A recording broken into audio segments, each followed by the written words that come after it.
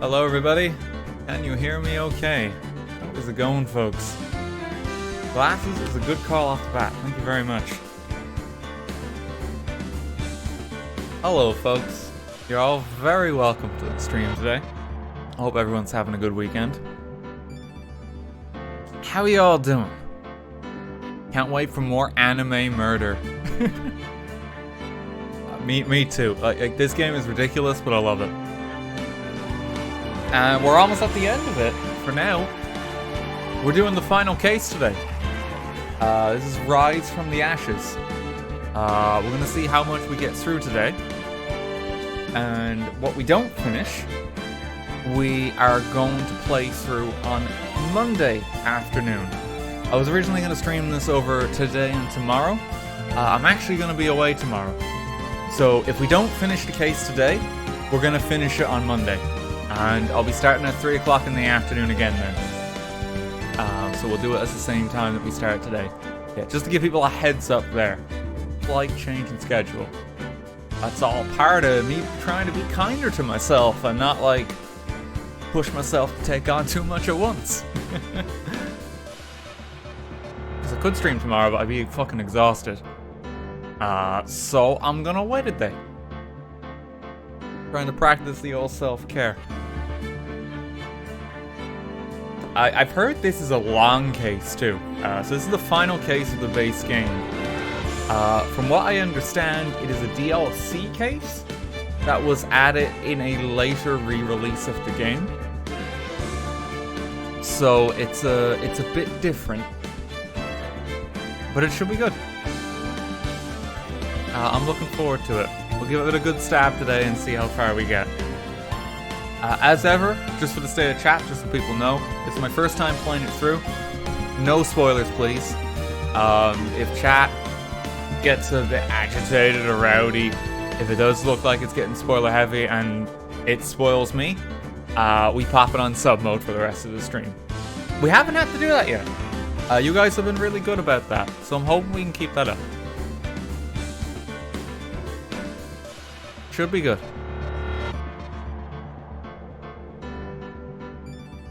Not even fake spoilers, yeah. Let's not even go there. If you and if it looks like I'm struggling to get the correct answer, just smile away the pain. Do not say anything. All questions are hypothetical that I ask, unless I say the key phrase, "Help me out, chat." Unless I say that, it's purely hypothetical and you not the answer. But just smile and wave, smile away the pain.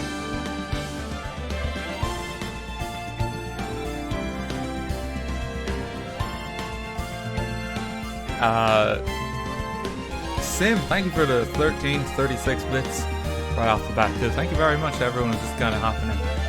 Hope you're all having a good day. RT missed you. Oh, thanks. Good to be back. I'll be doing my best for voice acting today. And the reason we're probably going to break it up over 2 streams is so I don't kill myself with voice acting. Because otherwise it's a bit taxing on the old throat. Yeah, I'm really excited for this. I don't know how it goes. Will you be doing the Chronicles? What are the Chronicles? For the other games in the trilogy, because I know a lot of people have been asking, I'm up for giving them a go at some point. I don't know if I'm going to do it immediately after the first game. I might take a break. I might go play some other games a while. But there's a possibility I might come back. Like, if I'm ever playing like a Phoenix Wright game again, and like, you know, we'll pick up from the second game. So, just so people know there, and that's what the story is there. But yeah, for today, we're gonna be finishing the base game. That's the goal.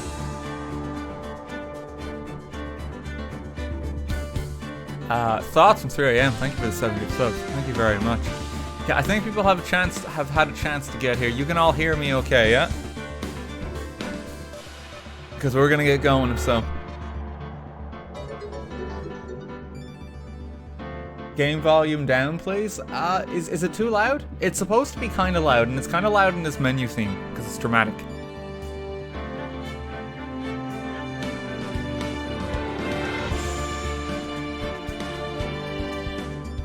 Like, I'm willing to do that, but I don't want to turn it down too much, because it's supposed to be kind of loud. It's supposed to be a bit louder, because it adds to the drama.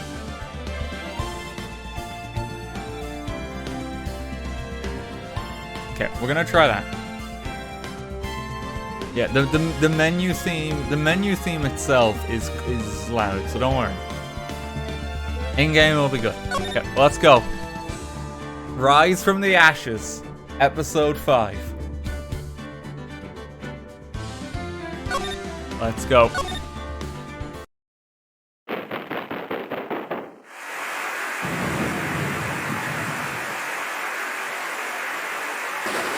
Another peaceful day in Tokyo. I'm sure nothing bad has happened. Never mind.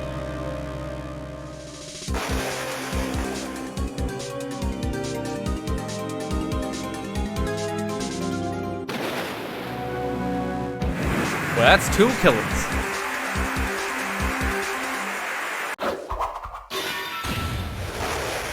Oh. Oh, it's not Edgeworth again, is it?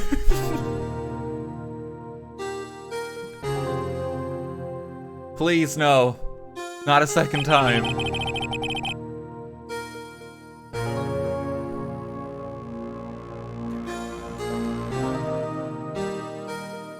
Okay, audio okay? We're gonna check that now. Because this is when it's more standard. Audio jungle. It's good. Okay, here we go. It's been 2 months since Maya left the office. 2 months without a single trial. I've had offers, but none I took. I don't want to be able to afford rent this month. I'm living on the edge. That is, until the day that girl showed up. February 22nd, 9 a.m. Wright and Co. law offices. Why do I come here to the office every day? It's not like I want to work. There you are, finally! Where have you been? Who are you? My sister's trial is tomorrow. Who are you? Doesn't matter who I am, it only matters who you are. The famous defense attorney, Mia Fey. Do you not read, like, the news? Oh. Wait a minute. You're not a corpse. I'm sorry, but Miss Mia Fey no longer works here. So you are the coffee boy? I'm Phoenix Wright, a defense attorney. Right. Wait, you're the Phoenix Wright? The Phoenix Wright from the Edgeworth murder case? Yes, that's correct. It wasn't Edgeworth who was murdered, though. That's a relief, then. You're better than nobody. Sorry, I'm afraid I'm not taking cases right now. I'm moody and brooding currently. That's why I'm at the workplace. But you are Phoenix Wright, right? The undefeated defense attorney. Look, I'm not accepting any new cases. I'm sorry, but you'll have to try elsewhere. Please, I'm out of time. But, please, you have to help. It's my sister.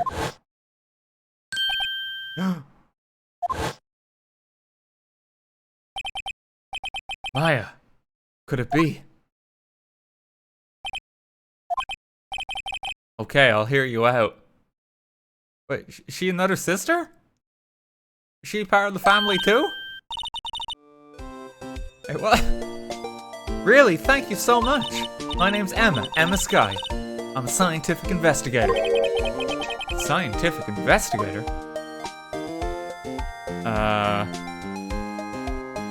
Let's talk. Emma, was it? So you're a scientific investigator? Yes, that's right. Is something wrong? No, it's just you seem kind of jumpy. Maybe just young. Young? I'll be 16 years old this year. Oh, I see. Wait! Only 16? I'm set to be formally assigned to forensics in 3 more years. My work is becoming quite well known, at my age no less. So what exactly is your current position then? Well, legally speaking, I guess you'd call me an 11th grader. But I'm ready to do my job, at my age no less. Let's get involved with the court system. Legally a child still. Right, another future professional in training. So what's this about a case? You said the trial's tomorrow.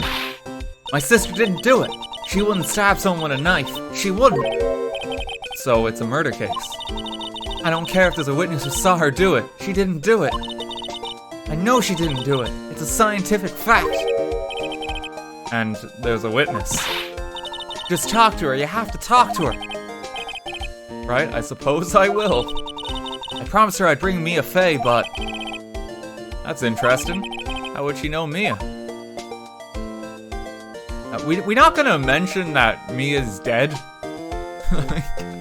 We're just gonna keep entertaining her with this. So you want to be a scientific investigator when you grow up then? Excuse me? I'm not a child, I'll have you know. Unless you mean in legal terms. And in the eyes of the law, and the courts, and society at large. Still, it's good to have a go, albeit a very unusual one. I believe investigation should be done scientifically. Don't you? Yeah. I can't fault her for a lack of enthusiasm. If this case is handled scientifically, I'm sure my sister's name will be cleared. Emma, I don't know if you saw the last trial. I kind of just winged it against Von Karma. I'll be honest with you, we didn't have much of a case. And at several points they even confessed to Edgeworth, you fucked. Like, what do you mean by science? Your sister. I've been doing research, you know.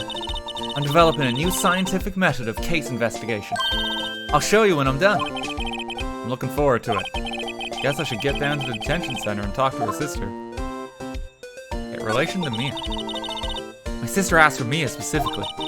This Mia Fey person was a few years below her in school. But went to the same school, huh? He always told me to go to Mia if I ever needed a defense attorney. And, well, I need one. Incidentally, Mia is a woman.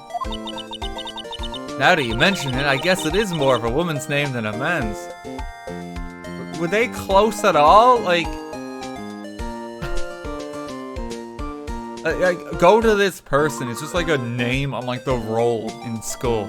That's it. They literally don't know anything else. Well, it's nice of you to help your sister out like this. You must be close. Huh? Well, actually, when she gets like she is now, I kinda hate her. Huh? But she's my only family. Your only family? What about your parents? They died in a car accident when I was little. Oh, I'm sorry. Kind of hate her. I hope she's found guilty tomorrow. Okay, so we gotta go to the detention center then. February 22nd. It's 2 months after the Christmas incident. I wonder what's wrong with Emma. Got quiet all of a sudden as soon as we arrived. Guard, I thought I told you I didn't want visitors. Sorry, ma'am, it's just your sister. No excuses. Did you not want to raise this year, I understood, ma'am. What was all that about? My God. She doesn't have a face. Hi, Lana. Funny. I seem to remember specifically telling you not to come here. Perhaps my memory is failing. Look, I didn't want to come here either, okay? But your trial's tomorrow and you still don't have a defense attorney. I'll be the one in court tomorrow. This has nothing to do with you, Emma. She's not just here! Isn't that right, Mr. Wright? They like doing the right and right. Hey, how do you know me? Mia mentioned you. I've heard quite a bit. I'm sorry, what exactly is it that you do? My name is Lana Skye. I'm chief prosecutor for this district. You're a prosecutor? He's wearing like a military outfit for being a prosecutor. 2 sisters, one a lawyer. Could this be a coincidence? Emma, Lana, I mean, they're just a lot like... Dun dun dun. Parallels. Is something wrong, Mr. Wright? In the case. Something you should know from the start. Which is? The suspect in this case has confessed to the crime. Huh? Wait, but the suspect is... It's you, isn't it?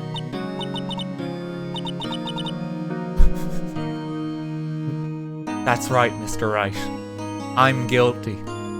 I did the murder. Well, why don't you begin by telling me exactly what happened?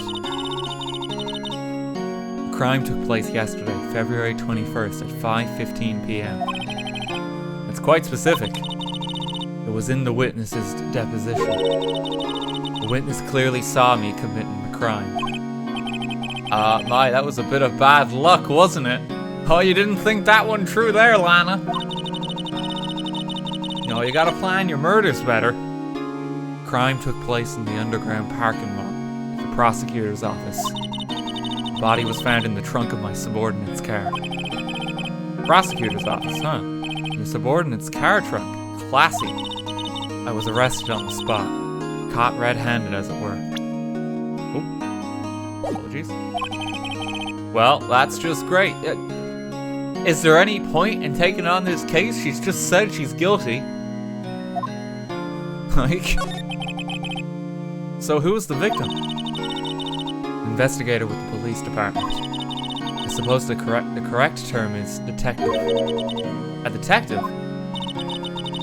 Death was due to a loss of blood. He was stabbed once in the stomach. I punctured him. By you? Death wasn't immediate, but the wound was fatal. I see. Allow me to repeat myself, Mr. Wright. The victim was a detective.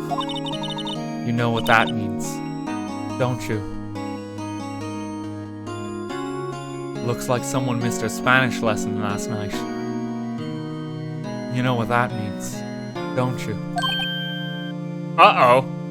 Wait, it's not gumshoe, is it? What, Mr. Wright, what does it mean? Well, it means... The police department will consider it a matter of pride to have me found guilty. They will use any means at their disposal to do so. The case gets worse and worse with everything I learn. It's not Gumshoe, is it? He's the only detective we know. But you're the chief prosecutor. That is correct. I'm responsible for overseeing every trial handled by prosecutors in this district. I make sure the prosecutors have what they need to do the job and manage every aspect. Those are my responsibilities in a nutshell. It's an awfully large nutshell. Still, I'm a little surprised. I would think you'd recognize the district's chief prosecutor, Mr. Wright. It's not as if the plot hid my involvement in the court up until this moment for the sake of relevancy, and this was my character's introduction. Hang on.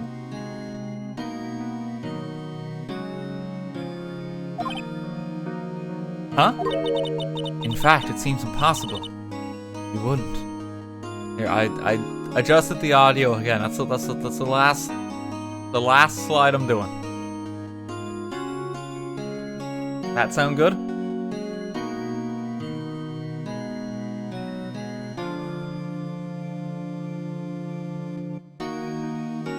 Okay. Lana, what happened to your hand? Oh, this? I cut myself by accident. When I stabbed him, that is. But she is still confessing to the crime. I don't have much of a chance here. Huh? I'm not very good at being a criminal, I suppose. How am I supposed to defend this? Time to change the subject. Wait, she was in the class ahead of Mia, wasn't she? It's like, how am I going to defend this? Let's talk about something else. Did you see the match last night? You were in school with Mia, correct? 2 years above her.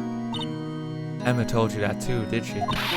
Well, why not? I did drag him all the way here from his office. Although it seems he has very little in common with Mia. Hey! I was in law school. I was in my 3rd year, and she was an audit in the class. She was different than the other students. Different. She was strong. She'd do anything to become a defense attorney. Anything. She'd kill a man to become a defense attorney. She committed so many crimes. She cheated on every exam. That was probably why she was attracted to me. Excuse me? Intellectually attracted, Lana was top of her class in school. God forbid it's any other kind of attraction that might scare fragile white men in our society. I was the best there was. Oh. I'm doing pretty good in school too, by the way. Sounds a bit different when Emma says it. Well, Mr. Wright. Excuse me? As you can plainly see, I am admitting my guilt. I think it's safe to say there's no way you can take this case. None. But Lana! Why? Why are you doing this to me? You never think of anyone but yourself. I know you didn't do it, Lana. I know. So how can you say you did? If I lose you, I'll be all alone. I hate you, Lana. Don't leave me. You're the worst. Please don't abandon me. I fucking hate you. To go die. Don't do this to me.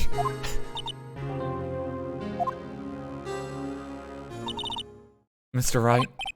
Yes? I believe our discussion here is ended. The rest, I leave to you. You mean you're requesting my services as your defense? Don't lose any sleep over it. Your client has confessed after all. The case is over. Right, I'll do what I can to get to the bottom of this. Lana has confessed to the crime, yes. But something doesn't fit. It's that look in Emma's eyes. There's something else going on here. I'm going to find out what. I've never really had a client in this game before that's just like, don't take my case. You're gonna lose. I'm sorry, Mr. Wright. Huh? About what? My sister. She's not always like that, you know. I just never expected to be defended another prosecutor again. She's changed a lot. She used to be so gentle, always smiling. Everybody liked her. Especially Mia. I see. Sorry, but I'm having trouble imagining that. It's not possible. What happened to her? I don't know for certain myself. I think maybe well, maybe not. Sounds like there's something there that defies a simple scientific explanation. Let's go check out this underground parking at the prosecutor's office, shall we? Okay. Let's get going. Underground parking lot. Where is Spirit Girl? She's gone to be a spirit in training. She's not here today. I don't know if she's gonna like make an appearance as this case goes on, but as far as we know, she's like on top of Mount Fuji or something like that. Miles Edgeworth gives £5 and says autopsy report update noises. Thank you very much. So this is a lot where it all happened. Looks like they're still investigating. Funny that my first visit to the prosecutor's office should be like this. Hey everyone, keep up the good work. Hey, what are you thinking? Well, they are going to be my co-workers 3 years from now after all. No harm in saying hello. Actually, there is. You know, attorneys aren't supposed to examine crime scenes. It hasn't stopped me in like the past 4 crimes in this game, but alrighty then. I'm trying not to stand out too much here, see? Hey there. Expecting to go unnoticed here, partner? Partner? What? It's a cowboy. What do we have here? Looks like a bambina got loose from the ranch and is up to no good. Folks got... What, can I do a cowboy voice? Can I do... like... Folks gotta learn... No, that's too grainy. I think doing like the edgy Clint Eastwood is probably best. Folks gotta learn to keep them doggies tied down, partner. Mr. Marshall!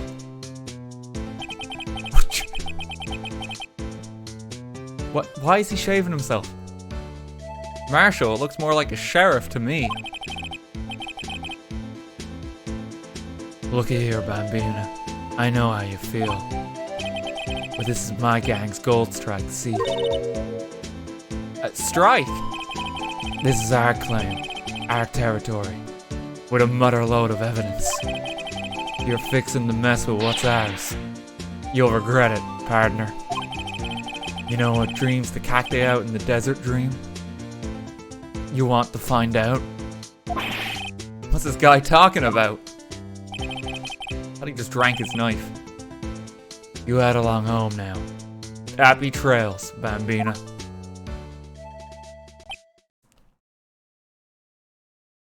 This is a .44 Magnum, the most powerful handgun in the world. Doing the best I can. Was that a hombre? Can't keep a straight face. Was that a hombre, a friend of yours? Kind of, sort of. Yeah, he's a detective. Thinks he's a sheriff from the Wild West, it seems. Well, what an inconspicuous wallet here. What's this? A wallet?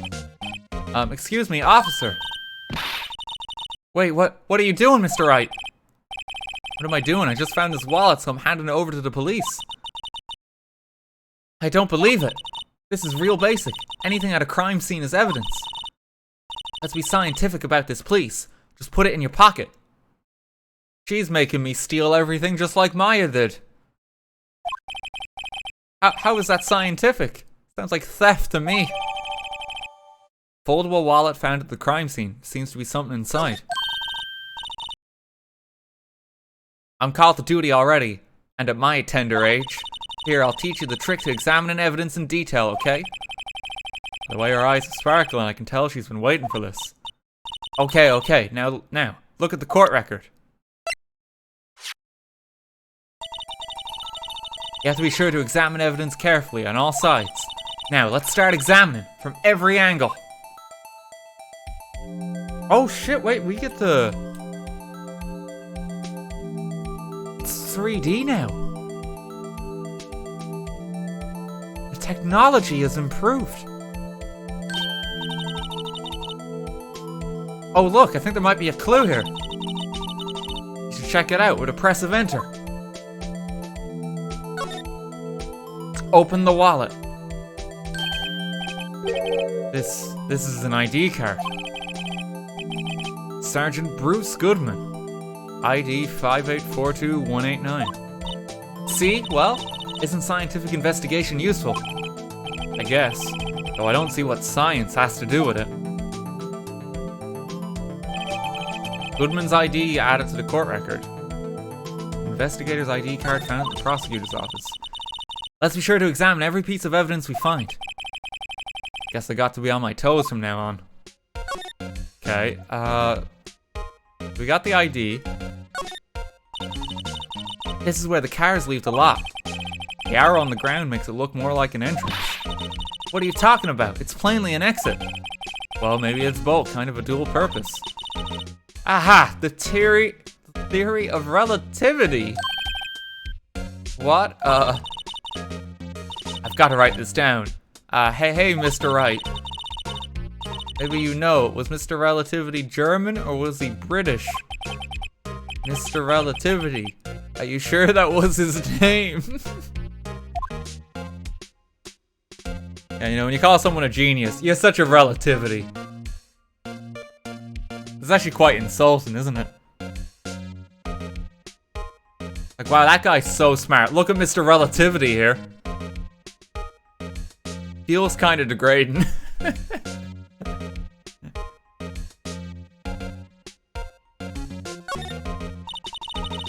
Einstein who? Like, why couldn't they say Einstein? Like, was there fear, like, copyright? Like, what, is he gonna fucking come back from the dead? Like, Albert Relativity. Look, a stylish glass-walled room. Very nice. You could see the whole parking lot from in there. It says security. Perhaps it's a cafe. What the fuck are you talking? Huh? Cafe security. Yeah, that must be it. Let's check it out later. I hate to break it to you, but I think that's probably just a security guard office. You know, I scored a 97 on my science test the other day. Too bad they don't have a test for common sense. Ho ho! Oh shit!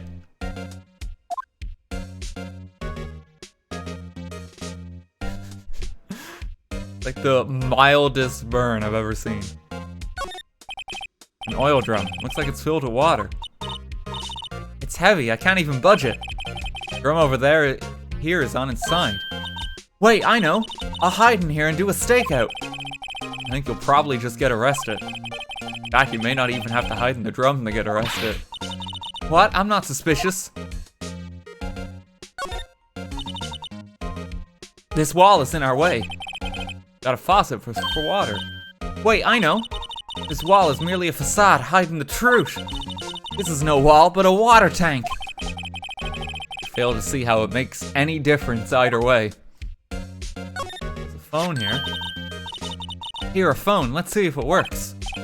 Hey, don't touch stuff we don't need to be touching. I can't hear anything. My ears! No, my ears! Maybe it's due to the barometric pressure. What is she babbling about?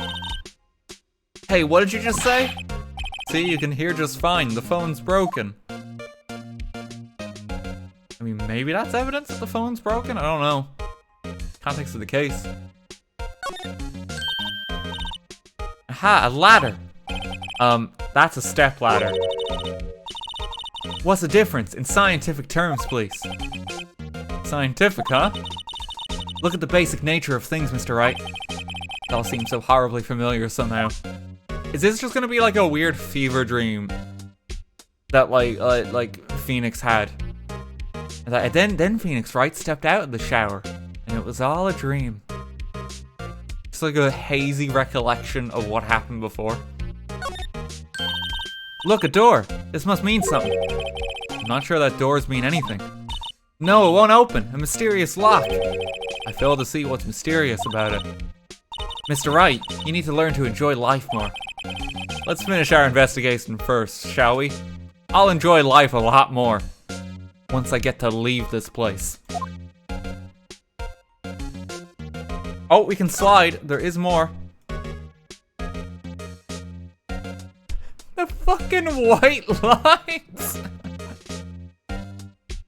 Do they still bother with the tape if it's not like a flat surface? Like, that can't be right. That's just creating more work for someone.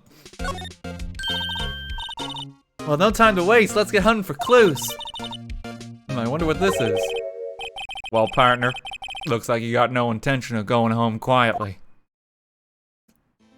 He's still shaving. The sheriff! Like I said before, this here's our claim. You'd best be moseying along, unless you're fixing to bite the bullet. Gah, scary! Could you just tell us one thing? Who owns that car? Well, well. The little filly's got a good nose on her. Also, it's like 2 in the afternoon. But this is my second shot. You want to know who rides that red Mustang with the body in her saddle, eh? Please! No problem, partner. About time for vittles anyway.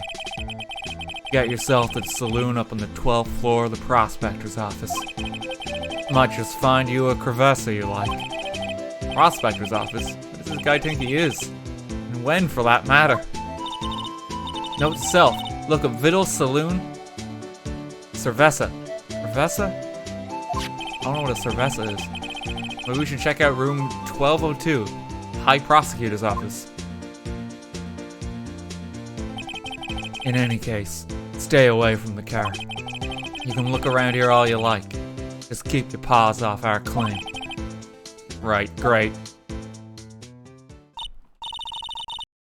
Great, maybe there are some clues around here, Mr. Wright. Let's check it out.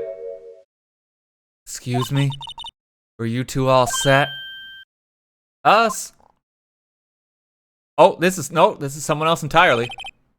What's this? It couldn't be. You're selling lunches here? This is a crime scene.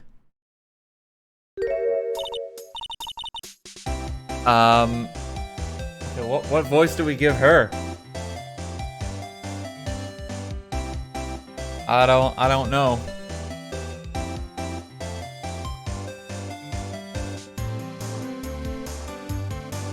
I can't do Toad. No. Do Oldberg.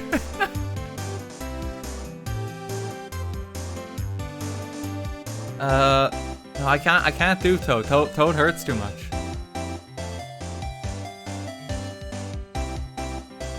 We'll just do... We can do something kind of peppy, maybe? I don't know. I don't... Very strong Irish accent. Asher Jesus, top of the morning. Hello, half and half now, was it? Oh, thanks. And you, sir?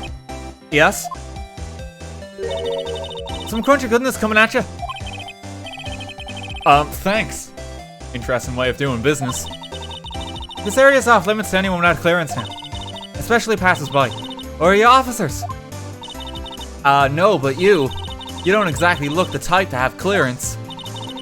But that's hardly a way to greet someone now. Even if my days as the cough-up queen are over. Cough-up? Huh? You know, I'm feeling kind of full. Maybe I'll pass on lunch. I'm quite connected to this case, you see. The images are burned into my eyes, you might say. Yes, all the sordid secrets. Secrets? Ah, dear me, you're a slow one, aren't you? I'm referring to the murder. The stabbing of that detective. What?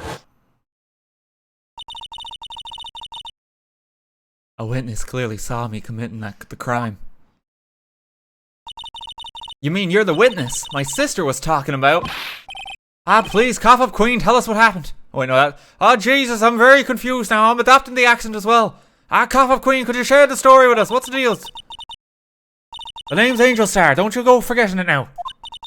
Well, before you know it, I'll have you whimpering at my heels. Ah, you don't want to fuck with me now. Yes, ma'am.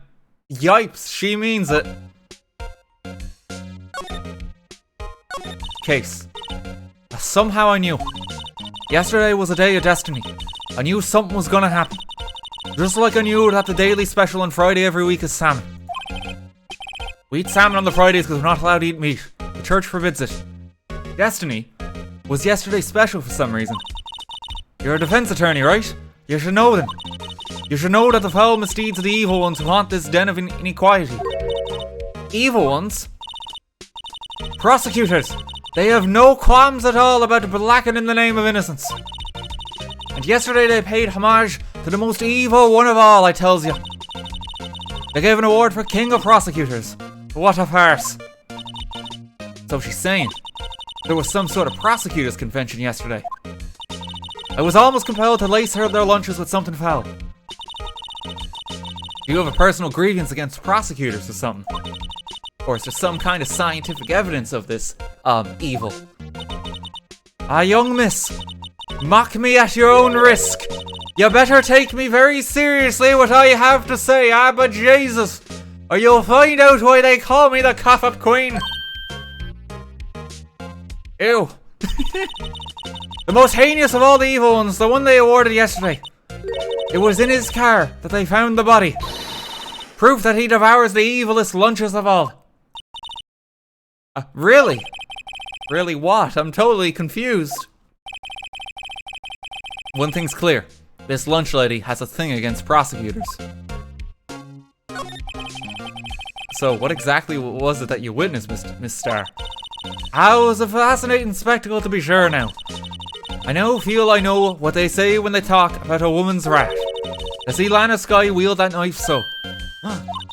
Her knife flashed in anger, bringing him to a sad end. It was truly a sight to see. You mean you saw the very moment of the crime?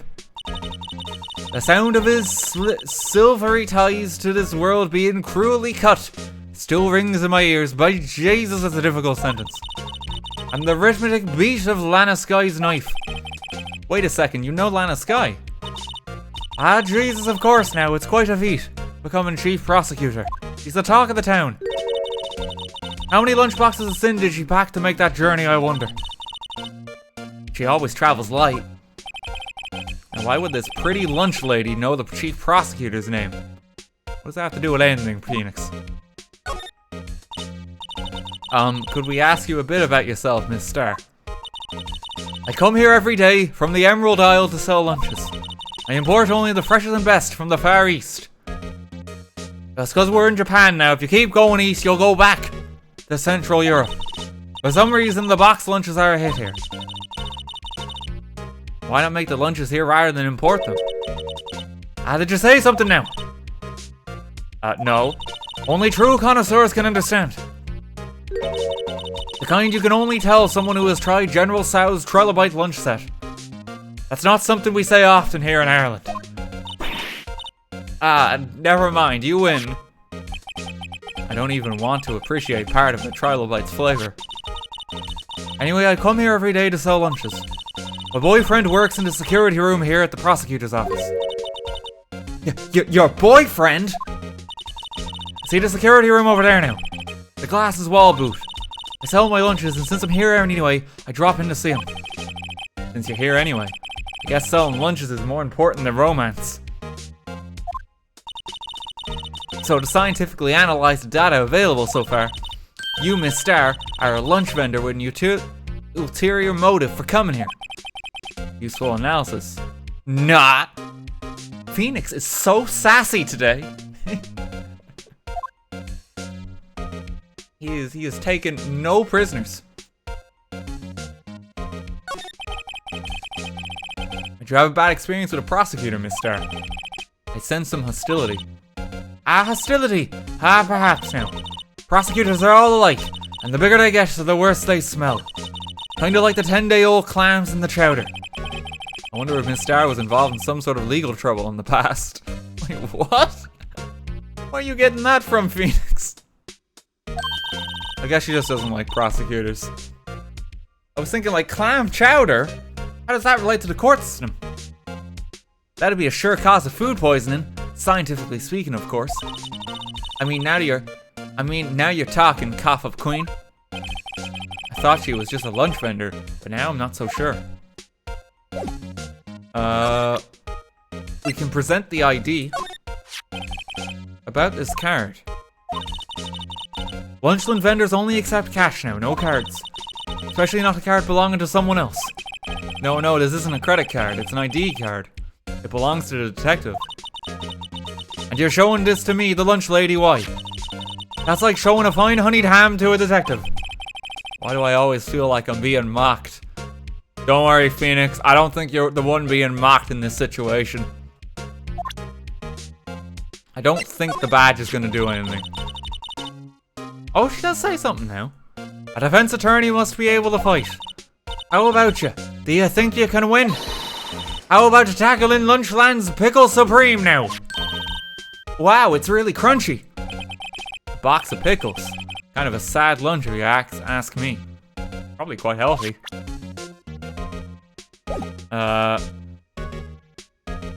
Okay, court record. I don't think there's anything else I can analyze. It's now just letting me turn over everything, which is interesting.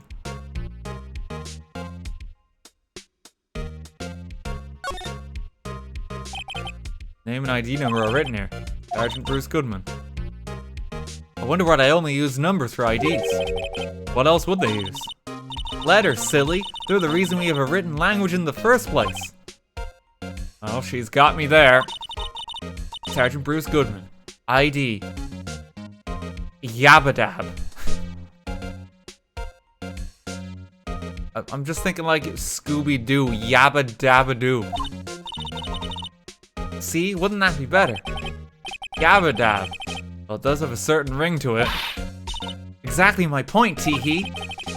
Doesn't take much to amuse her. Is there anything on the back? I know it says police department. For some reason I thought it said like the fucking department for a mo. Okay, wait, can I examine my badge? Yeah, it's like... Oh, there is something on the back. This is what the back of a badge looks like. And I always thought I had its safety pin. Each badge has a number carved into it. That way you can tell which attorney it belongs to. You mean you couldn't lend your badge to anyone? No, I'd be found out right away. Well, that's no fun. What is the attach? It screws on. What, like to my suit? Like that's not even a pin.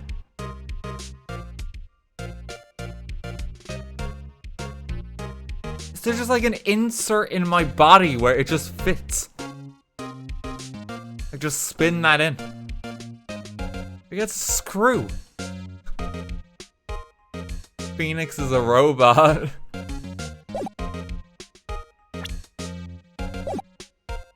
Okay, I think we got everything out of her.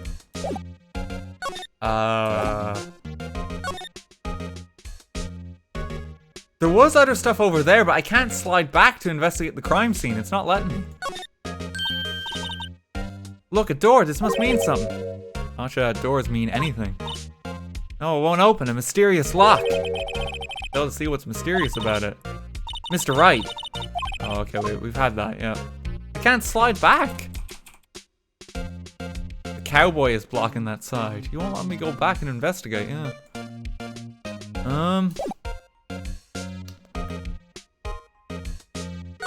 Okay. High Prosecutor's Office. Let's go. Is this Edgeworth's office?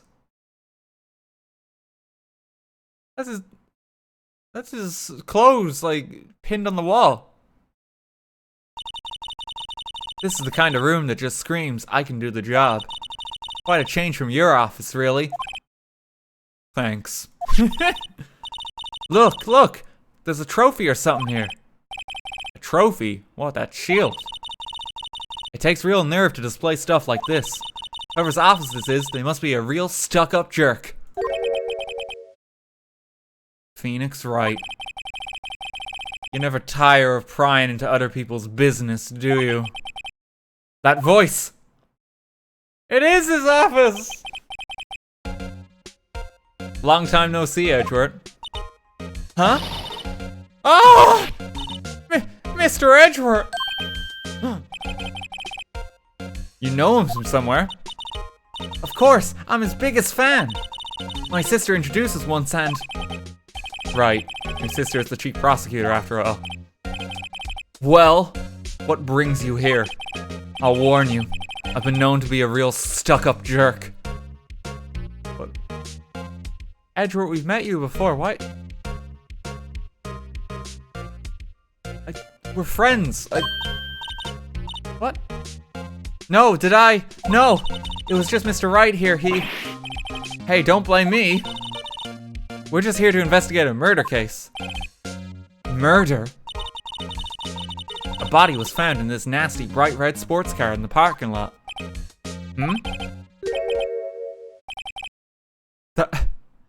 That would be my car. What of it? Oh no! What?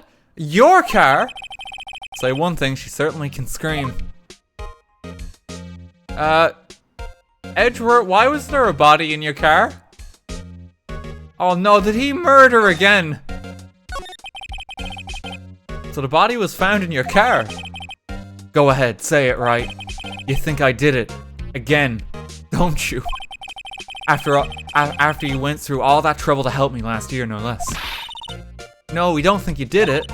I mean, it was my sister who stabbed him. Wait, no, she didn't do that. I mean...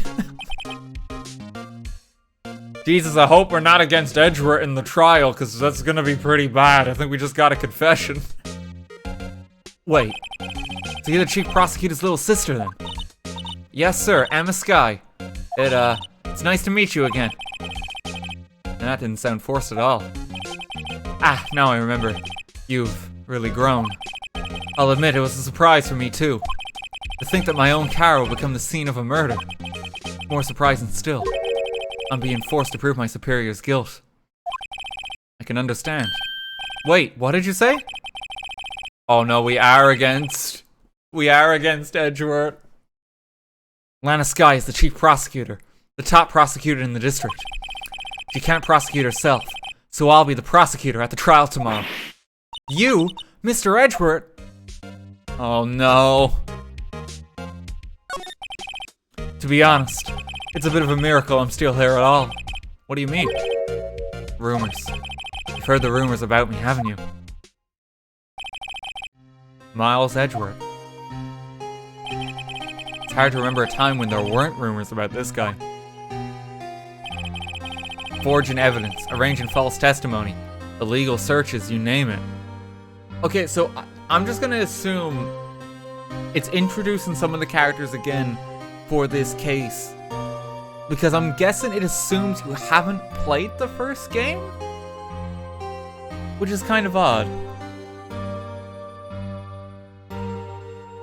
It's DLC, but there seems to be, like, I don't know why it's taking the time to, like, reintroduce everyone the way it is.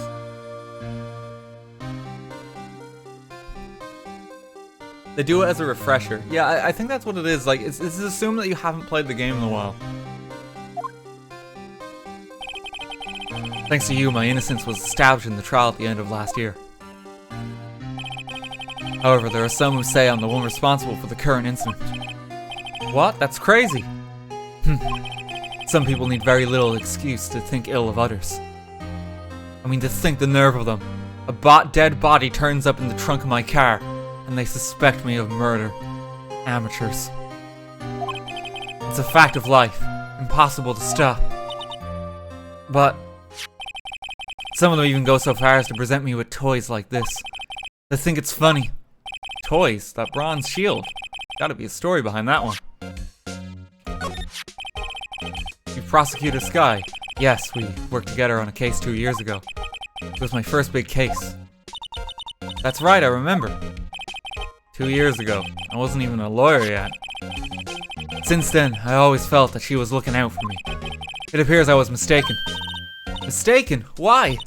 I mean, I know she's not the warmest person, but I'm sure she felt some responsibility for you. Then why? Why'd she stab someone in the trunk of my car? Not only that, she stabbed him with my knife. Edgeworth, if Lana didn't do this, like, this is looking really bad for you. Like, your knife killed this person in your car. It's not looking good. I was also the last person to see her alive. That night in the office. What? Mr. Edgeworth, your knife was the murder weapon? To be specific, it was the knife I keep in the toolbox in the trunk of my car. Edgeworth's knife. The murder weapon, usually in Edgeworth's toolbox, traces of victim's blood, no prints. Edgeworth. What? Are you sure you didn't do it? He doesn't like that question. Come on, can't he take a joke? You have a strange sense of humor, Mr. Wright.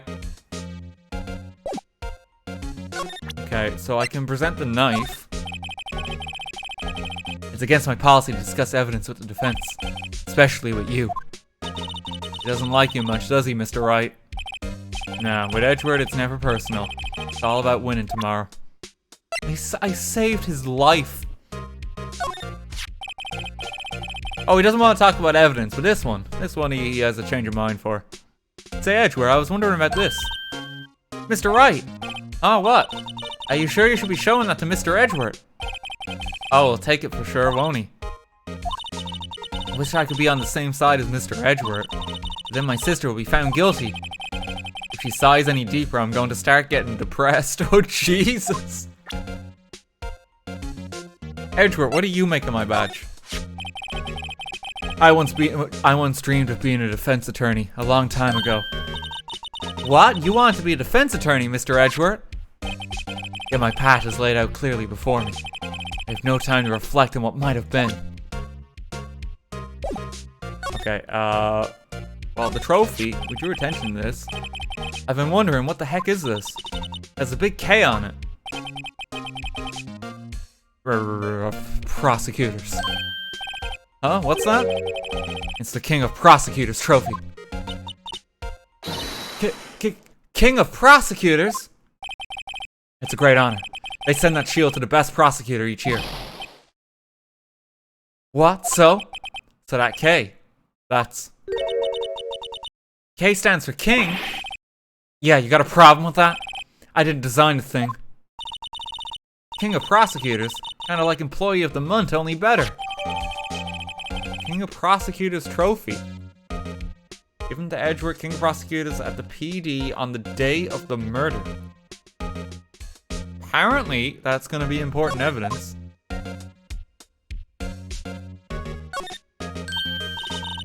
Wow, this jacket is even lacier than his usual ones. This must be his lucky trial jacket. Lucky jacket, right. I've never seen him wear it. I'm sure there's a story behind why it's in the frame. Maybe I'll be naughty. Take a picture. Getting way too excited about this. You're violating Edgeworth's personal privacy. You can't just do that. Mr. Edgeworth is such a comfy sofa. Sofas like this make me want to curl up and take a nap. I bet he pores over his case files here until the wee hours of the morning. Then he takes off his jacket, rolls up his sleeves, and goes to sleep using his arms as a pillow. I don't believe it. He's actually daydreaming about Edgeworth working. I bet in the morning he has sofa hair and little creases in his cheek from the seams. He's so cool. Sofa hair is cool. That's the King of Prosecutors shield, huh? Well done, Edgeworth. You must be proud to be the King of Prosecutors. Congratulations, King of Prosecutors! Police, stop saying that. Still doesn't explain one thing. Why is the tip of this shield broken off? That's a good point. My, what an amazing bouquet. Just right for Mr. Edgeworth.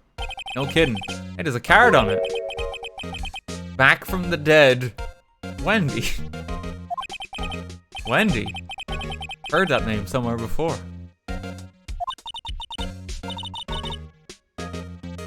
And beside it, a giant steel samurai. Oh shit, Wendy! That was Old Bag, Wendy Old Bag. Back from the dead. Why would she give him flowers? I don't know. There must be some case there we don't know about yet. A giant steel samurai! Wow, I want one. Huh? There's something written on the bottom of his foot. Between a rock and a hard place. Wendy.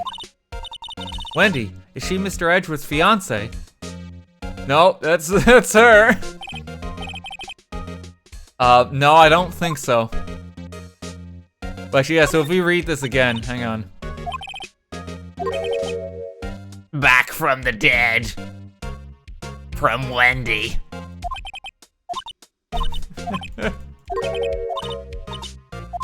Oh, between a rock and a hard place. Okay. A work desk. It's quite tidy as one might expect. What a nice desk. Easy to use and easy on the eyes. It's polished so well I can see my own reflection. Oh. Strange, why did I just picture Detective Gumshoe? Maybe I'll just take that plaque as a souvenir. Don't, he'll sue you. Hope Gumshoe's okay. I don't know if we're gonna see him. Whoa, what a view! Must be nice to have an office on the 12th floor. I guess you would feel important. Incidentally, were you to jump out this window, the time until impact with the ground would be... Got it, approximately 3.23 seconds. That's handy to know. Okay, alright. Oh, cute, what a pretty tea set. I go more for the instant tea bags myself. Amazing, the drawer below is filled with packets of tea leaves. They're all sorted by place of origin of flavor. Look at this royal blend. What an exquisitely splendid concoction. Such a thing as taking a hobby too far. Of course, he has a chess set. He's only got 4 pieces on the board. Hey, a chessboard! I'm not too up in my chess, but it looks like Blue's in a bit of a tight spot. I don't think Blue is a king. The red knights have surrounded the blue pawn. Huh? Those horses are mounted knights. Their swords have really sharp edges. And check out that poor pawn. His head is kind of spiky. Kind of reminds me of you. Mr. Edgeworth must be an avid chess player. What's wrong, Mr. Wright? Edges surrounding a pawn with spiky hair. Nah, it's nothing. Yeah, like... It's just a pawn. Like, of course Blue isn't doing well. The king's been taken. Of course they're not doing well. Whoa, these are all case files. They're stacked up to the ceiling. There's even a ladder. Odd. Thought Edgeworth wasn't good with heights. He must have someone get them for him. Is Gumshoe just like his assistant here? Why did I picture Detective Gumshoe again?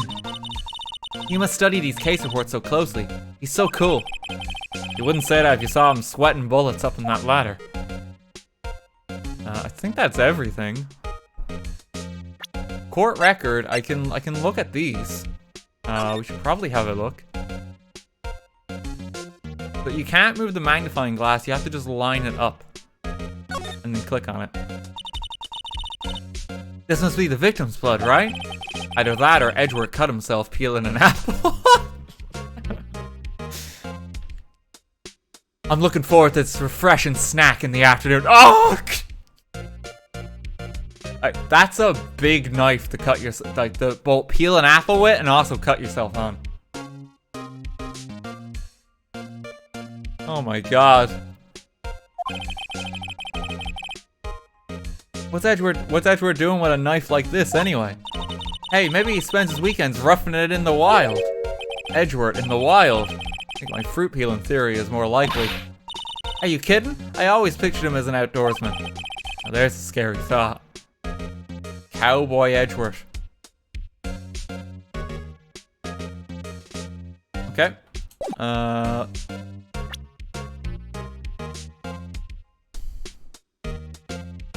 The height of the 12th floor building is 57.6 square meters. I calculated it.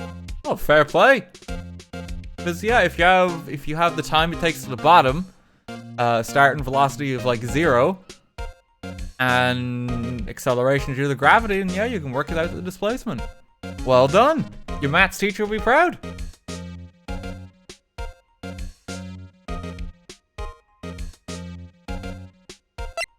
Okay, let's look at the trophy. Oh, it's broken for some reason. Hey, check it out. There's a metal plate here. It looks like the names of all the previous recipients are engraved on it. Wow, one guy's listed a bunch of times. Von Karma. I guess he must be a foreigner. Yeah, that's probably it. Well, wherever he's from, he must have been an amazing prosecutor. I'd like to meet this Mr. Von Karma sometime. If he says it, his name does kind of have a ring to it. Yes, for you see, it was I who was the king of prosecutors. I won the award to turn your assistant against you, Phoenix. He has fallen for my dastardly plan. Oh god. I can't look at why the trophy's broken at all, apparently.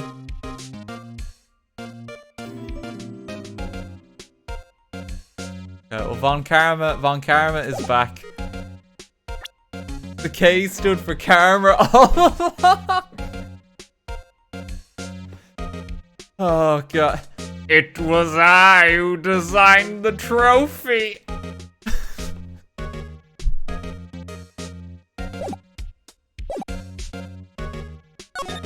Okay, I think we have everything here. Let's go back to the parking lot. I can present the knife. Could you take a look at this? Ah, you! Yes? You said you wanted some hot tea, right? No, but thanks. She didn't even look at me. You must have to brew the leaves a long time to get the rich flavor like this. We pre-infuse the leaves with the steam before brewing. I knew it, so that's the secret to their aroma. Exquisite. The only thing I'm smelling here is wasted time. Could you take a look at this? Oh, no. She's just banging on about tea. She really is Irish. Okay.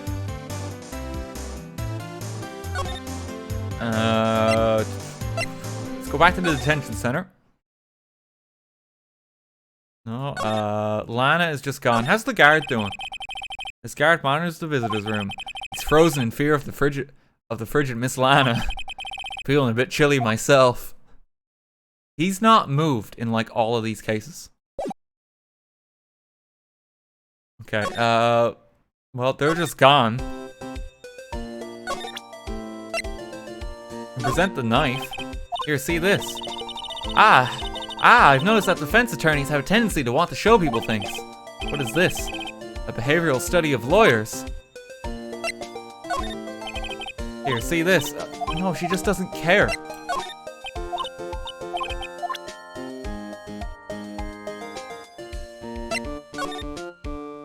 No, don't inspect the badge. Show her the badge. See this? It's my attorney's badge.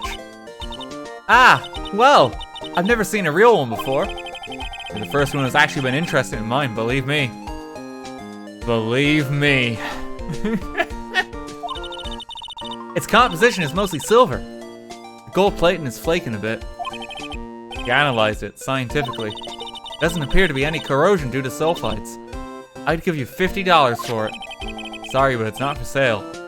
Yet. Like Phoenix is already thinking about pawning it off in later life, apparently.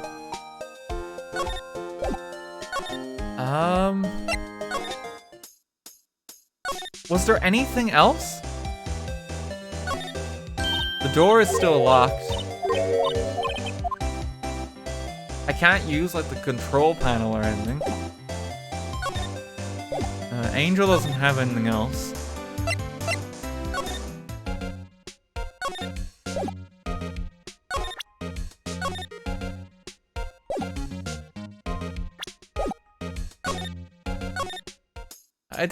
I'm not missing anything, am I? The vent? No, nothing with the vent.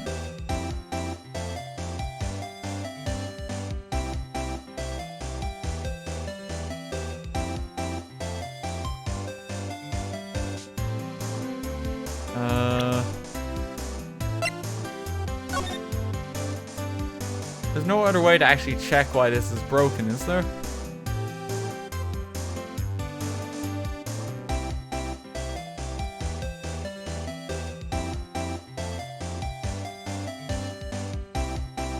Zoom in.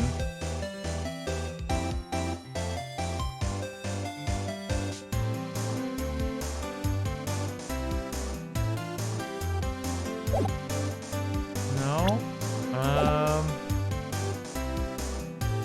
Options. Wait, no, back. Did I show her the badge? No, stop investigating your badge, Phoenix. A defense attorney must be able to fight. How about you? Do you think you can win? Oh, no, this is the pickles again.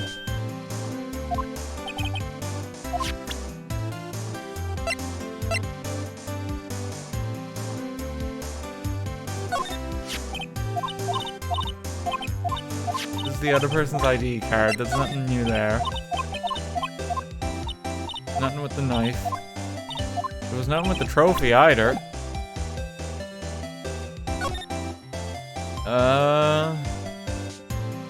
Did I miss something in Edgeworth's office? Did I show you the badge? Yeah, that's him dreaming of being a defense attorney. Did I do this? So basically, this says you were the best of the best last year, huh? You can take that foolish grin elsewhere, right? I lost a day of work to receive that travesty. Huh? Why is that? I had to go to the police department to receive that broken shield. The police department? Yes, right next to the police station downtown. You've been there, haven't you? Where Detective Gumshoe works, yeah. There he is. What? Why have I been brought into this frame? I don't understand. I was wondering something about your shield. Why is it broken? Oh, this was the thing to do. What does it matter? I've got more important things to worry about. Oh, right. He doesn't seem too concerned about his award, for better or for worse. Yesterday was a very busy day for the prosecutor's office. Maybe we should ask him more about yesterday. Okay, we got a train. Fox, thank you for 2 quid. Thank you very much. Hope you're doing well. Bup, thank you for 100 bits. Day of the crime. Tell me more about yesterday, the day of the murder. Yesterday was the annual cleaning day at the prosecutor's office. Cleaning day? Working with the police department, we sort and file all evidence for solved cases. We call it evidence transferal.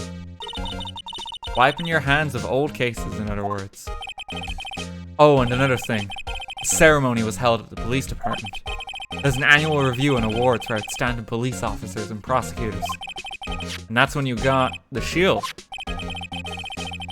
I was at the police department yesterday afternoon. I got back here at 5:12. That's very precise.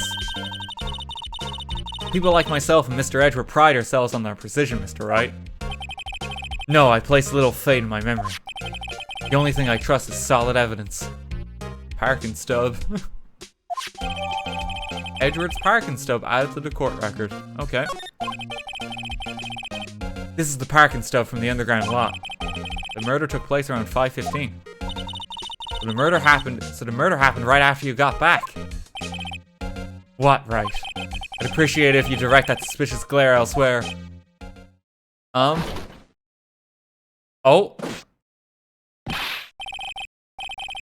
Excuse me, but is Mr. Edgeworth, anywhere on the premises?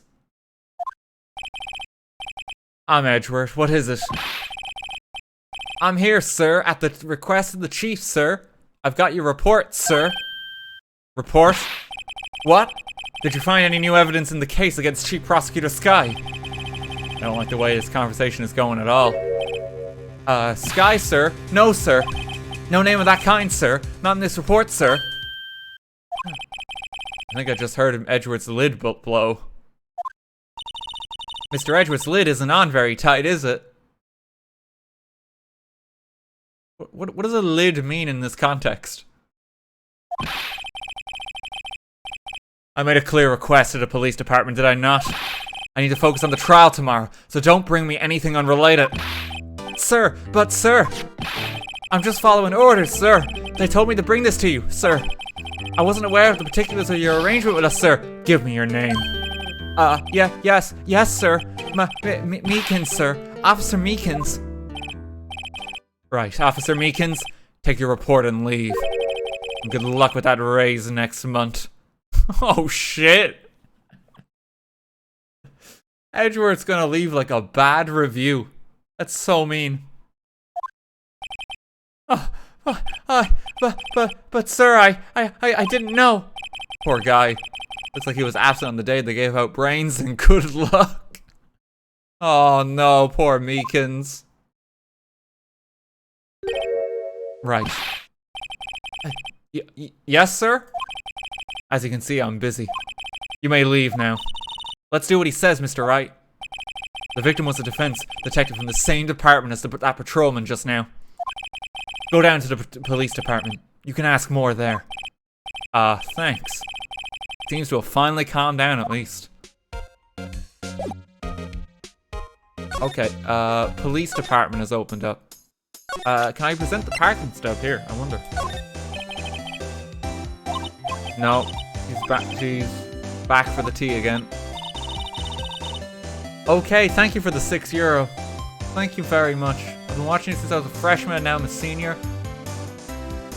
And now I actually have money to support you. Well, thank you very much. It's incredibly kind of you. Glad you enjoyed the content. Okay, nothing new there.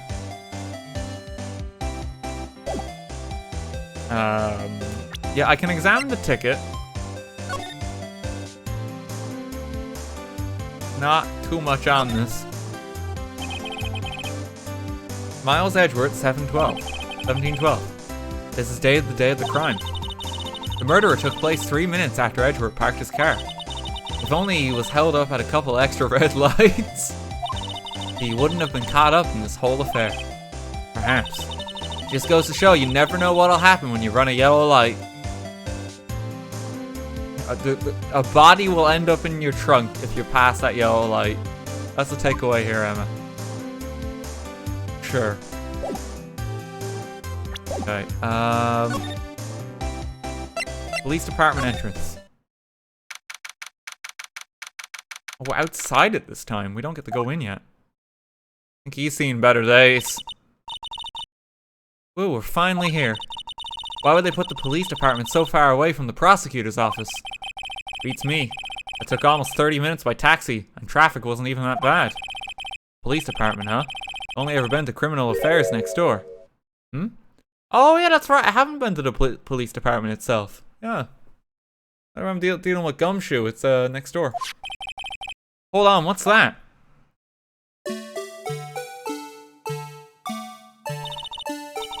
Disturbing. Why does it undulate like that? Holy shit. This might be the most animation we've seen in the entire game.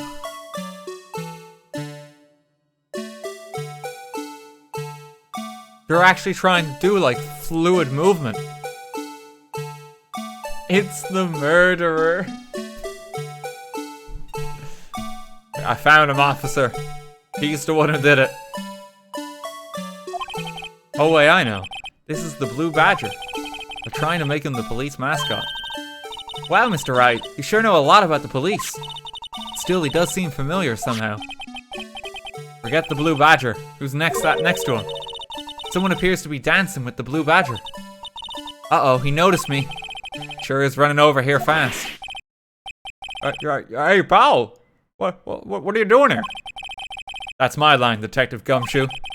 Specifically, why were you dancing over there? What? Well, at least he doesn't seem to be busy. This is our chance to get information. Hey, I'll have you know I'm a very busy man, pal. Good to see you back, Gumshoe. Case. I'll give you one word of advice, pal. You better not agree to defend the suspect in this case. What? Why not? Huh? Well, it's just the chief prosecutor has confessed to the crime. She says she summoned the detective to the prosecutor's office, and she killed him. But what if she's not telling the truth? Yes, well, no, come on, pal. There's plenty of evidence against her. But what if the evidence was faked? I mean, Emma, she does confess to the crime. Like, that is a bad sign. And like, if it wasn't her, why is she saying it was her? You know? Hey, pal, can I speak to you for a second? Me? Why is this little girl so peeved at me? She's a relative of the suspect. She's Lana, Skye's sister. Whoa, the chief prosecutor's little sister. Just please investigate this case carefully, okay? Scientifically. Yes, sir. Oh, by the way, you might want to keep your voices down. You don't want to be overheard using words like faked. Huh? It's a sensitive issue with us these days. Okay, the investigation then. What are you doing here, Detective Gumshoe? Me? Oh, well, nothing really. They kicked me out of criminal affairs. Wait, what? Detective Gumshoe, what did you do this time? What do you mean this time? Then what happened? I know things are busy right now. I mean, with my sister's case and all. It's true. We've never had a chief prosecutor murder anyone before. We've never had a chief prosecutor murder anyone before.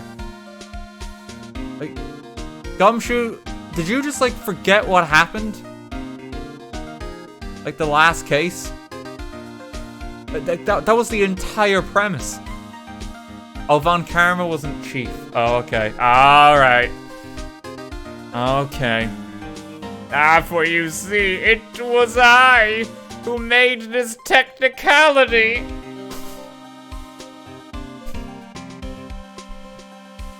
Alright. Okay. The lowest ranking guy in there is our chief of detectives.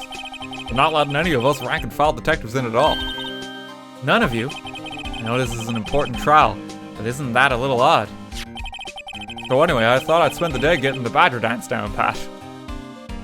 It's like, Detective Gumshoe, is there nothing better you could be doing than just dancing with the mascot? Like, why don't you just go home? Like, go play video games or something, go read a book. Like, he's just outside the police station dancing. Sorry, there's someone who really likes to rev their car outside for some reason.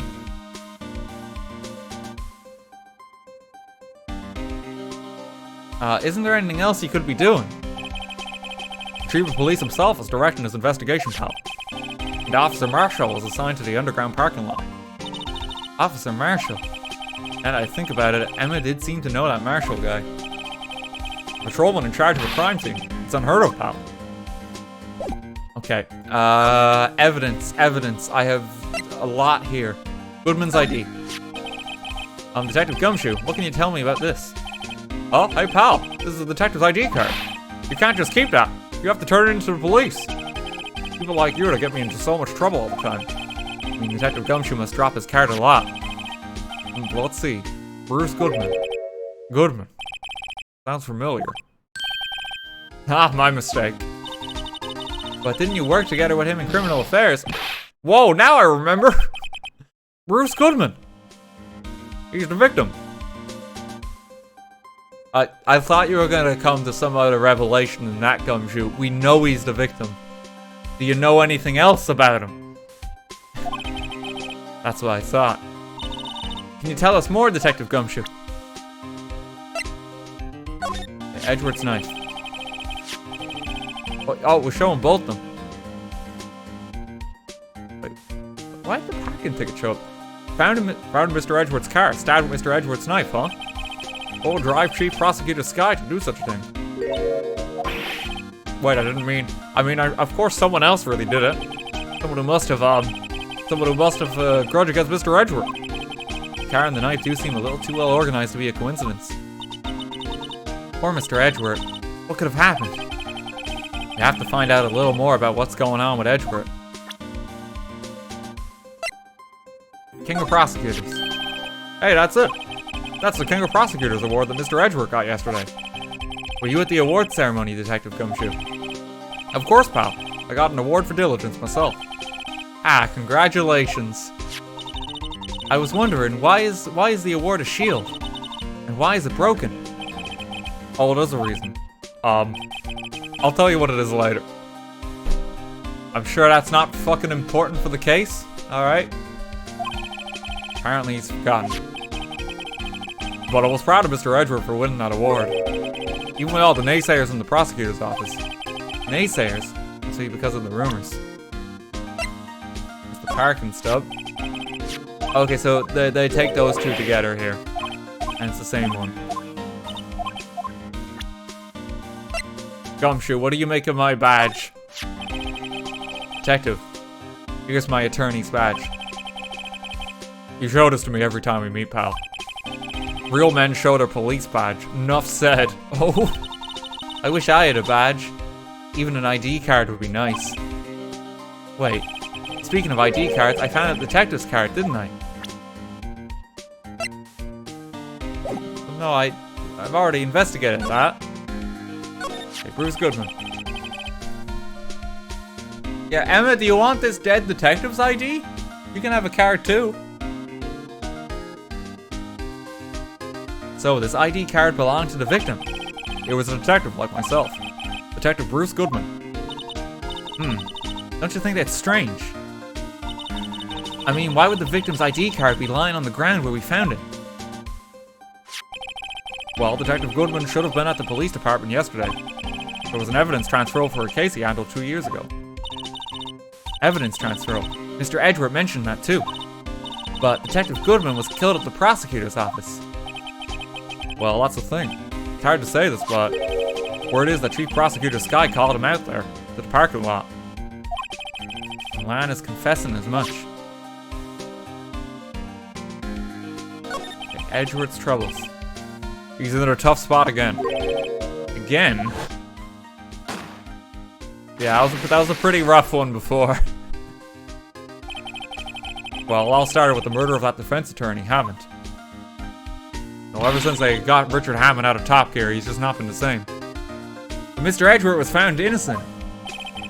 Listen, pal, there have always been rumors about Mr. Edgeworth. Forging evidence, making deals with witnesses. Nothing outright, but there were always whispered rumors.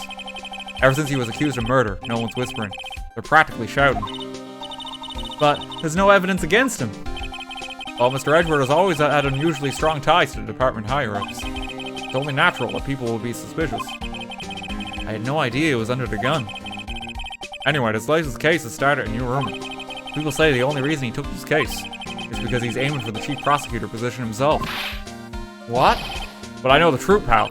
Nobody wants to be the one who has to prosecute the chief prosecutor. Mr. Edgeworth is biting the bullet on this one. He's doing this for all of us. Okay.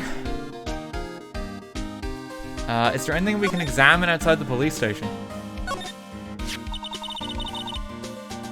I was wondering about that. What, the Dancing Blue Badger? It's my masterpiece. Oh no, not again. Wait, you made this, Detective Gumshoe. Chief threw together some designs and I just did my thing, pal. Did they just have a day in the office where, like, there was no cases, so it was fucking arts and crafts? Like, you're supposed to be a detective, that's crime! Yeah, today the police are off duty, because, you know, they're gonna build a desk from IKEA. No, don't commit any crimes! We're busy. Nice work. It's battery powered, so it can go anywhere. There's no switch, so it just dances until the batteries die. Poor Blue Badger, fated to dance until he drops. Blue Badger panel added to the court record. Work of art designed by the chief of detectives and created by Detective Gumshoe. How is that going to be evidence? And that's all I know about that. I'm not officially on the case, you know. Thank you. Why aren't you handling the case, Detective Gumshoe? We met the guy who is. What was his name? The guy in the parking lot. That would be Officer Marshall. He was appointed directly by the chief of police. Officer Marshall? Is he some kind of Wild West sheriff or something? No, Jake Marshall's just a regular officer. From West LA. For a moment there, I wasn't sure. Look, pal, let me try to make things a little easier for you. Show them this and they'll let you examine the crime scene. Maybe. A letter of introduction. There's something crossed off on it. Okay, this will allow us back in the car park. Be surprised if this gets us anywhere. Just act like you're supposed to be there. Nobody will look at you twice, pal. Let's give that. Okay, let's check this. Can't turn this one around. There's a handprint on it, but I think that's just Gumshoe because he made it. I'm not able to inspect that.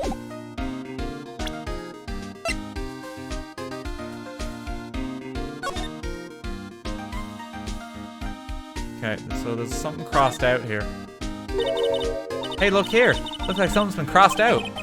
Maybe it was a letter or something to Detective Gumshoe. Let's see. Annual bonus, $20. I think a couple of zeros are missing. No, that sounds about right. At least in that detective's case. Detective Gumshoe is a very respectable detective, Phoenix. You've gotten very sassy since we last played this game. It's not much of a bonus, though, I'm gonna be honest. That's like Probably an hour's pay, I imagine, for like a detective salary. I imagine if you're like a chief detective, you make quite a bit. That's not great. Maybe I should rethink my career as an investigator.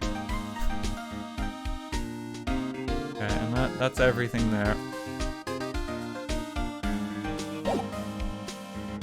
It's his pocket money. Look, that patrolman is saluting the other guy. He must be a detective. And then I said, hey, you do that, your soup will get cold, buddy. That's hilarious, sir. I laughed so hard, I cried. I guess he wasn't saluting, he was wiping tears from his eyes. They make a good pair. Fucking hilarious. The usual wanted posters are hanging up on the bulletin board here. Do you know this face? If you do, dial 911. You know, Mr. Wright, I've always thought it was kind of funny. I've never seen anyone who looked like the people in these posters. They hardly even look human. He has a point. They don't look human anymore. Oh no. I always get excited when I come to a police station. Why is that? It just feels like I've jumped into a movie. Huh? You know, with all the police and criminals. Well, I don't know if this is all that exciting. Sure it is. Look at those two officers over there. They're probably talking about the latest bust. Funny, I thought they were talking about the weather. Mr. Wright, do you know why patrol cars are painted black and white? No idea, why? Well, I think they're designed after a panda. A panda? Not that I have scientific proof. It's just a theory. Do you mind me asking how you came up with that theory? It was when I was on a school trip. I saw a patrol car and it came to me. We had just been at the zoo, see? What about zebras? Or did they not have those at your zoo? The banner here is announcing the crime fighting campaign. Nice slogan. I wonder if they'll be selling fingerprinting sets. I don't think it's that kind of campaign. It's just a marketing campaign. Officers near you, recruit us today. We'll catch the bad guys. Dial 911 to try out an officer for yourself. That's not how the police presents itself. That's not how it works. What family wouldn't want a set at home? It's good for finding out who snuck into the cookie jar. I think most families can figure that out without the extra help. The detectives in there look pretty busy.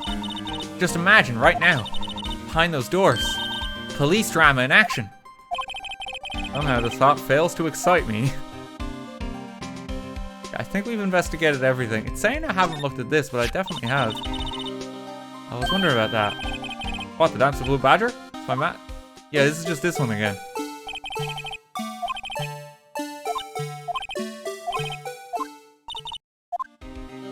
Had that. Okay. There's nothing else to talk to him about. We did get a new piece of evidence from the parking lot. Let's head back here.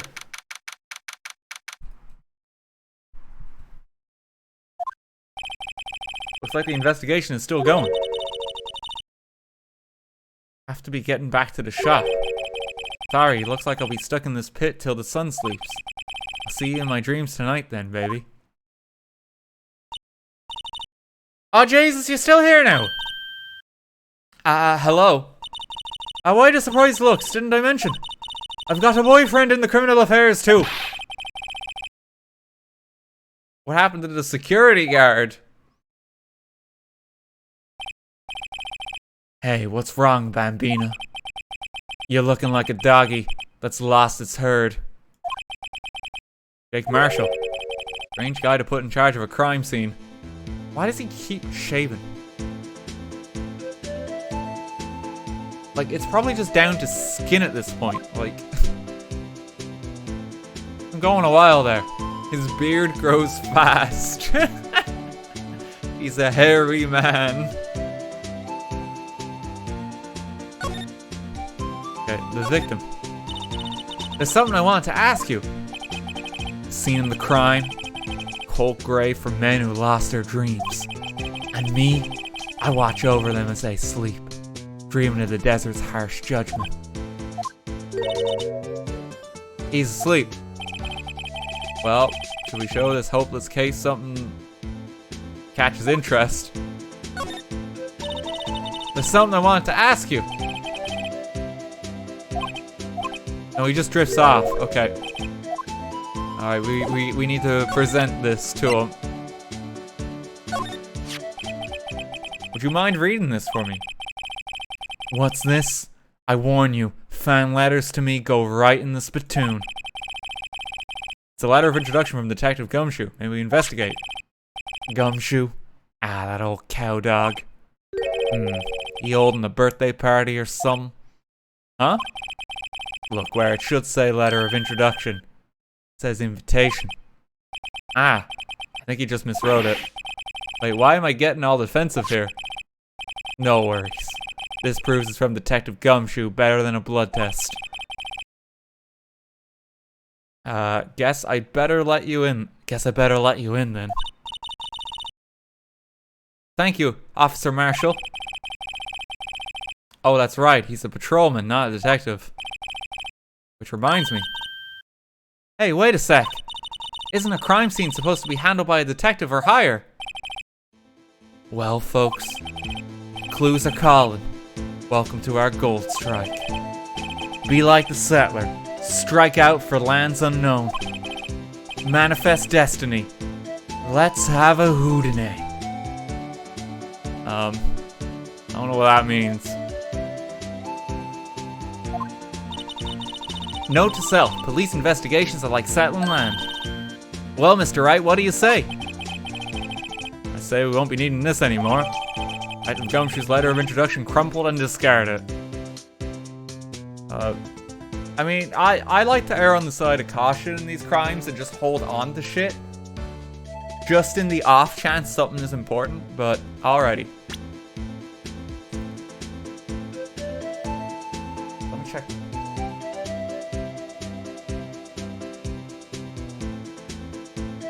No, we're good. We're good.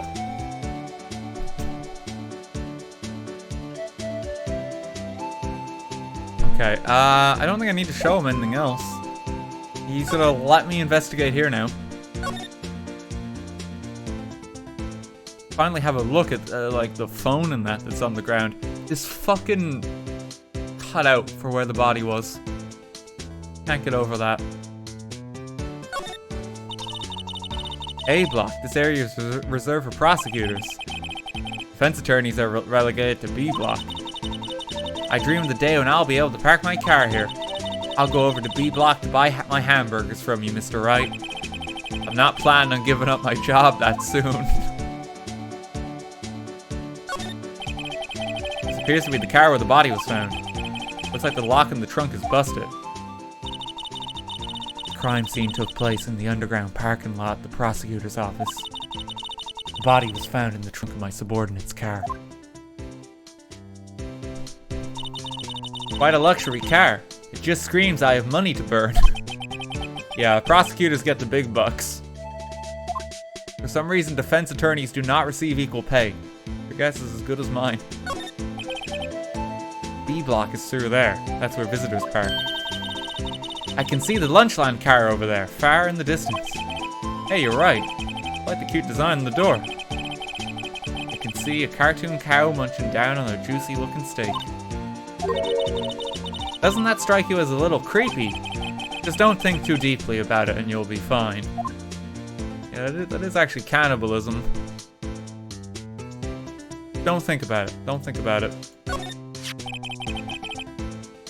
This looks like a cell phone. Scientific analysis would suggest this belonged to the victim. Can't think of anyone else it could belong to. So scientific about that. Should we check it out? Oh, we check it out. Right. Let's check it out.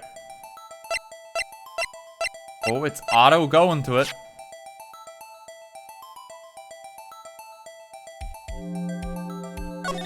Ah, yes, the strap. Man, what a boring strap. What's wrong with it? Everyone has different tastes, you know. Here, check out mine. It's a pink princess strap. These are hard to come by, you know. See, the series is as popular as ever with the kids.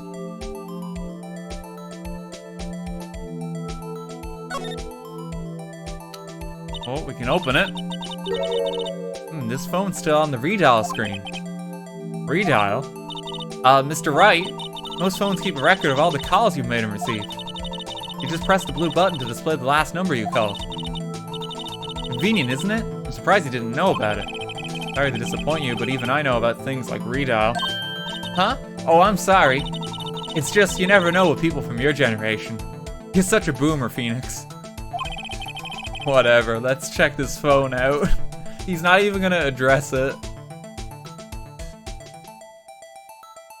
Awkward how I have to get to the button.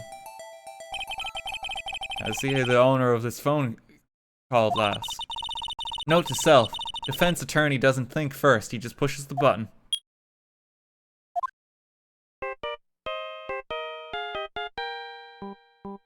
Oh, it's the samurai theme. Let's just let this play a while.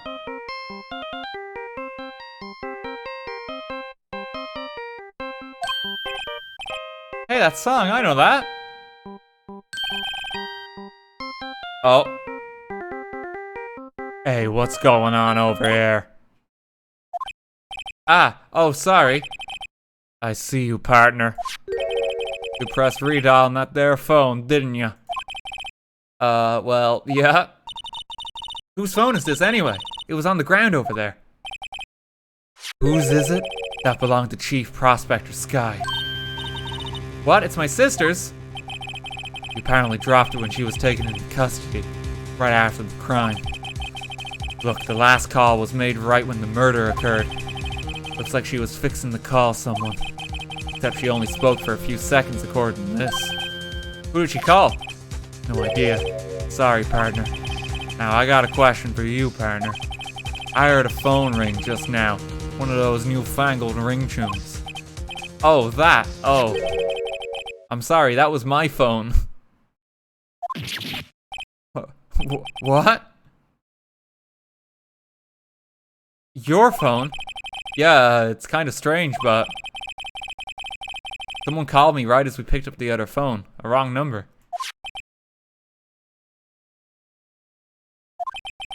I hope you're not lying. They'd shoot you for that in Texas, partner. But he's not from Texas. He's from LA.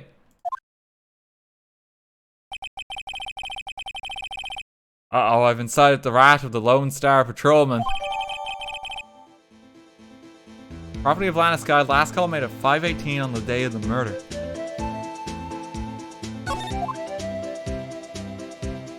Okay, let's keep examining. This rope, is it? Yep, they laid it in the outline of the victim's body. So wait, the victim must have died when the killer closed the trunk on him. You've got to be the only person I know that would come to that conclusion. I got like jammed in the car. No, please! Oh, just being slammed against it. What's this? Looks like a note of some sort. Look, something's written on it. 675-12-2.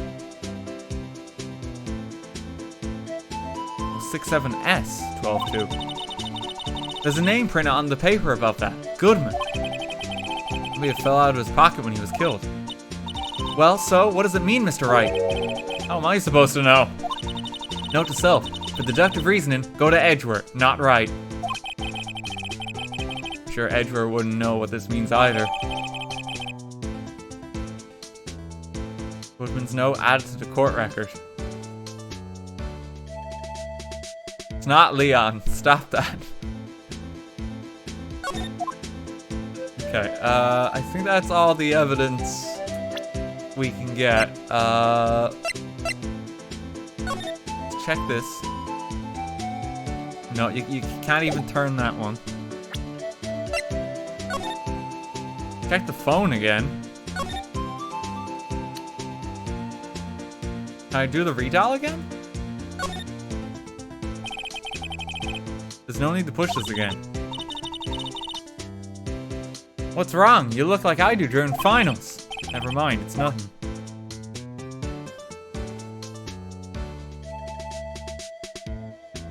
Okay.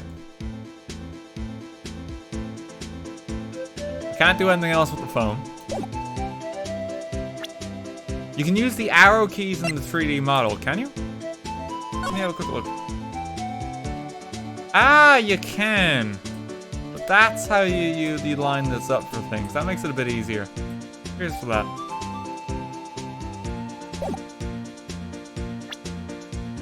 Okay.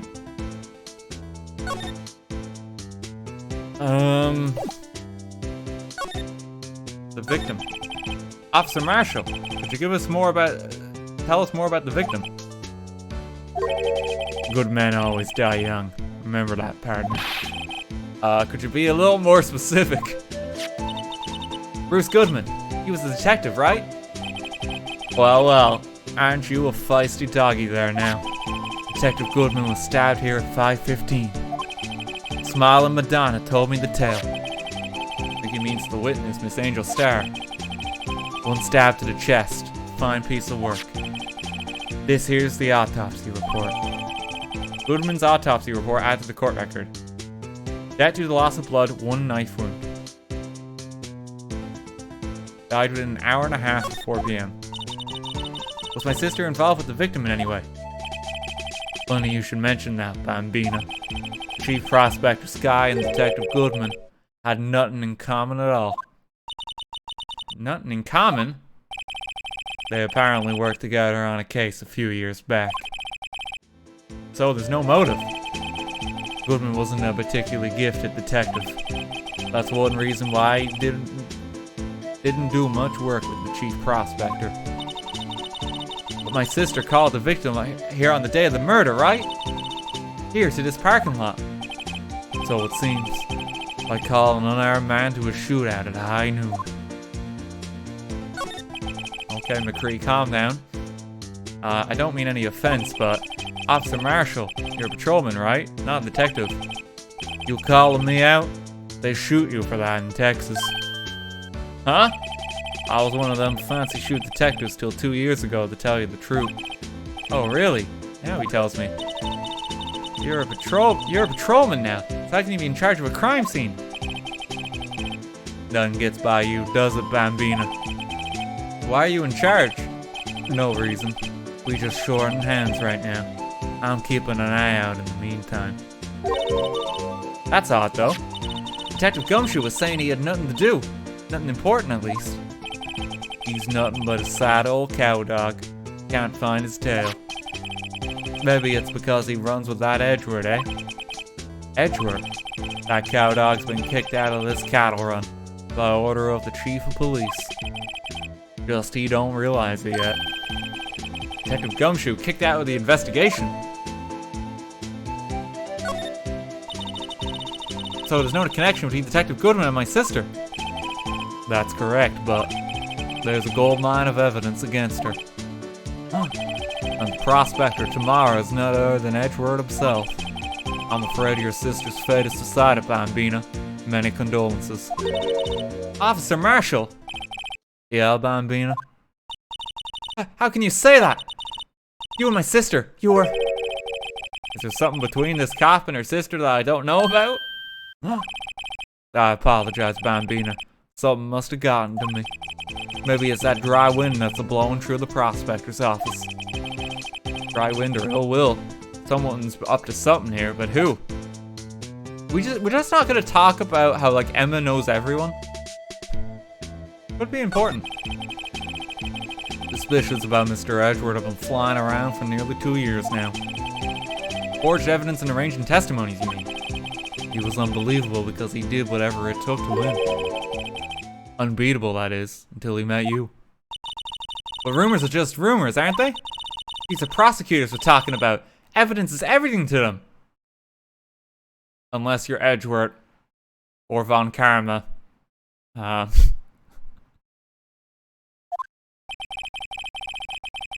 follow the rumors about Edgeworth to their source, you find one person. But they're off limits. Untouchable, you might say. One person? Who? Hate to say this, but it's your sister, Bambina. Chief Prospector Lana Skye. What? My sister? Edgeworth couldn't rustle all those cattle by himself. Some people load their guns with bullets. Some people load them with deals. What you're saying? What, you're saying Edgeworth was making deals to win trials? Where there's gunshots, there's bound to be bullets. I think that's supposed to be where there's smoke, there's gonna be fire, but alright, cowboy version. That's what the old timers say. There's a big old secret hidden around here somewhere. Everyone knows it. That's why Detective Gumshoe was taken off the case.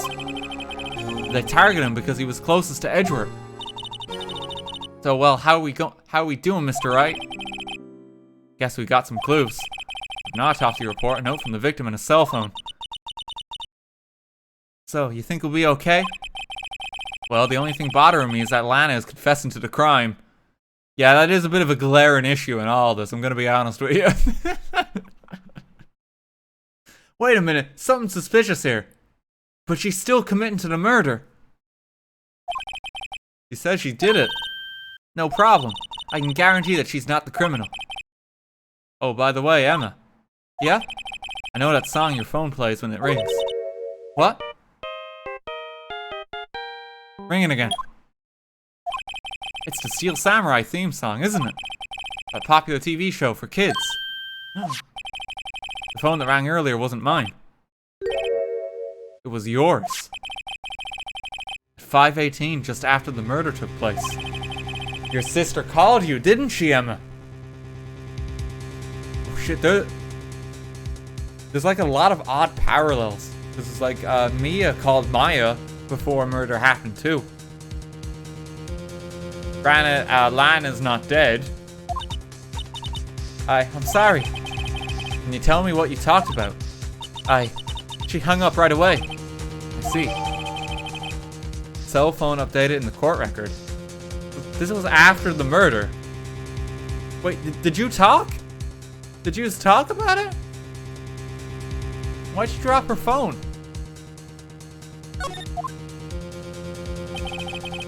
The detective was murdered and the suspect is the top prosecutor in the district.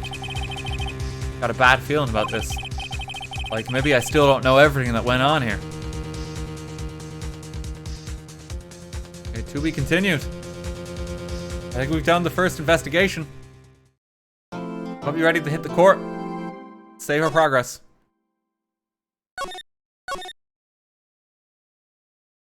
It's day 2. Trial former.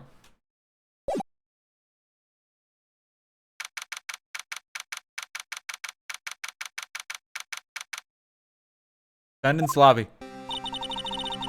How did the investigation go yesterday, Mr. Wright? Frankly, there are still a lot of gray areas. Or rather, the whole thing is one big gray area. Don't worry about me, no matter what the outcome. I'm ready to accept my fate. I believe in you, sis. Mr. Wright, let me offer you a word of advice. Yes? Defense attorney should never believe their client. The defendant is called to trial because they are suspected of wrongdoing. Never forget that. Miss Skye, you remind me a lot of Mia. You know, she confessed to a murder too.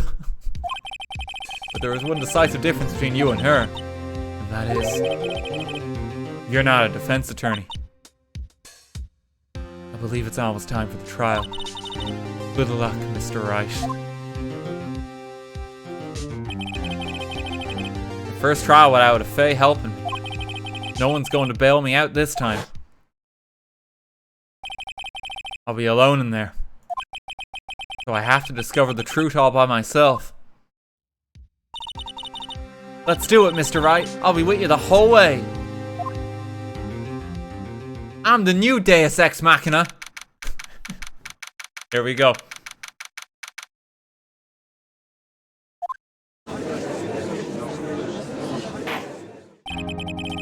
Court is now in session for the trial of Miss Lana Skye. The defense is ready, Your Honor. The prosecution has been ready for a while. Your Honor. Edgeworth. It's been 2 months, but I haven't been in a courtroom since his trial. I hope that personal feelings will not be a part of the proceedings today, Mr. Wright. I will choose the path I think is right, regardless of what those around me might say. The judgment to be made here is in our hands, not those of anyone else. Very well, Mr. Edgeworth. Your opening statement, please. Chief Prosecutor Lana Skye has committed an unpardonable crime. Not only this, but she was rash enough to commit it in the prosecutor's office lot. In the boot of my car, for some reason. Wow, he's much more forceful in person. I suddenly feel like confessing to everything. Yeah, alright there, Emma. However, she will now pay for her rashes with her life. There was a witness to her crime. A professional witness. Well then, call your first witness, Mr. Edgeworth. I'm surprised I still have my job after all this time too, considering everything that went down in the last case. The prosecution calls its first witness, Miss Angel Starr, to the stand. Cough up Queen.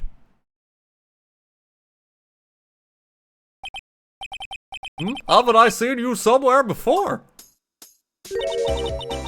You ordered a caviar lunch, right? Oh, caviar! I've never eaten caviar before. The judge is really wolfing it down. Jesus, and for you now I have a Fiesta Bowl. Thanks. Will the witness state her name and profession? And for you, sir. Did you order the fingerprint lunchbox? It is too early for lunch. Your name and profession, please. Well, Your Honor, how does it taste? So this is why everyone raves about caviar. It's so tasty it hurts. I always thought caviar would taste like pickled tapioca.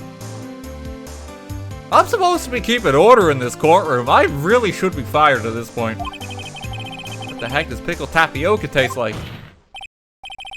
Name. Profession. Now. The name's Angel Starr. Don't go forgetting it now. I find myself running Lunchland these days. Is that what you wanted me to say, Mr. Edgeworth? Very well, witness. Please describe the incident to us. The prosecution will wait! I'm not finished eating. You should be fired. You should absolutely be fired. Hurry it up. Oh, very well, Mr. Edgeworth. As you know, we usually call the police to provide a description of the crime. As you know, we usually do that, but today we're just not going to, because there's no standards in this court. Your Honor, as Mr. Edgeworth has said to the court, I am a professional. Uh-huh? What exactly does that mean? Until 2 years ago, Miss Angel Starr was a special investigator with the police. She was a first-rate homicide detective. What? Miss Starr was a detective? Ah! I know who you are! Cough up! Cough up Queen Angel Starr, Your Honor. Long time no see. Very well! You may continue with the description, Miss Starr. Did he cut himself off by banging that? There was no reason for it. Just who is this lady? If I might have the court's attention over here. The parking lot of the prosecutor's office is divided into 2 blocks. A block is for the prosecutor's office personnel. B block is for visitors and clients. A chain divider separates the 2 blocks. I suppose that's to keep visitors from taking up prosecutor spaces, yes? The crime took place by a car in the back of the A block in the car's trunk. The killer stabbed the victim with this knife and went to drive the body out. Unfortunately for her, there was a witness, and an arrest was made on the spot. And who was this valiant witness? Why, it was me, Your Honor. Parking lot floor plans added to the court record. Okay. Witness, did you see the very moment of the crime? Of course, Your Honor. Immediately after that, I apprehended the chief prosecutor. It seems rather cut and dry, doesn't it? Well, Mr. Wright? I can't agree on principle, Your Honor. It seems that some poor losers are unwilling to accept the truth, Your Honor. So I proceed to crush with little hope they have remaining. If you can, then give him your worst, Miss Star. This judge is terrible. I hate him. Goofy judge needs to be sacked. He's supposed to be unbiased. He's like actively encouraging them to crush me. What kind of judge even says that? Wait, are they talking about me? Witness's account. Okay, here we go. Somehow I always knew a day like this would come. I was on my way to deliver a lunchbox to my boyfriend when I sensed something. Perhaps it was my finely honed detective's intuition at work. Through the wire fence, I saw the chief prosecutor standing next to a garage car. The chief prosecutor was holding a knife in her right hand. Then she thrust the pointy tip of the knife into Detective Goodman's chest. Bringing a lunchbox to your boyfriend? How touching. As you can see, there is no room for doubt. The key point of your testimony seems to be nothing other than the point of the knife which you saw us being stabbed in the Detective Goodman. So how does it feel to be so utterly crushed? I'm still thinking about that. This isn't how court goes. You gotta get... I have a chance to interrogate. It's merely a flesh wound, Mr. Wright. Very well, Mr. Wright. You may cross-examine the witness. Okay, I think I see the contradiction already. She's on her way to deliver the lunchbox to her boyfriend through the wire fence. Because if we look at the floor plan, right? To be on the wire fence, she would have to be in parking lot B. Her boyfriend is here, so she's in completely the wrong parking lot. And I don't believe there's like a connecting bit here to get through. So I think that's what the contradiction is, but I have to figure it out the way the game wants me to. Yeah, so if she saw it through the fence, that's the contradiction here. She wouldn't have been on her way to the boyfriend then.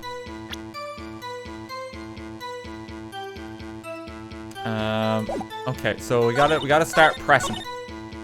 Somehow I always knew this day would come. Hold it. How did you know? I respect the prosecutor's basic abhorrence of crime. Yet their methods are ugly and twisted. Twisted methods will always lead to tragedy. The lunch lady's uninformed opinion is duly noted, given that they are used to erasing inconvenient evidence at their whim. Killing off a detective that knew too much is merely an extension of that. Miss Starr, do you have something personal against prosecutors? I felt that I had found my dream job when I became an investigator. And if I hadn't been laid off by those prosecutors over there, I'd still be one. Laid off? She was fired. To me, prosecutors are nothing more than worms. That said, I am a pro, as you know. My testimony is unbiased and flawless. I'm sure it's definitely unbiased. We've established all this bias.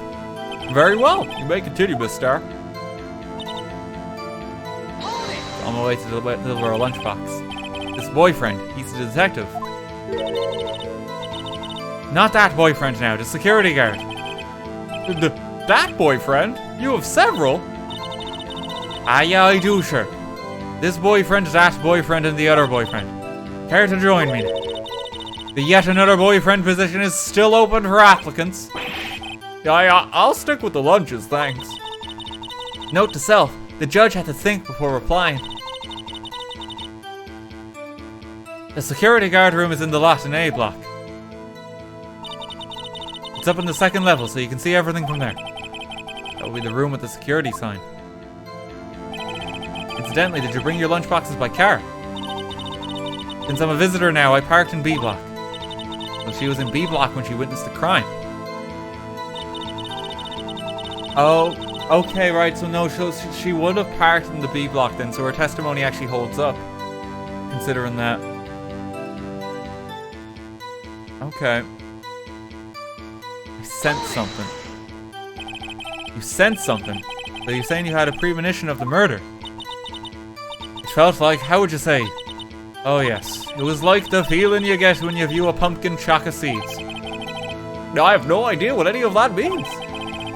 Speaking of detective's intuition, Wasn't the victim, Mr. Bruce Goodman, also a detective? Yes, well, he was like a young cheese. A young cheese? A pale white cheese, not yet tangy with experience on the streets. A greenhorn. That I must be hard, yellowed and sharp as a tack. It's quite profound for you, Goofy. Yeah, with the odor of an old cheese to match. In any case, there in the lot, I felt something stirring in the back of my mind.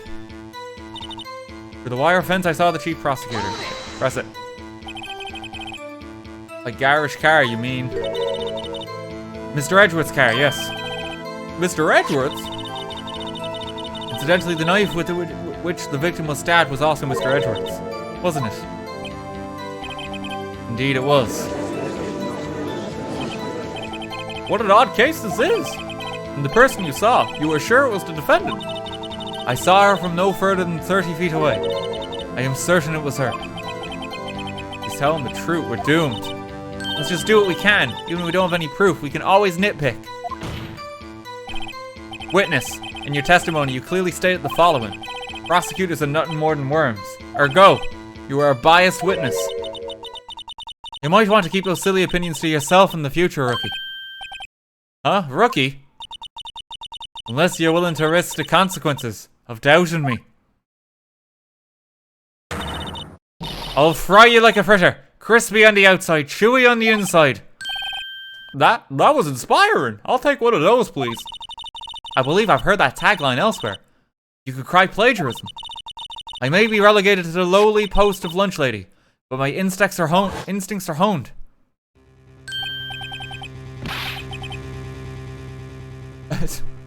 A photograph! You took this! The moment I witnessed the crime, my reflexes took over and snap, I took a picture. In fact, one of my lunch boxes is rigged with a camera. I suppose that's more exciting than just hanging it around your neck. Witness, why am I only seeing this photograph just now? I think I show it to you, a prosecutor. Think again. Oh, she really hates prosecutors. Evie Plays, thank you for the 1500 bits. Thank you very much. My boyfriend works in the photography division in criminal affairs. Well, this is most certainly the defendant. Crime photo added to the court. Not looking good. Her coat's covered in blood. And it's unmistakably Lana Skye. So, what was the defendant doing at the time? Chief prosecutor was holding a knife in her right hand. Okay, we gotta keep pressing. Tell me more about this knife that the suspect was carrying. I'll say that the blade was about 4 inches long. Is that right, Mr. Edgeworth? It is your knife, after all. Yes, that's about right. Prosecutors are, by nature, well versed in the location of a man's vital organs. I'm sure it was easier than boiling an egg for my egg salad surprise. You can't testify as to her ability to kill an egg. I mean a person. Oh, perhaps a chicken salad set would have been a better metaphor. So, the defendant was holding a knife. What then? She thrust the pointy tip of the knife into Detective Goodman's chest. Press it. Tell the court why you didn't try to stop this crime. You did see her raise the knife to strike, no? The defense has a point. Unfortunately, by the time I realized what was going on, it was already too late. Too late? Yes, the next moment, the chief prosecutor brought down the murder weapon. I see. It's only a flesh wound, Mr. Wright. We can make it. You said that before. Anything else? Scientifically speaking, Miss Starr's testimony is flawless. Sounds pretty fatal to me. What do we do? Is this it? Is my sister guilty? Just keep our heads cool and press the witness a bit, shall we? For some reason, having her panicking next to me makes me calmer. Don't smile like that. I don't know what else to press on here. You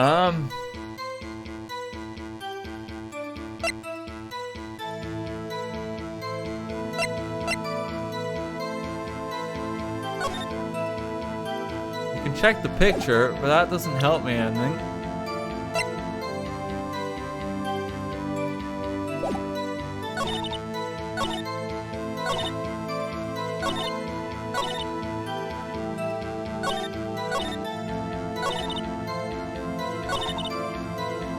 She says that she apprehended the, Lana, but she couldn't have done that if she was through the wire fence. I just don't know what the prompt is to even trigger that. Actually, wait a minute. Hang on, the picture. Oh no, it's through the wire fence still. It's through the wire fence. It is through the wire fence.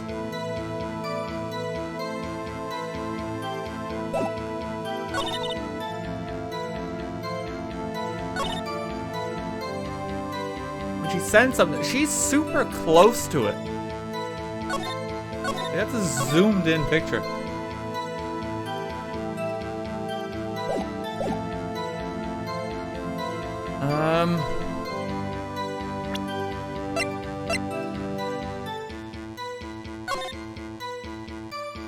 Her hand's not bandaged in this one.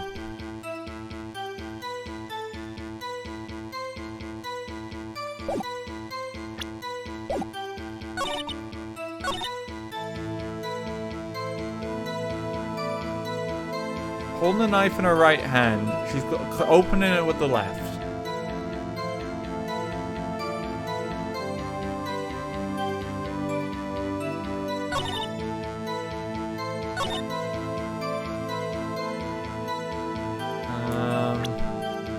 Like, maybe?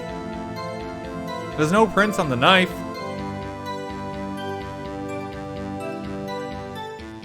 This also doesn't have a knife in the picture.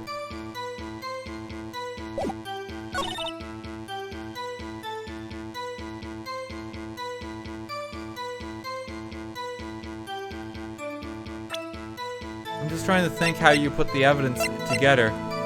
Death due to loss of blood, 1 knife wound. Died within an hour and a half at 4 p.m.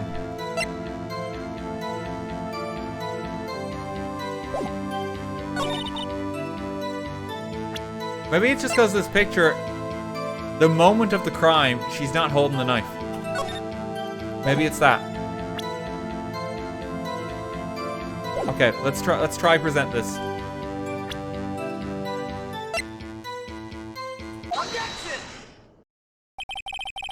And you witnessed this. You saw Miss Skye stab the victim with the knife. As I've already said, yes.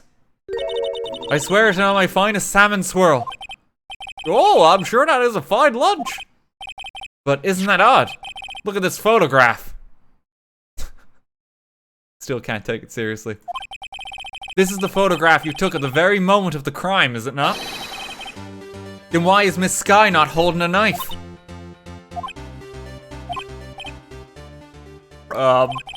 Mr. Edgeworth, your thoughts? Objection. That had to be the weakest objection ever, Edgeworth. Yet it was still stronger than your ever feeble mind, Mr. Wright. What do you mean, Mr. Edgeworth? This photograph was not taken the moment before the stabbing. This was taken the moment after the stabbing. And how can you tell that? Blood splatter. Huh? See the dark crimson stains on the chief prosecutor's coat. It's a black and white photograph. Ah, yes, it's hard to tell, but this could be blood. Well, Mr. Wright, I see no problem here. No problem, except you. Mr. Wright, are you going to just sit there and take that kind of abuse? You got a better idea. Objection. No problem to the abuse. Wait, that contradicts what the witness said in her testimony. Namely, that she took the picture the moment she witnessed the crime. Well, it seems I was slightly unclear. My apologies. That's it? If you run out of lunch, you order seconds. Problem solved. If you don't like it, try ordering the jumbo-sized lunch from the get-go. Good advice. I'm not sure I understood it, but good advice. What is going on? I didn't have time to stop her. Prosecutor Skye was cold, calculating like a robot. She killed without pain or remorse. It was a premeditated murder. Premeditated? How do you know? Look at the chief prosecutor's hands in that photograph. Well, are those gloves? Surgical gloves made of thin rubber, most likely. Why would she have those on? If it was not premeditated, she would not be wearing those gloves.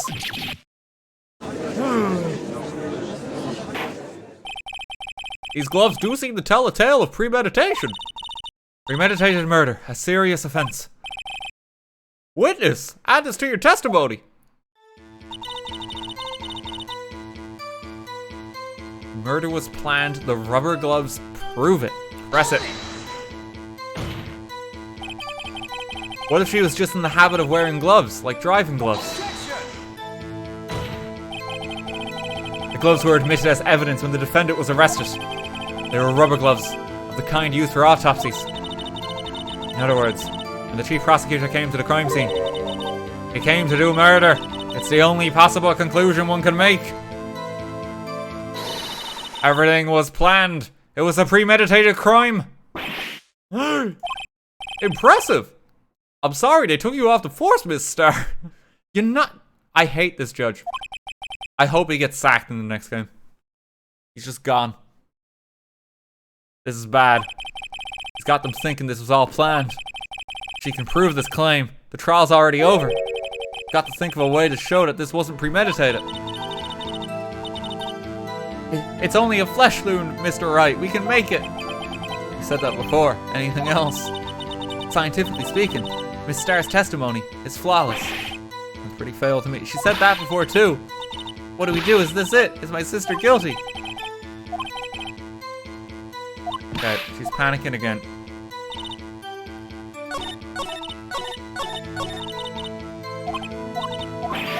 Oh, I was just trying to get to the end there. Gloves.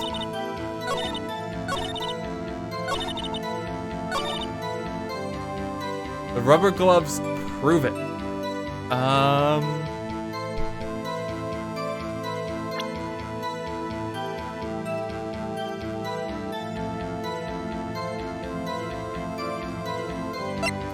I'm trying to think. It's hard to plan it because it involved Edgeworth's car. It was literally only 3 minutes.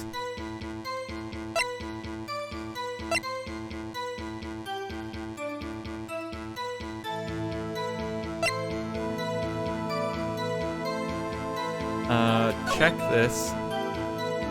There's the car.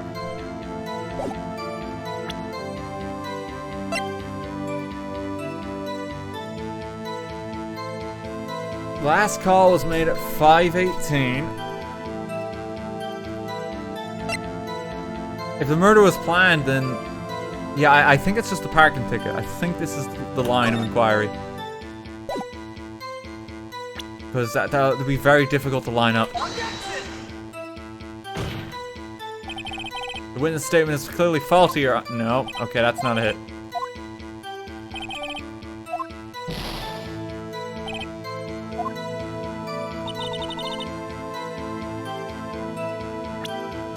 The murder was planned.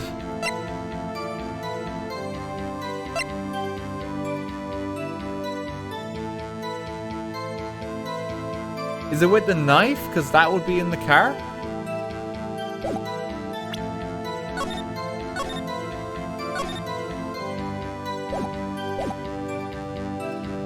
Let me see.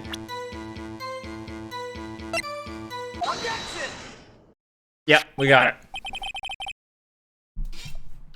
Witness, do you know what this is? Are you trying to test me? I sell boxed lunches for a living, you know. That's a knife. The knife. The knife that was in Mr. Edgeworth's trunk. Indeed, it is my knife. My God, it's his knife. It's his knife. What's with this case? The bloody murder weapon. The red car. All belong to the prosecutor there. It is a real bad image for Edgeworth, isn't it? Mommy, yeah, the prosecutor's bad people.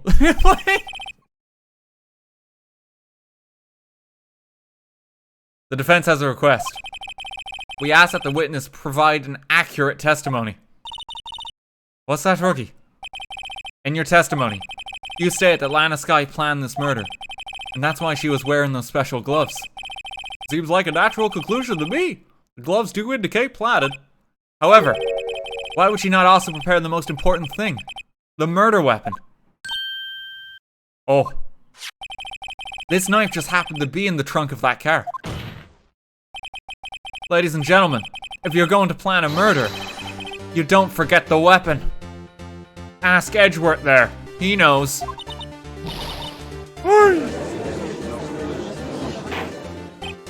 Order! Order! Great, now the tide is turning in our favor. Great show, Mr. Wright. My sister's as good as free. Right. I believe the next lunch you'll be eating is humble pie. What? I hope you weren't deluding yourself into thinking that the tide has turned. Not over such a trifling detail. But this shoots a hole in the whole premeditated theory. Bah! Prosecution could care less if it was premeditated or not. The only one who seems to care is that lunch lady over there. The defendant, Lana Skye, murdered the detective with a knife. That is the only thing the prosecution need prove. Nothing else. Very good, Mr. Prosecutor. I suppose you think you're clever now. But you know as well as I do that she planned on killing him. It was planned. If it wasn't, why would she have been wearing? I believe I'd like to hear your testimony again. Witness, please tell us only what you saw, not what you thought. How dare you? My powers of deduction are not to be underestimated now. Really now. Okay, Angel's deduction. Lana Skye intended to murder Detective Goodman. That's why she called the victim all the way to the prosecutor's office. I'm sure the chief prosecutor had a grudge against the victim. Nothing else could drive that human machine to plunge a knife in again and again. Okay, well, there's the contradiction. Autopsy report, it was one stab wound. We got it. The victim was summoned from the police department to the prosecutor's office. It does sound a lot like premeditation, doesn't it? So if I ordered a pizza, does that mean I'm planning to kill the delivery boy? Emma, what the fuck are you talking about? In any case, we're just gonna ignore that. The defense may now cross-examine the witness.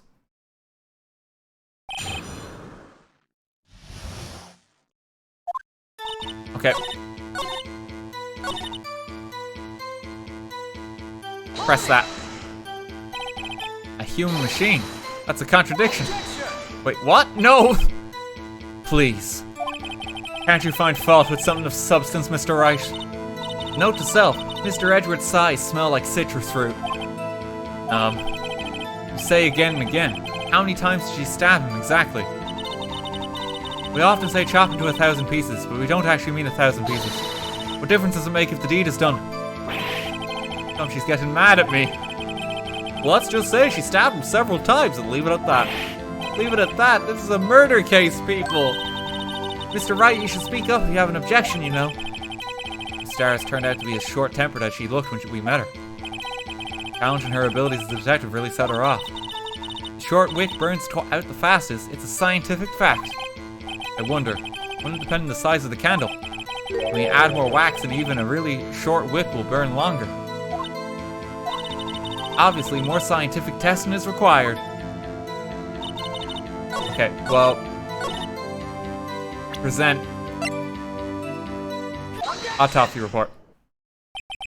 You say she stabbed him again and again. But you couldn't have witnessed that. Are you testing me? Then I'll test you. With my moss surprise. Are you even allowed to bring food into a courtroom? I'm afraid the moss is growing under our feet as we wait, Miss Starr. What do you mean? I shouldn't have to explain this, but take a look. The autopsy report states that death was due to the loss of blood from one stab wound. Aha! You're right! Good show, Mr. Edgeworth. What a hunk. He's my hero, really. What about my objection? No one noticed. Well, witness?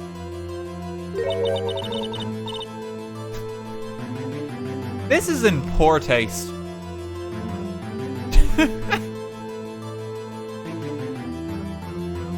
You got the crime scene set, right? Oh, thanks! I always believed that no one could ever mistake ketchup for blood. But now I realize that such mistakes are possible. So, you're saying you mistook something for blood? When she lifted her knife, I saw blood at her breast. Splattered blood from her victim.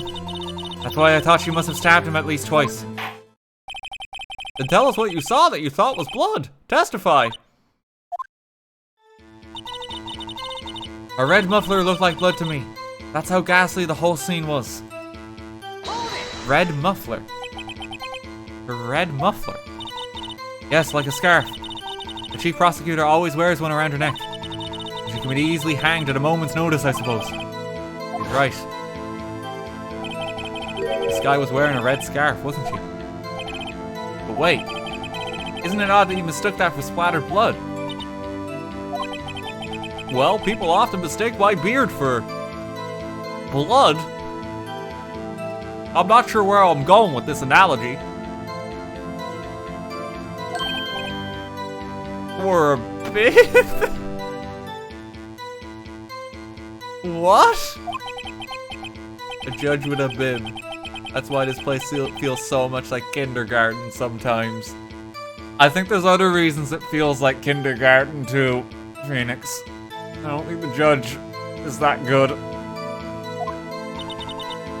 Actually, I do think I saw some traces of blood on her chest. However, the autopsy report is clear on this matter. There was only one knife wound.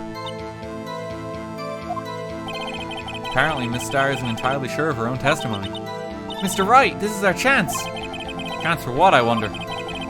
Miss Starr has turned out to be as short-tempered as when she... Oh. We're looping again. Back to candle wax.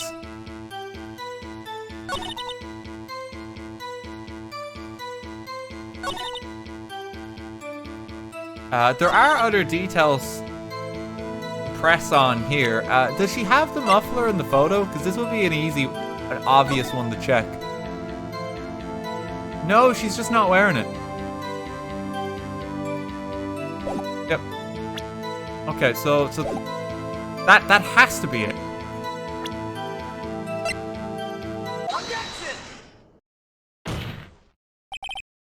Miss Starr, I demand an explanation. The witness is clearly not suited for detective work. What? The suspect was not wearing a scarf or muffler of any kind when she stabbed the victim. And you've proved it yourself. With this photograph. Huh? With that can't be. Only a professional lunch lady could be so utterly clueless. You see, I look down on the working classes. And certain career professions, apparently. Edgeworth's getting a bit high and mighty, I think. I don't know why. Congratulations. Perhaps you finally found your true calling in life. Oh, harsh words, but good. Oh, sick bird, Edgeworth. In the end, Mr. Edgeworth prevails. What was my objection? Chopped liver. But was there a scarf? No, not that, but something red. Really? Well now, where were we? The witness has given us an entertaining interlude, but back to business. What? Very well, witness. Continue your testimony. You saw the crime and apprehended the suspect. Tell us about that. Very well. I do remember some things accurately, at least. Ultimately, we couldn't shake the most important part of her testimony. The most important part? The part where your sister stabs the victim. This next testimony might just be the moment of truth.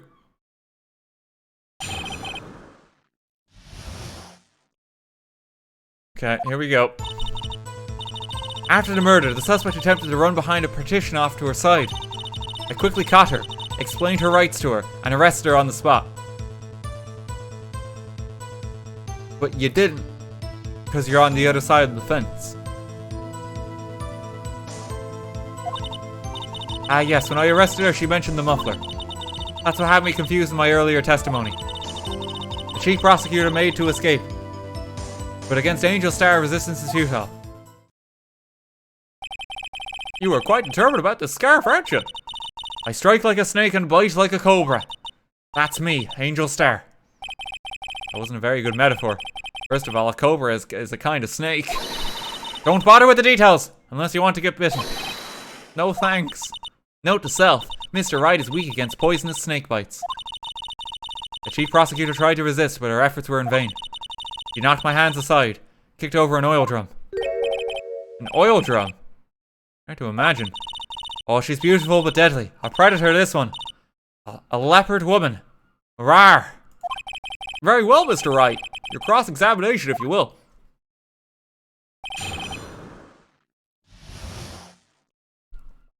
Apprehending the suspect. Okay. I quickly caught her. Press slap. You say quickly. Were you close to the suspect? As I just said, I was only 30 feet away from her the whole time.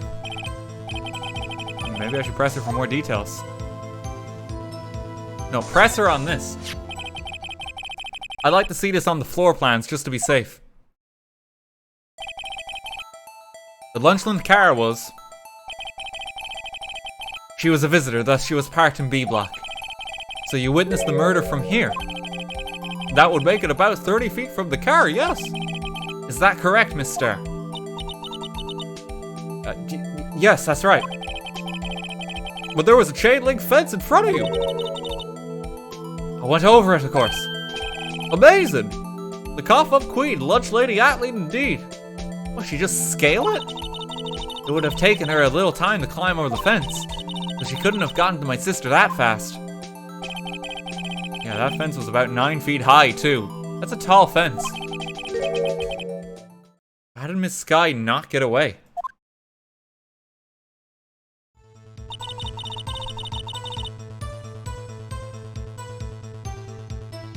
I quickly caught her. Okay, so... I arrested her on the spot. Oh, I pressed the wrong one. Leave her alone, man.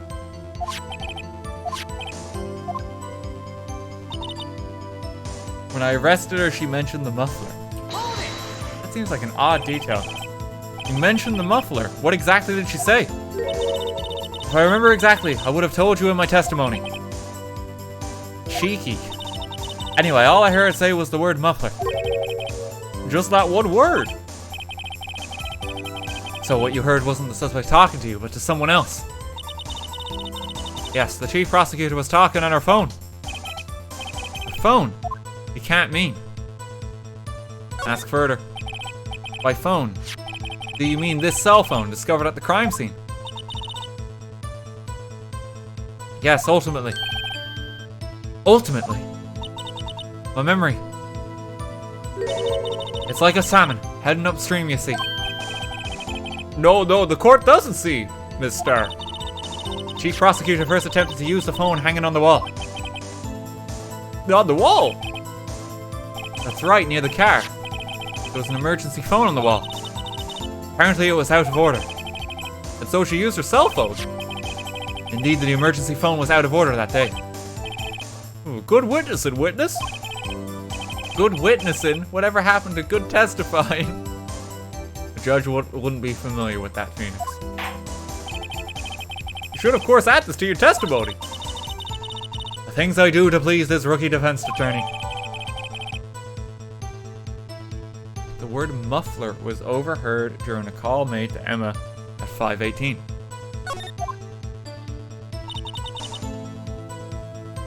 How she tried to use the phone on the wall, but had to use a cell instead.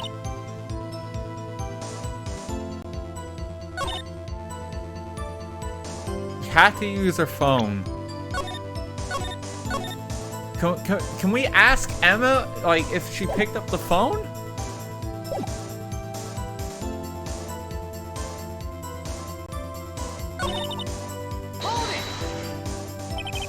She made to escape. Can you be more specific? I brushed aside my hand and ran. It was a terrible sight to see, like a dollop of lard and a pate of foie gras. Huh? She even kicked over an oil drum at me. That's the oil drum. There was an oil drum lying on its side at the scene of the crime. But it's strange. Oh, what's that? If she wanted to escape, why didn't she run the other way? The other? Ah! The parking lot entrance. That's right. It doesn't make any sense that she would run from behind the partition to the oil drums.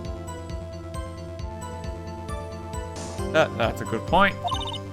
Excellent, more mysteries. Wish we could solve a few before finding more, though. But Miss Skye tried to run. I'm sorry my sister is so suspicious, Mr. Wright. Not as sorry as I am.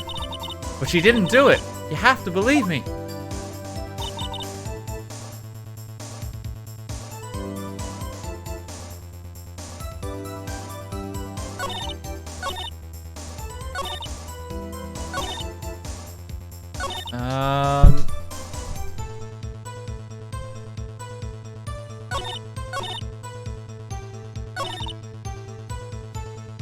So she attempted to run off. That's because she was running to the phone. Did we press this already? So where is this partition on the floor plans? I'm sure she means this wall next to the car. Right. There was a wall there, about 6 feet high. She was obviously trying to hide herself. Quite a natural thing for a criminal to do. And what did you do then?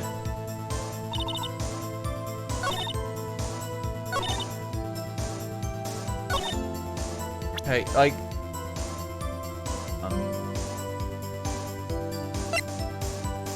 that was found further away. Victim's memo. I mean, I think the parking lot shows it. It's the fact that she went back to the drum.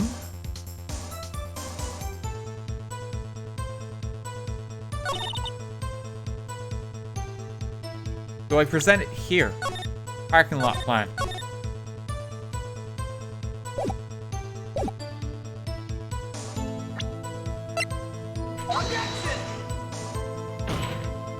No.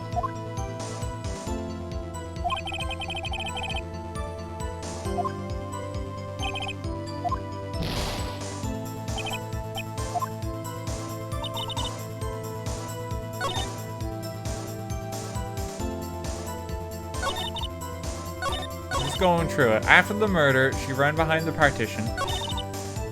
Quickly caught her. Mentioned the muffler.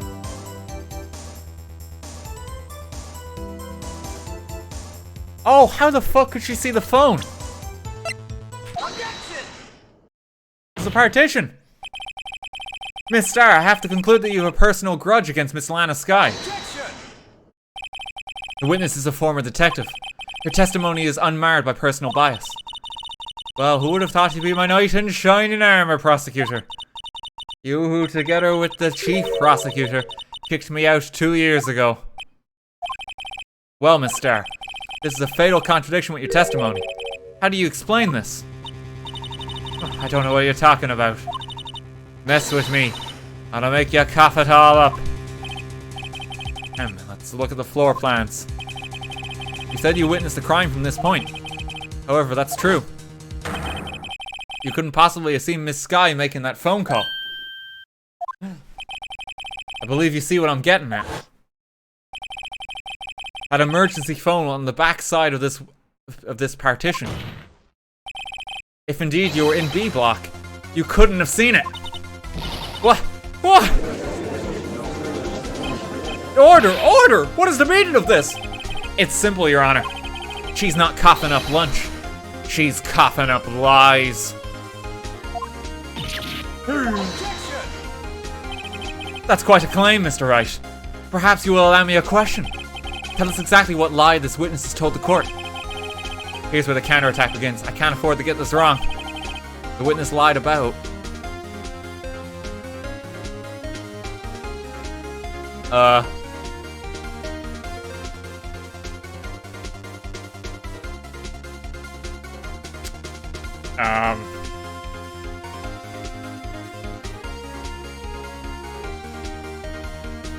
I actually don't know what she saw. Where she saw... was she just on that side of the wall? Order of events. I don't think it's that. Where she saw it. I think maybe she's in on it. Let's go. Miss Skye tried to use the emergency phone, but it was out of order. What is significant about this fact? Nothing. Therefore, it will be pointless for Miss Starr to lie about it. Pointless to lie? I see. But say the witness did actually see Miss Skye using the emergency phone. It would mean Miss Starr witnessed the crime from a different location. A different location? And that's a pointless lie if I ever heard one.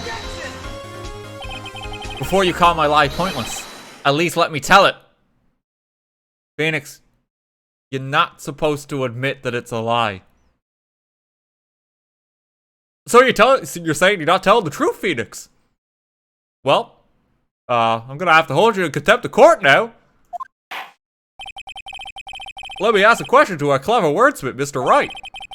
Where was the witness when she saw the crime? All the testimony we've heard until now points in one direction. The place from where Miss Starr witnessed the crime was here.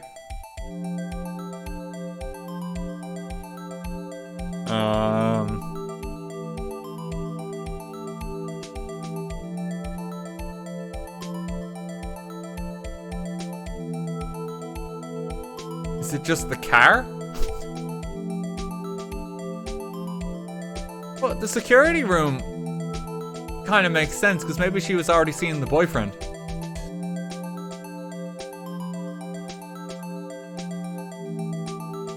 It would explain how she got the photo if she just had a camera.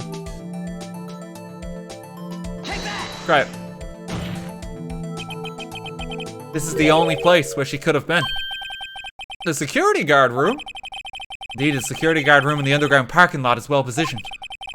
It's built on the second floor, so you can see the entire lot. So she would have been able to see the emergency phone from there. But why there? There were many other places where she could have seen the phone. Not in this case, Your Honor. The witness, not being part of the prosecutor's office, couldn't park in A block. The only place where she could have seen the crime and the back of the partition is here. I remember in your testimony you said you brought a lunch to your boyfriend in the security guard room, yes? Well, Miss Starr? How many years have I been getting the better of men? I think that the tables could be turned. Today a man has got the better of Angel Starr.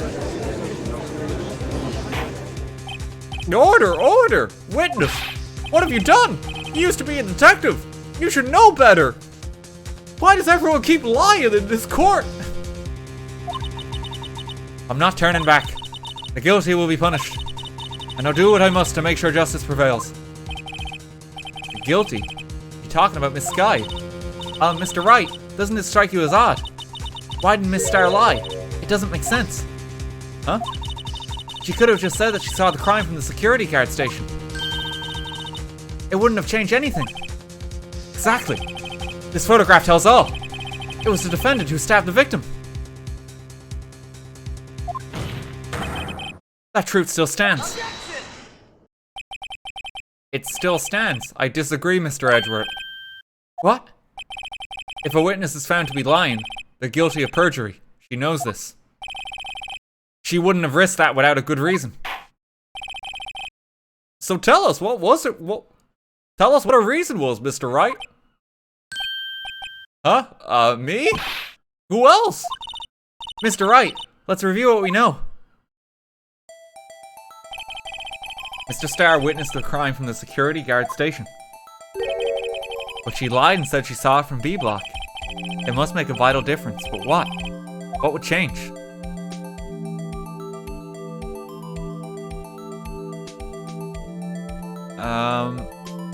Angle of the view to the crime, maybe? I think that's it.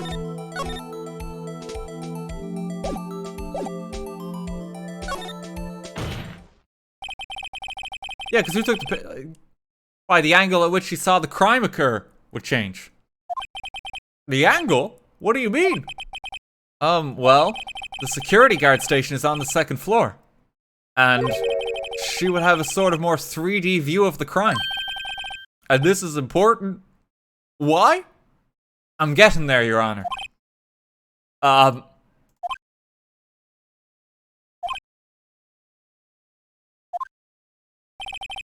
Perhaps you'd like to reconsider, Mr. Wright. Oh no.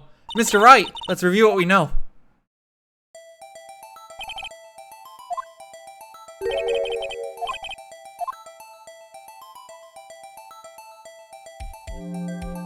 I guess it has to be distance. I don't think the lighting affects it at all. I don't think the lighting affects it at all. I think the distance is important. It changes the distance between her and the scene of the crime. Objection! My condolences, Mr. Wright. But one look at the floor plans and it's quite clear. Distance between the scene of the crime and the guard station is 30 feet. I don't see how that would change what she could see. What she saw is not in question here. What matters is the time it would take her to reach the scene of the crime. Miss Starr, you witnessed the crime from the security guard station. Now, how long did it take you to go from there to the scene of the crime where you arrested Miss Skye? Well, witness? Yes? You ordered the squid wheels, right? Quality of my lunches has gone from low to inedible. I was bringing up a PB&J, peanut butter and jelly lunch with fresh boysenberry jam to my boyfriend. Wait, okay, so it's peanut butter, PB&J, but it's boysenberry. So that's a BB&J. That's a boysenberry J. Not peanut butter. Important. Your Honor, there's a glaring contradiction with the witness's testimony. Specify the kind of sandwich that you were bringing your boyfriend. What is the meaning of this, witness? Why did you lie about the kind of sandwich you were providing? Your Honor, this is foolish. No one cares what was in the sandwich.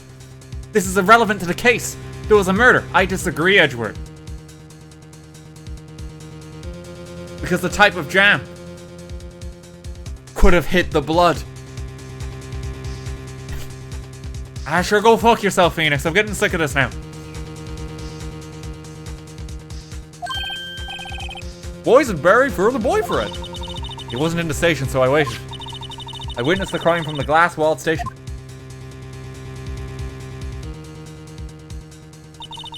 And before I knew what I was doing, I found myself running towards the scene. But the door was locked. I couldn't open it.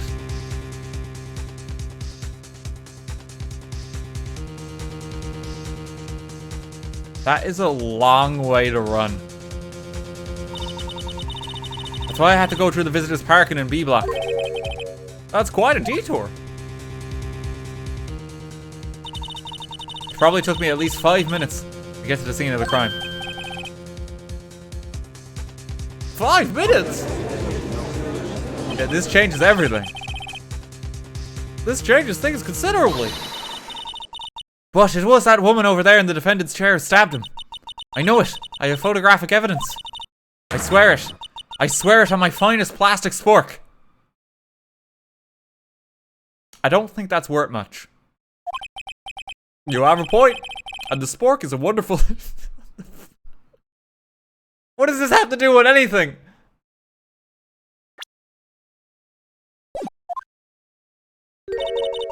Would you like another caviar lunch?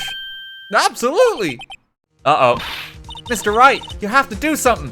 The judge is getting hungry again. Do I have any evidence to stop this?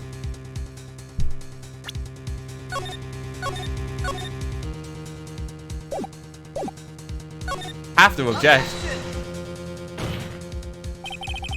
5 minutes between the witnessing of the murder and the arrest. Think about it. You can make pasta in that amount of time. If you like it al dente.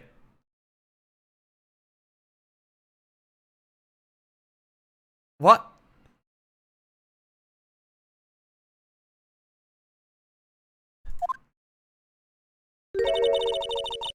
I've got lunchboxes that tie pasta into knots, rookie.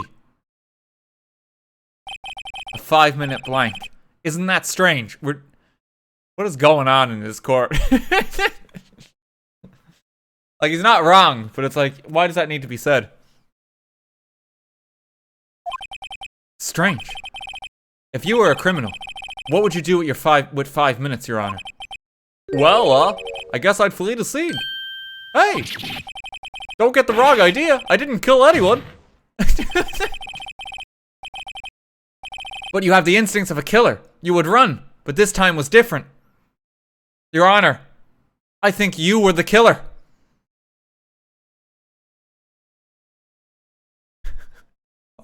Why is it we pointing the finger at the judge? Miss Skye dawdled at the scene of the crime. She even had her picture taken. No true criminal would act this way. It's inconceivable.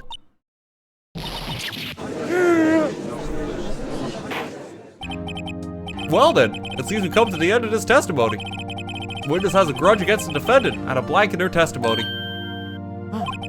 Mr. Edgeworth, is the next witness ready to go? Unfortunately, I appear to have overestimated this witness on account of her professional history. We did it. We screwed that can shut, Mr. Wright. That was too close. Now I'm afraid that the cough-up queen has been dethroned. And with that, court is adjourned. Oh, we're just wrapping up for the day. No, of course we're not. Of course we're not. Mr. Edgeworth, you ordered the squid wheels, right? That's the ones you tried to foist off me. I prefer not to take the defense team's leftovers. Anything else to say? I might be able to save you. I have decisive evidence. What was that? What was that? Court was adjourned? Well, I think I missed the part when I said that. It's another one of her trick lunchboxes. My apologies, but you have no further question to ask of you, Miss Starr. Ah. Is this your jumbo lunchbox? Whoa, a triple-decker! Out of deference to the witness's determination, I'll allow one more testimony. He's straight up got bribed in court for a fucking jumbo lunchbox. This man staked his entire career on this meal. I hope it was worth it. Like, he's gonna be out of a job. Can we take him to court? Let's hear about this decisive evidence. Like the Lunchland motto says, you won't be disappointed. What's she gonna pull out of her lunchbox this time?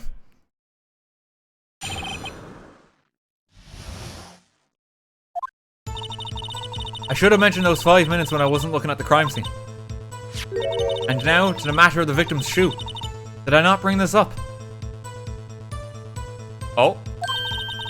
2 types of blood were found on his shoe. One was of course the victim's. And the other blood type matched that of the defendant, Miss Lana Skye. This shoe proves it. It's flawless, decisive evidence. What? There was blood found in that shoe!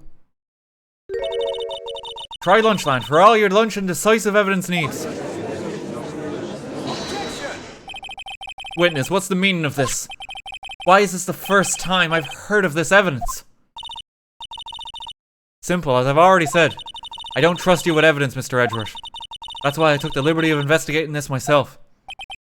And you had blood tests performed. Didn't I mention? I have 3 boyfriends in forensics. Oh. In any case, Your Honor, I can't accept this as evidence. What? You must know the 2 rules of evidence law. Rule 1, no evidence shall be shown without the approval of the police department. In other words, this shoe is illegal evidence, at least for the time being. Is that right, Mr. Wright? It seems so. Edgeworth sure is celebrating. Not so fast, Mr. Edgeworth. Don't forget, I used to be a detective. As I mentioned previously, this shoe has already been tested by a member of the forensics department. As you can see, it was approved by the police department as of today. So what, like just this morning before she walked into the courtroom, it's like, here's a shoe, bloody shoe in a bag. Yeah, you're good to go. Even the general public can produce official evidence, Mr. Edgeworth. Is that right, Mr. Wright? Seems so. Edgeworth is looking pretty sullen. You could at least study some evidence law, really. The prosecution's complaints notwithstanding, it appears that this evidence satisfies the first rule of evidence law.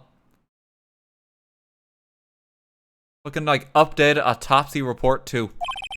However, it seems that you have yet another count against you, witness. Anything to ensure that the guilty are properly judged. The victim's shoe. There's traces of blood from Goodman and Lana Skye. Very well, Mr. Wright, you may cross-examine the witness.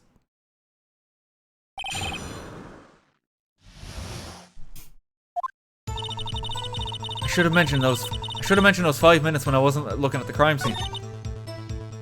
Okay, so this is the testimony we've heard. 2 types of blood found. One, of course, was the victim's. The other matched the defendant.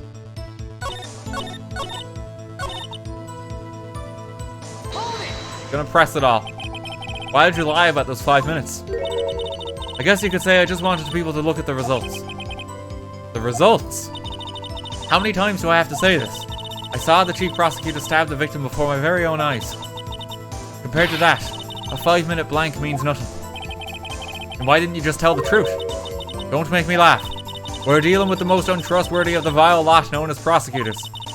Falsified evidence, arranged testimonies, erasing and manipulating evidence. Bringing in fucking updated autopsy reports as we fucking go. God forbid there's any kind of corruption in this court of law. Yo, I'm going to join the court, and now I'm going to undo it. Control Z, the end of the trial today. Now I just feel like going 5 more minutes. God forbid we follow some kind of standards. When you fight monsters, you need to use every trick in the book. This is when the suspect is admitting she did it. But false testimony is the most despicable crime of all, Miss Starr. Let's just get this over with. No, that's not the response, Judge. Well, I guess we'll just overlook it.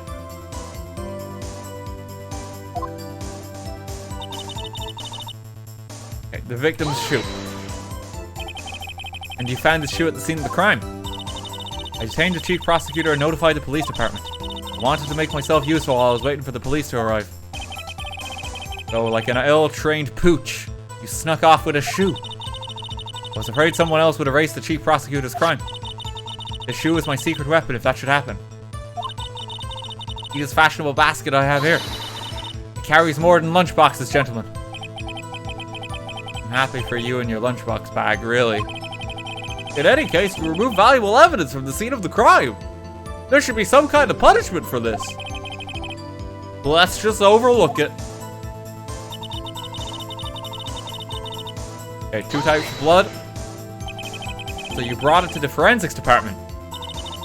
You're going to submit something as evidence in court. You need it approved. To do that, evidence must be analyzed by a forensics expert. She got away with it for a little coup because she used to be a detective. The shoe does appear to have bloodstains on it. Well, the man was stabbed after all. And that blood belonged to the victim, Detective Goodman. As I said, there were 2 types of blood found on the shoe. Okay, so Lana Skye's blood was on it too. You can't say for sure the blood belonged to the defendant with a blood test. You claim to know something about the blood test, rookie. Well, speak up. Well, blood comes in 4 types. A, B, O, and AB. However, you can't tell from a blood test whether a murder was committed in cold blood. Phoenix, I'm pretty sure you can. That's what we're getting at here. That's just a figure of speech, Mr. Wright. Actually, we can differentiate between millions of types with all the blood tests out there, which means that we can more or less narrow down any sample of blood to just one person. Or so I hear. That's pretty specific. If I had a little more time, I would have gotten DNA test results. But they said there's little doubt it could be anyone but Miss Lana Skye's. But the suspect's blood was found out on the victim's shoe. It ties it directly to the death of Detective Goodman. Freddy was going to say that. Shoe proves it. Press it. Can't let this evidence go through without a fight. You ordered the peppered fish guts, right? Some like it hot, Mr. Wright. Some like your client. He's in enough hot water to make a whole vat of soup. Mr. Wright, do you or don't you have a problem with this shoe? Problem? This is critical. Is there a problem with the victim's shoe?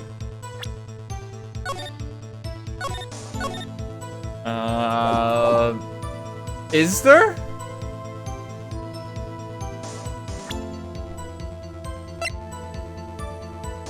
I mean, the problem is that Lana Skye's blood is on it. Because there's only one stabbing reported. When she's closing the boot here, she appears to already be covered in some blood. She's not using her hands that was injured. There is a problem with the shoe. If I'm not imagining things, I'd say there is one critical problem with this evidence. A clear contradiction. That gleam in your eyes. You're still young, rookie. I'd give you a peppered fish gut now. But you couldn't take the heat, could you? Let's hear what Mr. Wright has to say. And then I'll get back to you on those peppered fish guts. I'm getting hungry again. What is contradictory about the victim's shoe? Show us the problem with this evidence.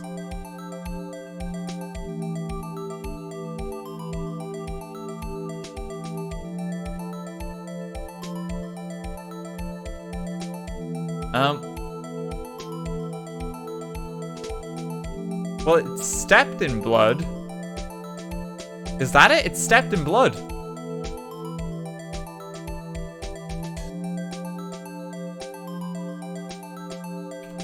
There shouldn't be blood on the bottom, I think. Unless, like, a lot of it just seeped. I wonder if you notice. There's blood on the bottom of this shoe. Don't mess with me, rookie.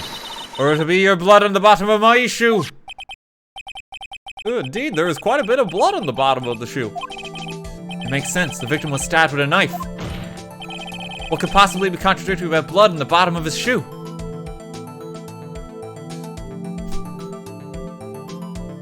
This is my badge. No, it's not the badge.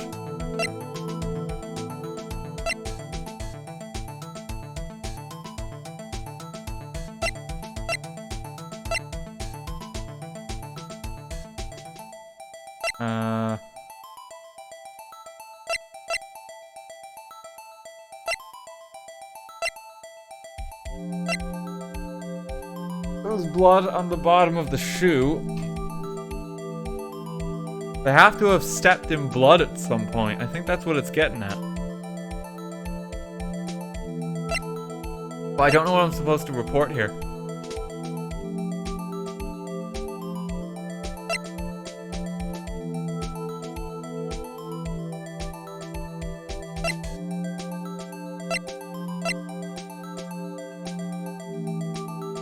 There's no blood in the picture on the ground. I'm thinking that might be it.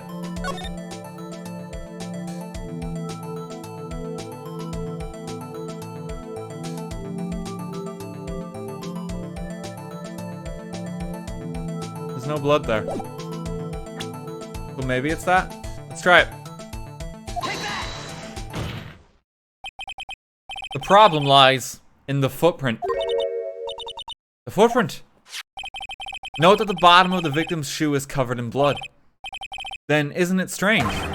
Why weren't any bloody footprints found by the scene of the crime? Aha! As you can see, there were no traces of any such footprints at the scene of the crime. That contradicts your claim about this shoe. This picture only shows part of the floor, so there could have been bloody footprints. Then where are they, Mr. Edgeworth? Because we checked the scene and found nothing of the sort. Order! Order! Well, witness? What? Great going, Mr. Wright. But it's true that the lack of a footprint is a contradiction. Then we have to ask why there wasn't a footprint. Oh, that's true. There has to be a reason why there wasn't a footprint. Think, Mr. Wright, think.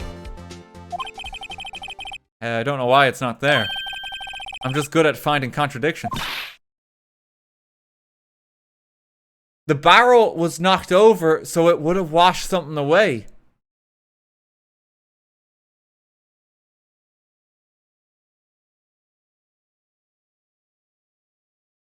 I think that's what it is. Oh no, people are doing like the think meme.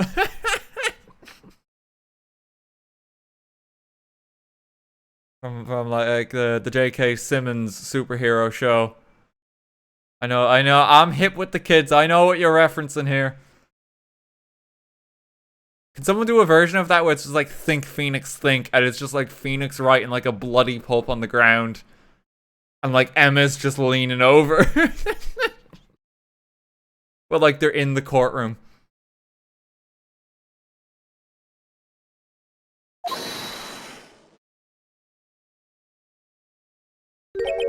I see. Now I get it. Get what? Our witness is more devious than I gave her credit for. We were hoodwinked to the very end. But she slipped. There is one vital hint of the truth in her testimony. What are you talking about? Think back to when she told us about apprehending the suspect. The chief prosecutor tried to resist, but her efforts were in vain. She knocked my hands aside, kicked over an oil drum.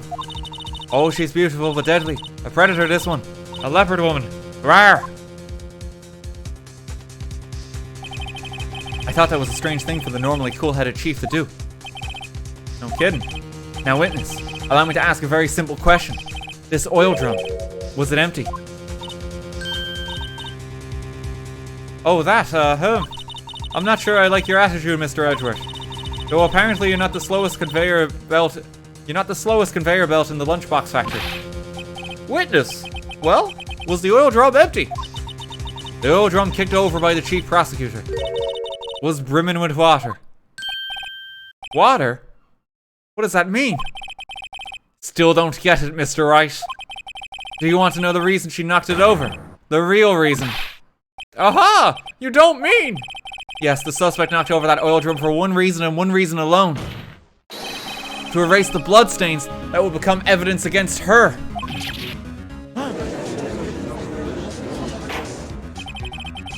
That ties things up quite nicely.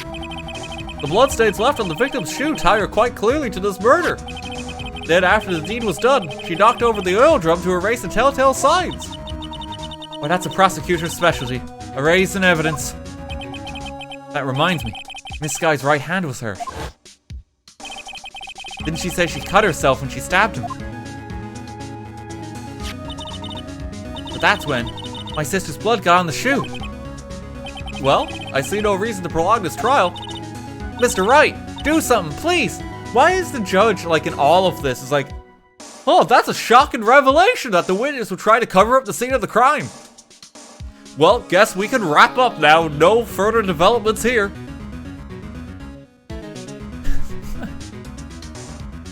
Like, I'm pretty sure he did it at this point.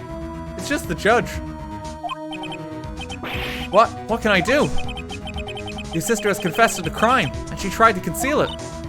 But enough. There is no need for further debate. The verdict, Your Honor. Very well. But Angel Star is on the prosecution's side. She could have been lying about the water. This court finds the defendant, Miss Lana Skye.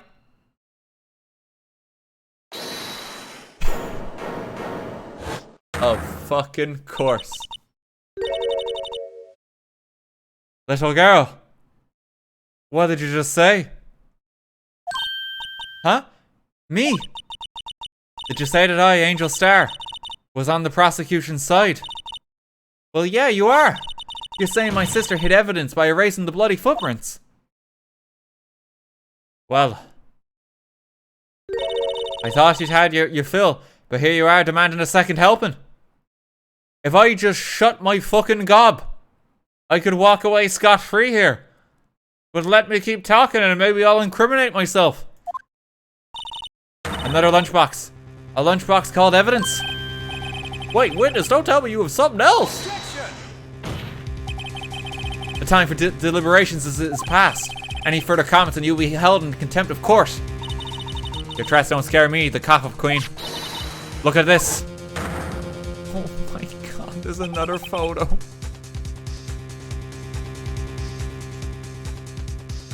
There's another photo. Why is she doing... Like, did she walk out with a camera after all this? A photograph? I had it just in case anyone had the gall to suggest that the white shoe didn't belong to the victim. I see no room for error in this evidence. Mr. Wright, wait! Look at the asphalt in this photo. Hey, it's clearly wet. Erasing the last trace of doubt from the court's mind. Immediately after the murder, the crime scene was washed with water. I'm sorry, Mr. Wright. Like, what? Why didn't she just show all this? Here's a photo of, like, Lana putting the body in the trunk. Here's a photo of the body in the trunk. I saw them and I apprehended her. I knocked over a barrel and it washed away a footprint. Like, what have you got to hide? If you were just, like, kind of open about this, we could have just got to the point a lot sooner. I guess I couldn't help after all. It's not your fault. I knew I couldn't win this case from the beginning. And it seems this is what your sister wanted anyway.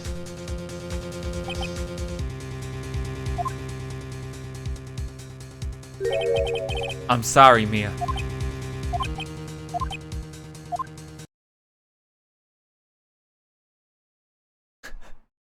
Right. Wet or not. Don't be so quick to throw in the towel. Get yourself up off the asphalt. Take another good look. Don't give up. Not until the bitter end.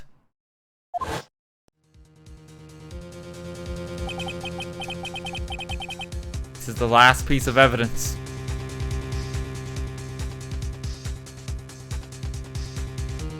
Okay, at least maybe with her ghost coming back this time, she didn't just come back and say, like, the murderer, it was Von Karma, and then just disappear. Like, it's just maybe an overlooked clue that could have been in Phoenix's subconscious. Alright? It's not as rough as some of them we've had. But also, Maya is not here whatsoever, so I don't know how that happened. Very well. This time I'd like to declare a verdict for good, just like I adjourned the court for good. Objection! Your Honor, wait. What is it with you people? Can't I hand down my verdicts in peace anymore? He's lost control of his court. He needs to be fired. Get rid of him. He's useless. Whatever it is, can it wait? No, it can't. Then it will be too late. Look at this photograph. The last one submitted.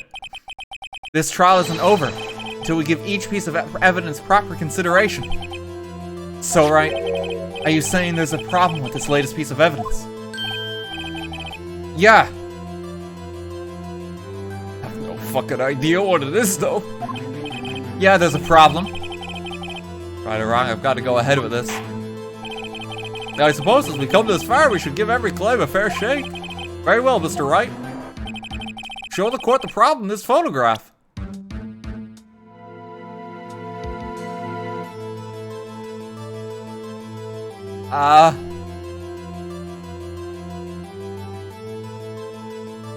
The muffler.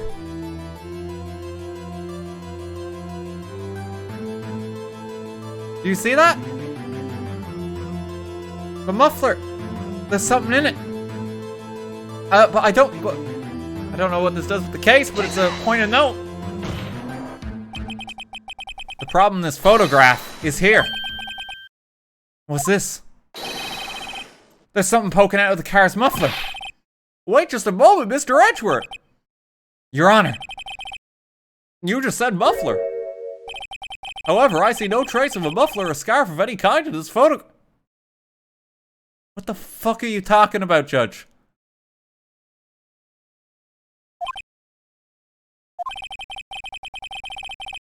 A muffler is also a part in a car or motorcycle, Your Honor. Just think of it as part of the exhaust system. A pipe. The outlet to this courtroom.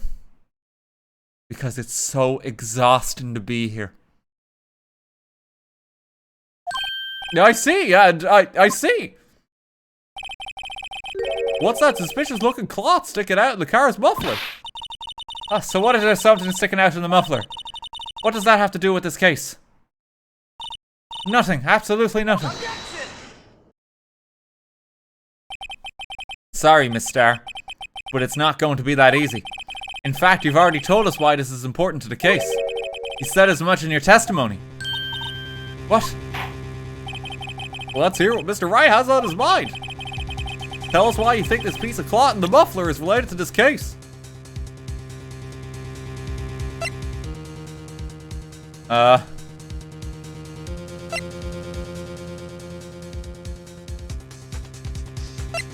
mean, in the photo, she's not wearing it. Well, Your Honor, how do you feel about that? Actually, I don't feel well at all. I have this powdered head. He's going senile. No, I mean, what do you think about the... I'm afraid the reason for that headache is you, Miss... Oh, fuck you. Alright, we gotta save it here, or... That cloth was found in the car's muffler, right? Muffler. Oh, it's the phone. Let's hear what Mr. Wright has on his mind. Okay, here we go. Nope, I'm just looking at the phone.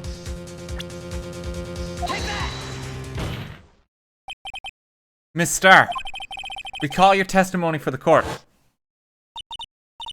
Ah yes, when I arrested her, she mentioned the muffler. That's what had me confused in my earlier testimony. Muffler, ah, yeah! Could it be that the muffler you heard mentioned was actually this exhaust pipe? If so, that means this piece of evidence cloth is vital evidence. Oh!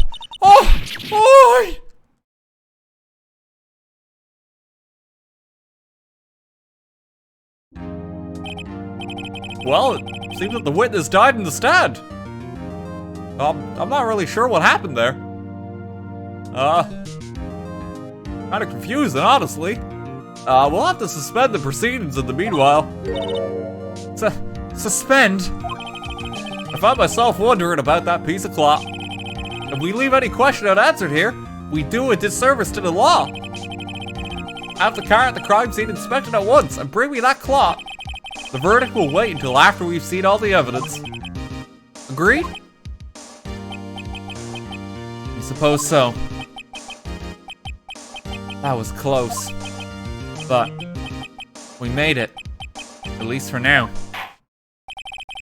This court will adjourn for a 30-minute recess. It's lunchtime after all. I've only been like eating food in court this entire time. He's still hungry.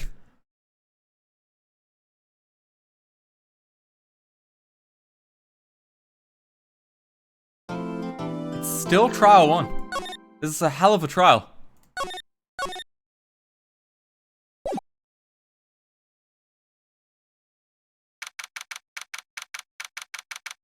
Fire this judge. We really need to.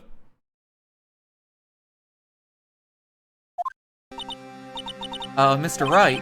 Oh, what? At trials always like this with you. Like you're swimming up from the bottom of a lake about to reach the surface. But no matter how hard you paddle, you never seem to get there. Pretty much. Except at the very end, spirits from beyond the grave come down from heaven, hand me the paddle, and I'm able to get myself out of it. Basically, I'm kind of counting on that last part, or I'm in a lot of trouble come the end. Except today we're swimming in quicksand. What happened to your sister, anyway? Apparently she got called off to the judge's chambers.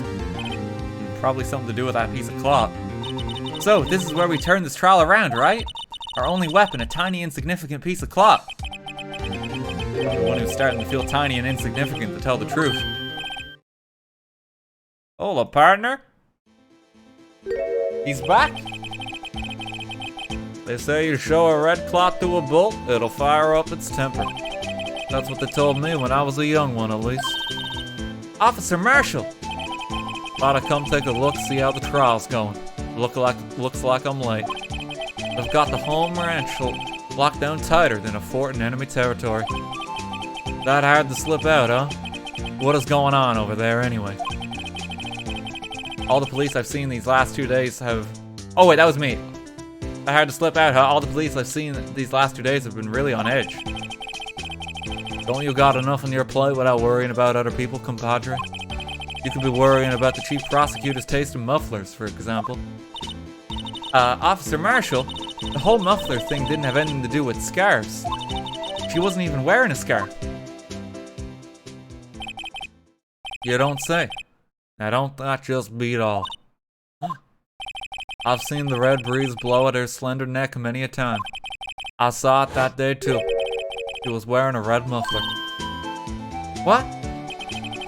At the awards ceremony that afternoon, Edgeworth seen it too, I reckon. What does that mean? In the photograph taken at the crime scene, she wasn't wearing a scarf. So, Miss Starr wasn't mistaken. Well, it's about time. Remember, partner, sometimes you gotta grab the bull by the horns.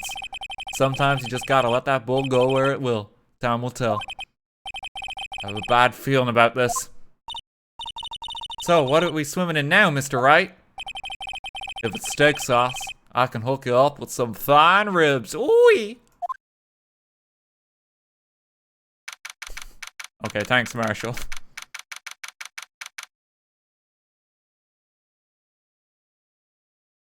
Okay, well, half an hour's gone. We got no new evidence. I'd like to resume? Can I call for a vote of no confidence in the judge?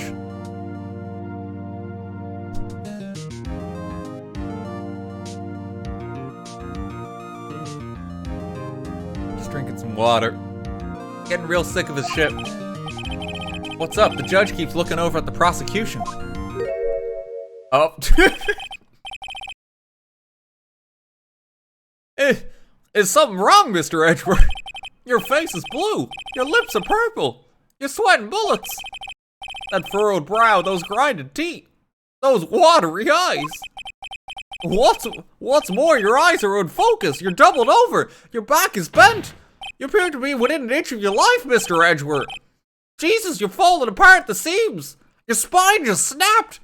Your eyes are falling out of your sockets, Edgeworth.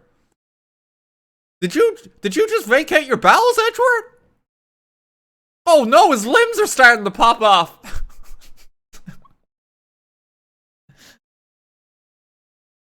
It can't be. This can't happen. I wonder what happened to Mr. Edgeworth. Well then, I believe it is time we continued on with this trial. During our recess, I had requested the prosecution conduct an investigation. This is unacceptable. It seems the prosecutor is quite beside himself. Excuse me, knock knock. Who's there? What? You can't just walk into the courtroom. Who the fuck is this?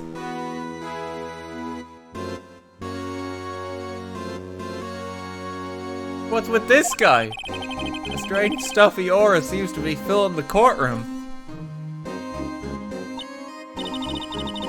Hey, the temperature rose 5.7 degrees when that man came in.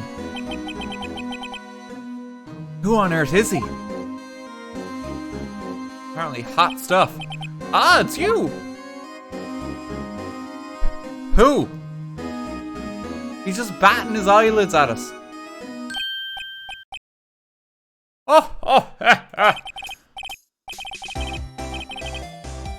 Sorry I'm late here, Doogie. The roads were packed. It's just me. No, that's Grossberg. We can't recycle Grossberg's voice. But is Grossberg gone forever? Should I just use his voice? It's Professor Oak.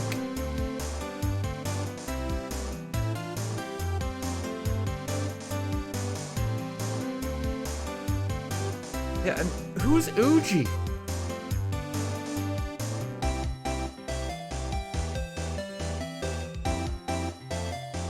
Sorry, I'm late, Uji. The roads were packed. It's just me. Long time no see, eh, Uji? How you been? Swim much these days? Oh, hello. No, I've been so busy. Busy smeezy, Uji, my boy. You have to make time to relax. Yes, indeed. Uji seems to be his nickname for the judge. I'm afraid you're right. Very afraid. Sorry, but who are you? So you're Wright, the attorney. I've heard good things about you, son. Thanks? So sorry about our little wordy giving you all that trouble, eh? You know, we should have all go swim together sometime. Jolly. Little wordy? Mr. Wright! You don't know the district chief of police? Chief of police? He's a top-ranking police official in the entire district.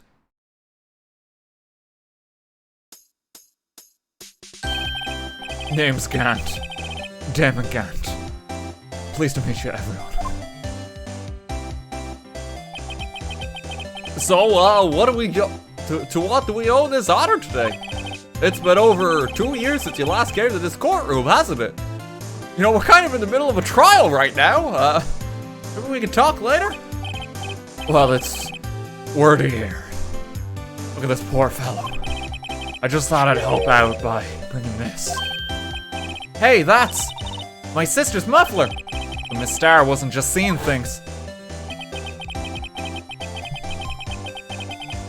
When the crime occurred, Miss Skye really was wearing that muffler.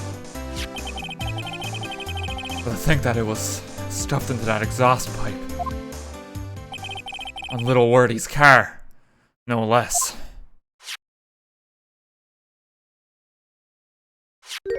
He likes a long pause. It's really quite embarrassing, even for us. What's this? What you call a switchblade knife. Quite perplexing, this. Chief, what kind of outfit are you running? Mr. Edgeworth! How could they miss such a vital piece of evidence? If your investigators are this lax, how do you expect us to do our job? Now wait a moment, Wordy. I've no desire to hear your excuses. I'm telling you to wait. Or didn't you hear me? Have a look at this document, where it says person in charge of investigation. There's no mistaking that signature, is there? Miles Edgeworth? That's not fair. On the day of the crime, I had... You're head in the clouds because you got that award. I know how you feel. But you're that person in charge. I'll expect a written apology. What? Are you serious? Don't be too upset. We'll find a way to clean up this mess that you made. This is the first time I've seen Mr. Edgeworth at a loss for words. This kind of major blunder isn't like you, Mr. Edgeworth. The court accepts this new evidence, but I'd like to ask the defense a favor first. Yes? Just to be sure, I'd like to take a look at the blade of this knife. The blade, Your Honor? Well, I don't see why not. Could you open it up for me, I wonder? Yes, well, I think all you have to do is push that switch and... If I cut my finger, Mr. Wright, I won't be able to pound my gavel anymore. Yeah, but if I cut my finger, I won't be able to point at people anymore. Come on, just hurry up and open it. Oh, we're investigating the knife. Okay, knife number 2.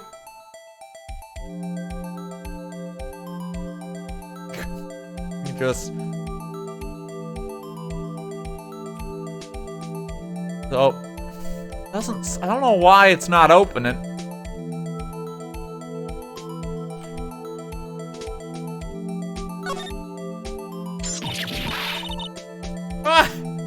Don't scare me like that.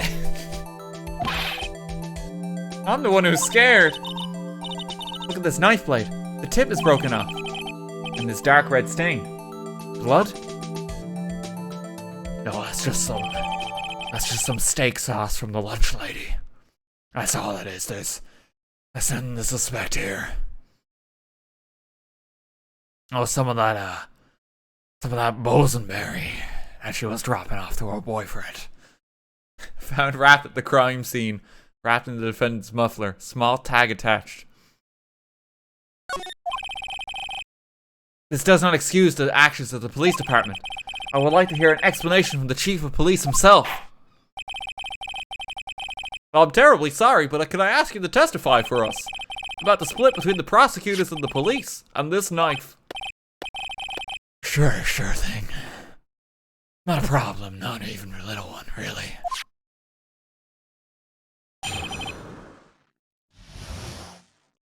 Department in disorder. This knife is special, but I can't say how here. Unless there's evidence to prove a connection between this knife and the Goodman. That was a bad day for the police department. We weren't in any shape to do an investigation.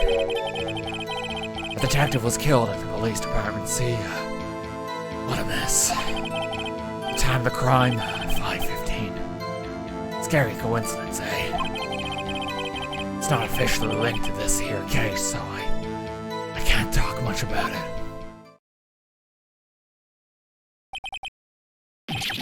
There was a murder at the police department. A detective.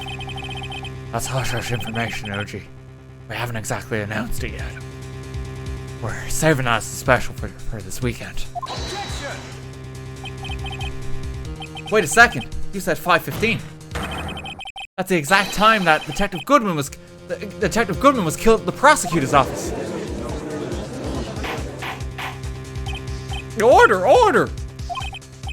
Anyway, we at the department were a little flustered, as you might well assume. We're in the middle of a top-secret investigation. Don't tell anyone, okay? I think we have to understand the police department situation.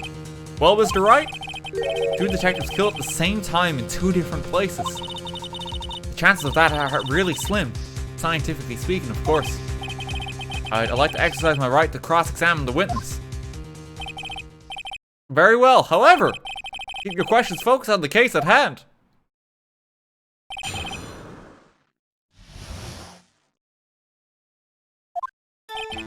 Okay. This knife is special, but I can't say how. I have to press this. Excuse me. Special. It's hard to come by this particular knife anywhere else.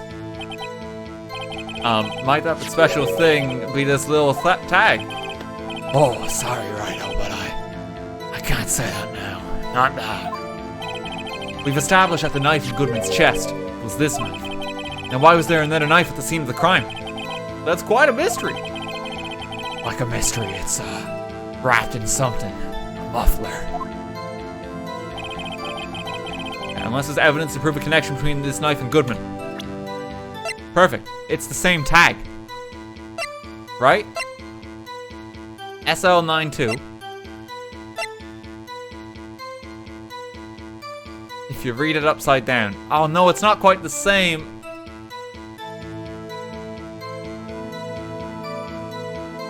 SL9.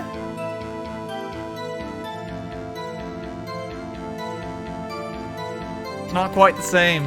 It's close though. Press that. This knife was found in the scene of our crime. I think that makes it connected to the case, don't you? There's a lot of things that go on in the department I can't explain. It's delicate, okay? Sorry, Rhino. Maybe there's something about the knife that will give us a clue. Let's examine that knife while we can, Rhino. Evidence that links the knife to Detective Goodman. And perhaps the pieces are falling into place. Just try presenting the piece of evidence that had me stumped all this time. So how are things going down at the department? Okay, yeah, it has to be that tag. It has to be that tag. Wait a second. Last. Honest to goodness objection. This knife. This has something to do with Detective Goodman. What do you mean? Aha. And honest to goodness, what do you mean from Uji? Oh, this is great. Look at the tag in this knife. It reads SL92. And this is important, why? Over here we also have a memo that was on the body of the victim. What's this? 6 minus 7s 12-2. Your Honor, it's upside down. Upside? The printed name on the memo makes it look like it's right side up. But turn it around and what do you get? No, I see! It was Leon!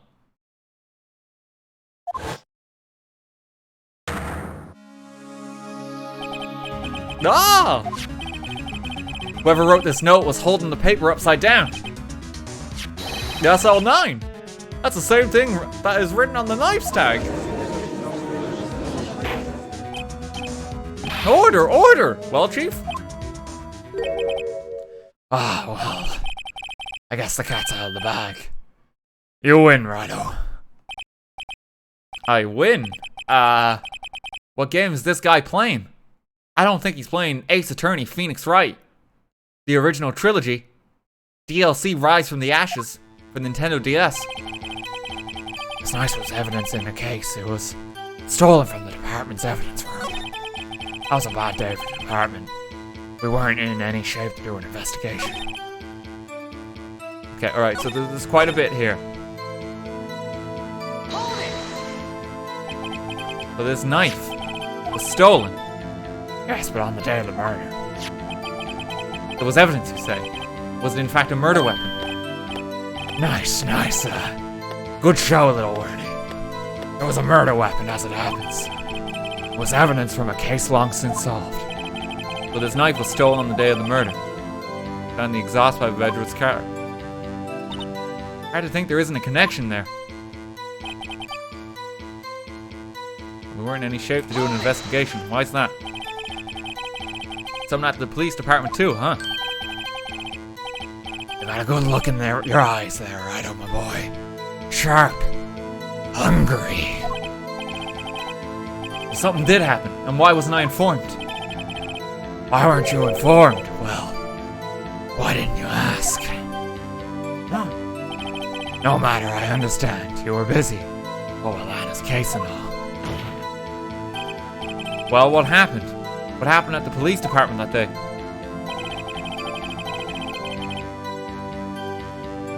The detective was killed at the police department scene. What a mess. We have to press that. On the same day the detective was killed in the prosecutor's parking lot. Another detective was killed at the police department. That's a fact. Surprising, isn't it, Uchi? I'm at a loss for words. And the perpetrator. Do you have a suspect? Well, there was a suspect. Just arrested them, in fact. Just arrested? That was quick. But there's still a lot of unanswered questions. Maybe you could help, Righto. I suppose I could help if you could help me by giving me data on your case. Oh, good one. This kid's sharp. Okay, here's the deal. I'll tell you one thing and one thing only. Wait, what? But this is all important information for the case. I'll only part with one piece of information. I know I'm in a court of law. I refuse to testify on anything else. This isn't legal.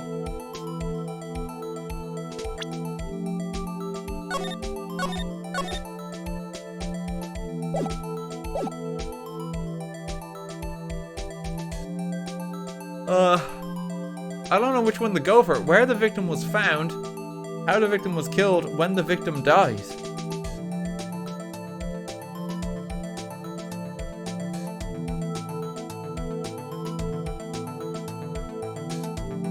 I think where the victim was found is the most important one.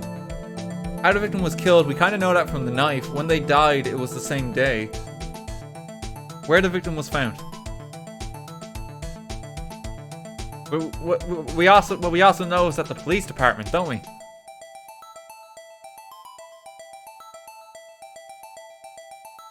Where specifically, maybe in the police department?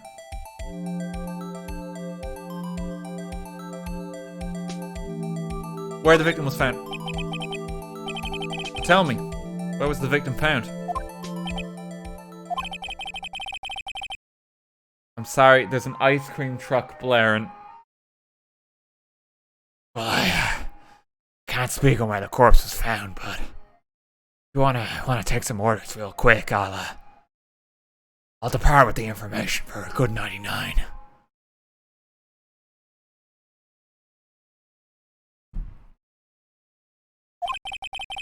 But I can't say the crime took place in the evidence room at the police department.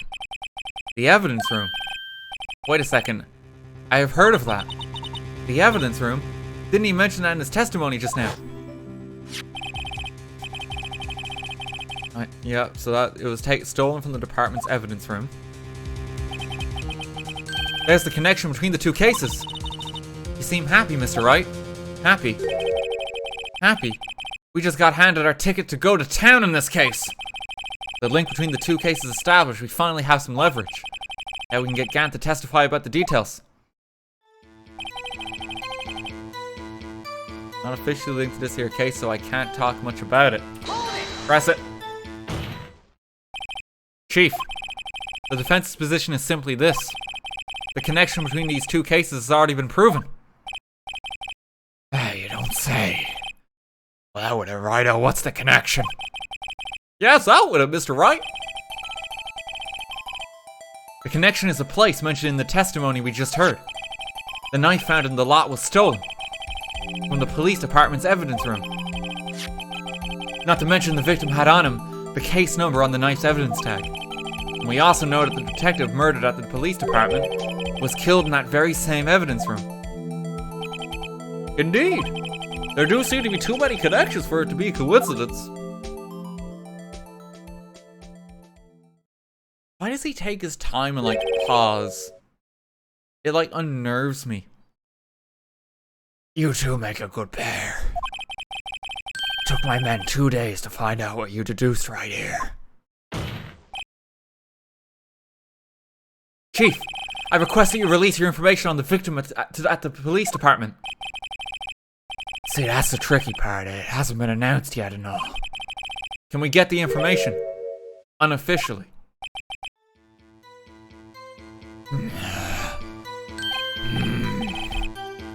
Sure, why not? It's unofficial after all. What, really? Who would have guessed? He's probably breaking the law in some capacity here. I'll cooperate, but I can't reveal the name of the victim at the department, okay? Press it. If you're going to tell us a little, why not tell us everything? Well, case information is tricky stuff, see? You have to do everything properly. Oh well, I guess I might as well try to get what I can out of him.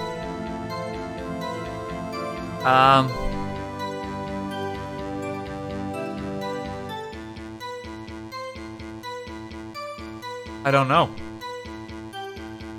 I have absolutely no idea.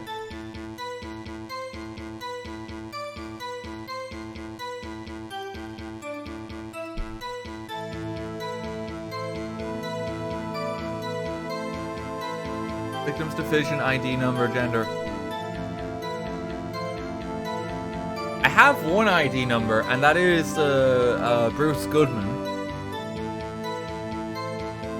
I have Bruce Goodman's ID, but he was murdered in the prosecutor's parking lot. Found in the trunk there.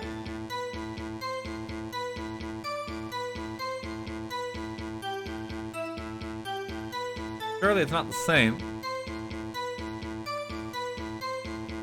Division or gender?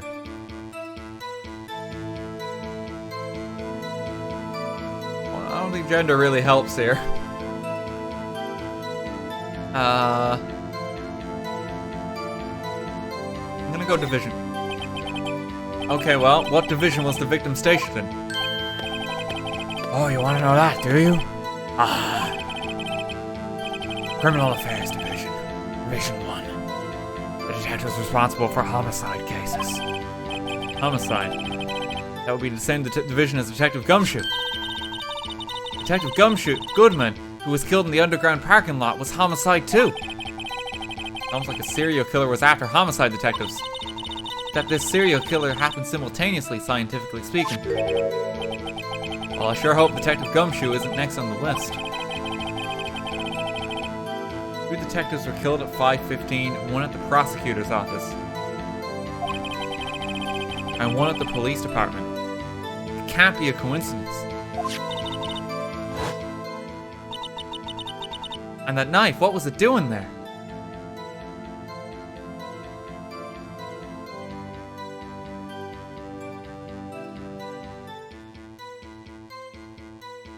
Okay.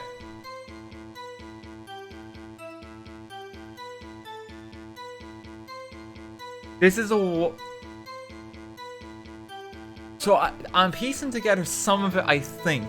This is a wild, wild whim. There's not two detectives, there's only one detective. The one detective is Bruce Goodman. He was murdered in the police station. Because everyone was gathered there, he was then loaded into Edgeworth's car. Edgeworth went back from the police station to the prosecutor's office, but did not check the boot of his car. Lana, though, knew that something was up and tried to disguise who the actual killer was. Why would she hide it? She's protecting someone, I think. Because it's mighty convenient. She just took the knife in Edgeworth's car and put it in his chest.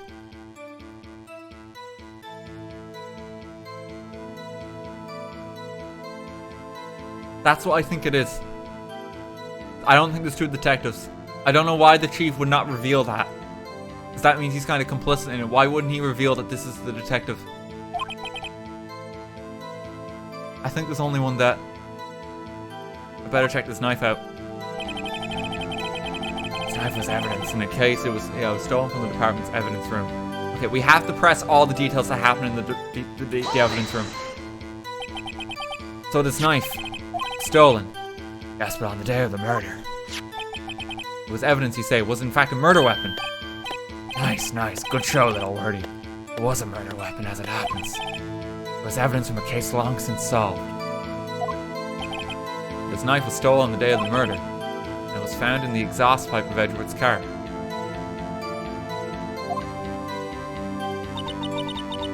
I don't think there isn't a connection there. There weren't any shade. I'm just going through. I think I've done some of these. Yeah. We did it hungry. Something happened. We were busy and all with Lana's case. What happened at the police department that day? The detective was killed at the police department. On the same day the detective was killed in the prosecutor's parking lot, another detective was killed at the police department. That's a fact. Surprising, isn't it, Uji? How about a loss for words? And the perpetrator, do you have a suspect? Well, there was a suspect. Oh wait, no, we got that as well. They just arrested them. Still a lot of unanswered questions. Maybe you could help, Righto.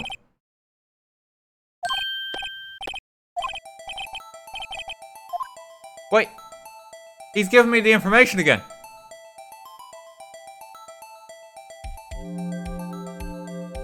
What? I'll tell you one thing, and one thing only. Unless you ask me again.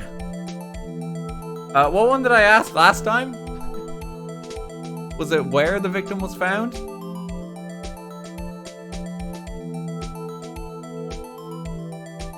So how were they killed? How was the detective killed? How was he killed? Now that's the interesting part. It was what we in the force call a stabbing with a knife. A knife? That's exactly the same as Detective Goodman. That's the spirit we're cooking now. But you know, that's not the only thing that was exactly the same. What do you mean? There were more similarities between the two cases than the cause of death. Seems like I'm gonna have to press this a bit harder.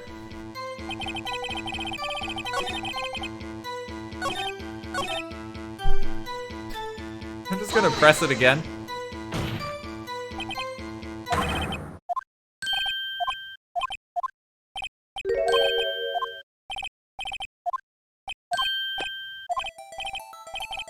One thing and one thing only. When the victim died.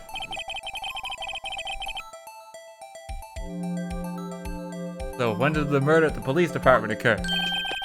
that's a sharp question, Righto. Very sharp. Oh, my boy, you're gonna love this.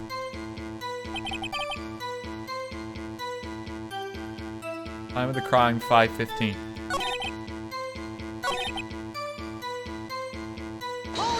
One thing and three things only. 5:15, but that's when Detective Goodman was killed at the prosecutor's office. Funny, isn't it? A murder at the prosecutor's place and a murder at our place at the very same time. I think he's lying about this. What are the chances? I think he's lying about that. This is just my gut feeling. I'd say there's a 0.001% chance of that happening. Chief Gant, please tell us more about the incident.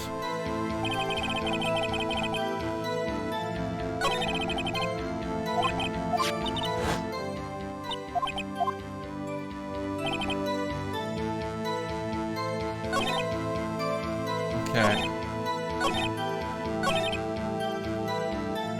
Why can't he reveal the name? If you're gonna tell us a little, why not tell us everything? Wait, did we do this one before and he revealed some information?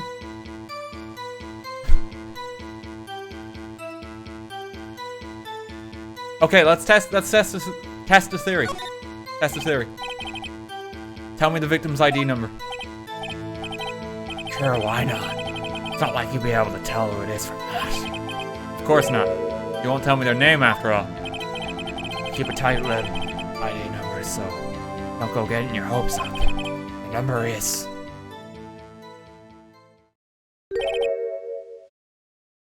It's the same as Bruce Goodman.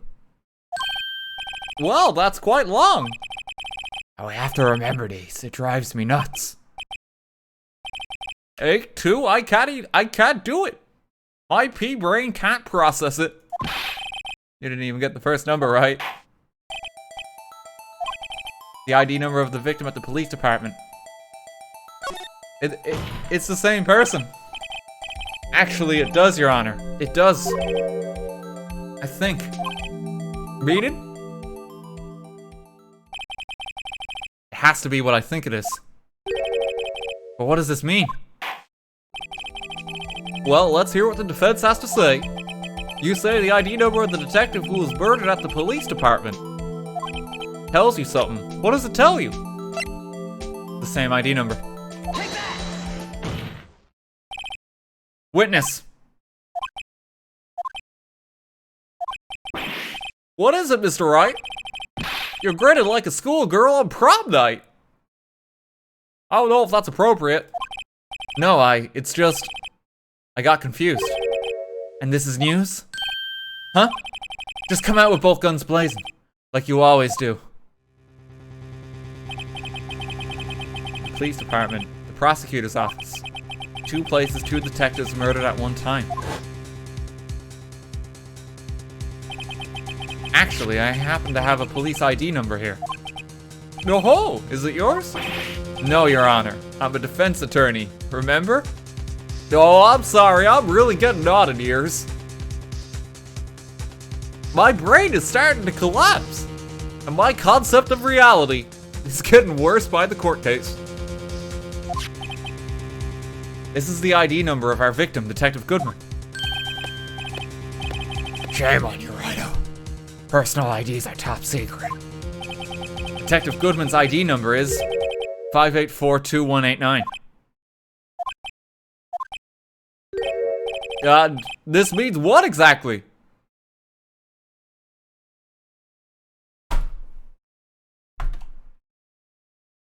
I'm fucking laying this out for you, Judge.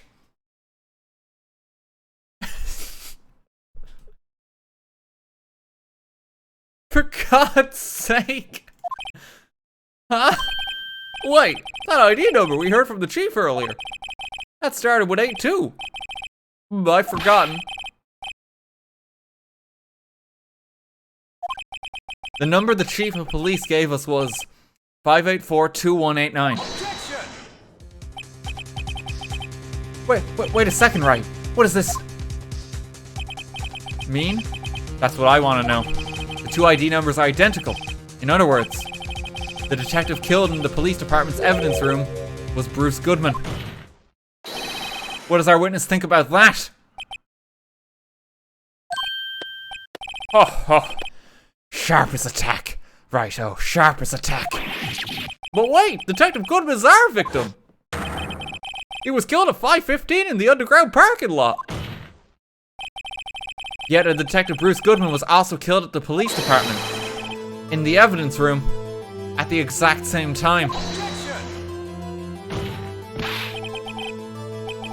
That's impossible. So what you're saying is, the same person was killed at the same time. Twice. And in completely different location.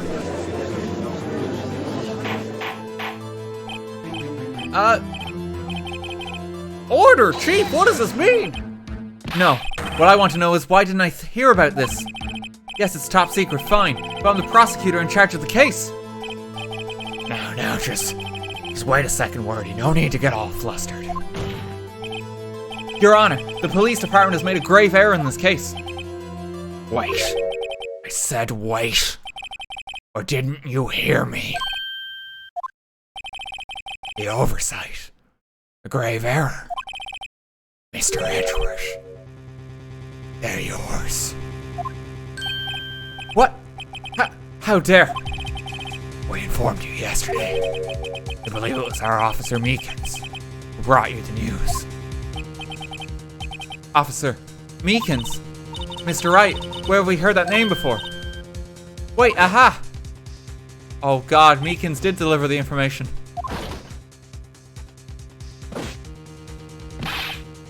Excuse me, but is Mr. Edgeworth anywhere on the premises? I'm here, sir, at the request of the chief, sir. I got your report, sir. You don't mean him. According to Meekins, you didn't accept the report. Hard to believe. But your officer, he told me. He said the report had nothing to do with the Lana Skye incident. Detective Bruce Goodman murder in the police department evidence with Mr. Edgeworth. The victim's name is written on the top of the report. Oh. God, why didn't your officer tell me? Honestly, I'm not sure if that officer was capable of making the connection. He did seem challenged. In any case, this is a serious error, a gross negligence of duty on your part, Wordy. But sir, you could have submitted that report this morning to the court as evidence. Then I...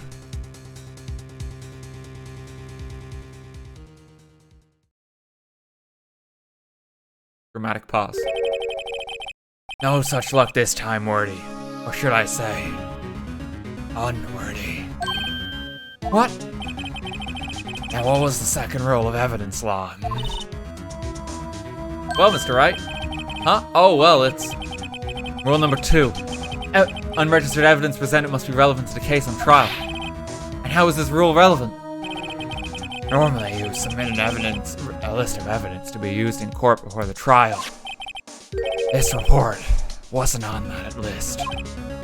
So, what does that mean? I couldn't submit this evidence until the connection was proven in court. The connection was just proven by Righto over there. Good job, Righto, my boy. Huh? Oh, I was just doing my job. No. No! Like, it's kind of important. Surely it could have been submitted. Still, at some point, I don't know.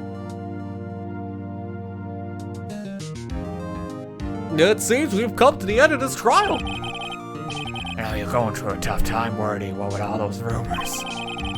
You're even in the defendant's chair just this past December.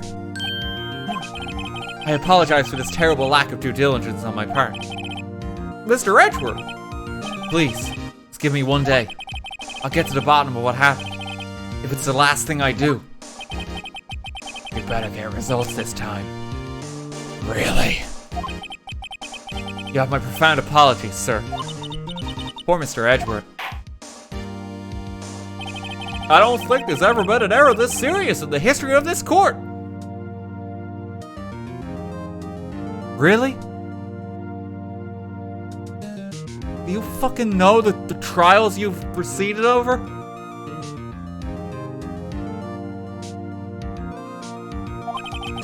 I will grant one further day as the prosecution has requested. Will that be sufficient, Mr. Edgeworth? Yes, Your Honor. Thank you. Whatever your punishment for this is, for your sake, I hope it's not decisive. Very well, court is adjourned. For realsies this time. He doesn't remember anything before 5 minutes ago. I don't think he does. I really don't think he does. That was a long trial day. And that was just day one.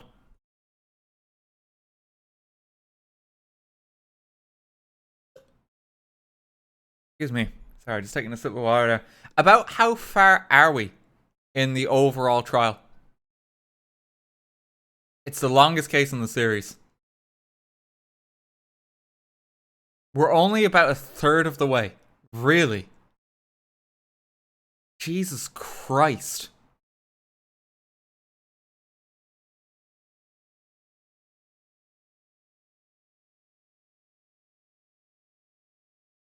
Okay. Well, we'll keep going for a bit on day 2. We'll see how much progress we can make. And I'm going to keep an eye on the time while I go.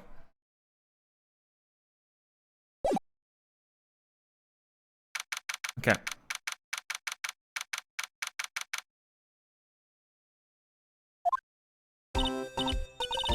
Mr. Wright, so, what's going on with the case anyway? I'm a little confused. Huh? Well, let's see. What is going on? The victim, Detective Bruce Goodman, was stabbed to death after 5 p.m. on the 21st. He died in the prosecutor's parking lot. In the police department's evidence room. Well, he kinda died in both. What's this and the evidence room part? The prosecutor's office and the police department are 30 minutes apart by car. Well, that's what we're going to find out. Try to, at least. Alright, let's do it. Glad she's in good spirits, but I'm not sure she's going to be much help with this. Don't be so sure, Mr. Wright. Huh? Look, we're in this together, right? I'll prove that these thick-rimmed glasses of mine aren't just for show. Let's go. Science awaits us.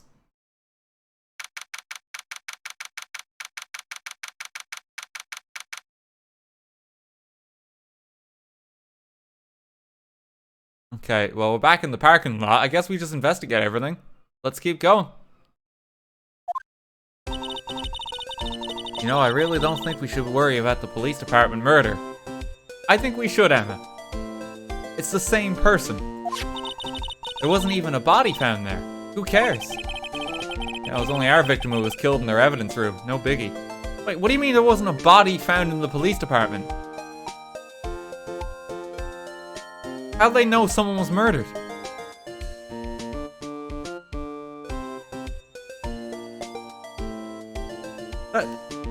There was no body. What do you mean? Well, because it was moved here, obviously. But they still reported the murder in the police department. Why? They had enough time to report the murder and then the body was gone.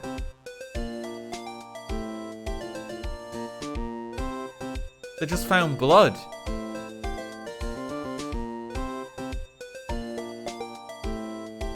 Security camera, maybe. Yeah, we'll have to see. Guys, my sister would never do such a thing. I know it. The oil drum wasn't empty. The oil drum kicked over by the chief prosecutor was brimming with water. Okay. My sister erasing evidence at the scene of crime. Never. Even though she says they don't get along, Emma really likes her sister. That's not it at all. It's just, we're both professionals at what we do, and I trust her. Big words for a high school student. Well, whether there was blood on the floor or not, the water in that oil drum washed it all away. Hee hee. Ignore the strength of my science at your own peril, Mr. Wright. Huh? What's that grin for? This situation calls for one thing, and that is... luminol testing fluid. Luminol? Blood is sticky stuff, you know. You can't just wash it away with a little water. Even if you can't see it, it's still there. But wouldn't the police have already done those tests? Never trust anyone's eyes but your own, Mr. Wright. Just give it a try. Okay. I'm a minor, I can't even drink yet. But why do you have this then? You're testing bloodstains with this stuff, not drinking it. Here, look, I'll lend you these glasses. Oh, you had an extra pair of those things. The test for a blood reaction, just spray the luminol on it. Like this, see? Press enter to spray on it. Okay, let's find us some bloodstains.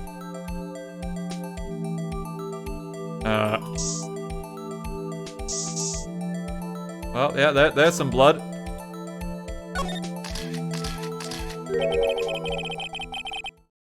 I can see your eyes shining behind those glasses. So, is this a bloodstain? It's so, Emma, you're shaking. It's just, this is my first time seeing real blood. Scientific investigation in action. Okay, well, we definitely know that this is a bloodstain. Doesn't something strike you as odd? Scientifically speaking, of course.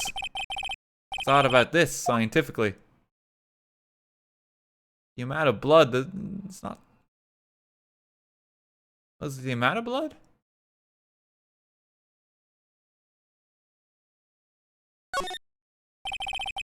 Perpetrator and Detective Goodman fought here, right?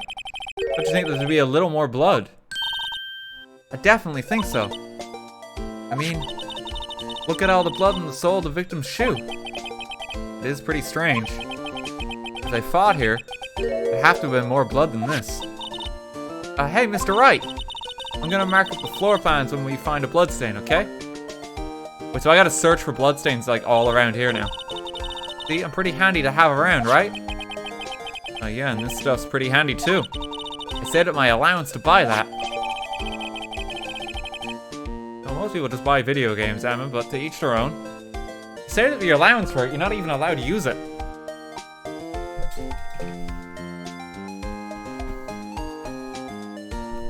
We've gone from like spirit medium to forensics in training.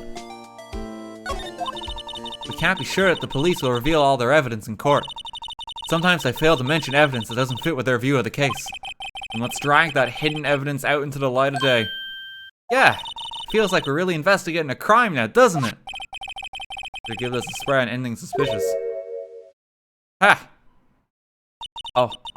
I was wondering how that fluid of yours would react to a nice deli box. Miss Starr! You only trust your own eyes, Not bad, you two. This day old deli box is on the house. Sorry, it's just that kind of lead-in doesn't really get my mouth watering. Yeah, she's here too. Certainly put me in a tight spot today. Catching me out in all my lies about the crime. My apologies, Miss Starr, but... No, it's okay. It was my fault. Oh, we know. I witnessed everything from that security room right there. But I was afraid that wouldn't sound convincing enough, you see. I was wrong to think that. I'm sorry. Sorry? You lied in the witness stand? That's unforgivable. Little girl, don't forget what's important here. Even if the place I witnessed the events from was different, I still saw what I saw. Like, no, her testimony is, like, redundant now. Because she, like, just straight up lied constantly. Like...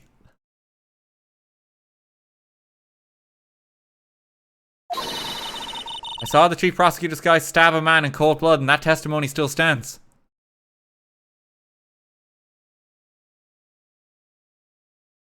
Oh no, because if the body was... Yeah, so sorry, yeah. The body was transported.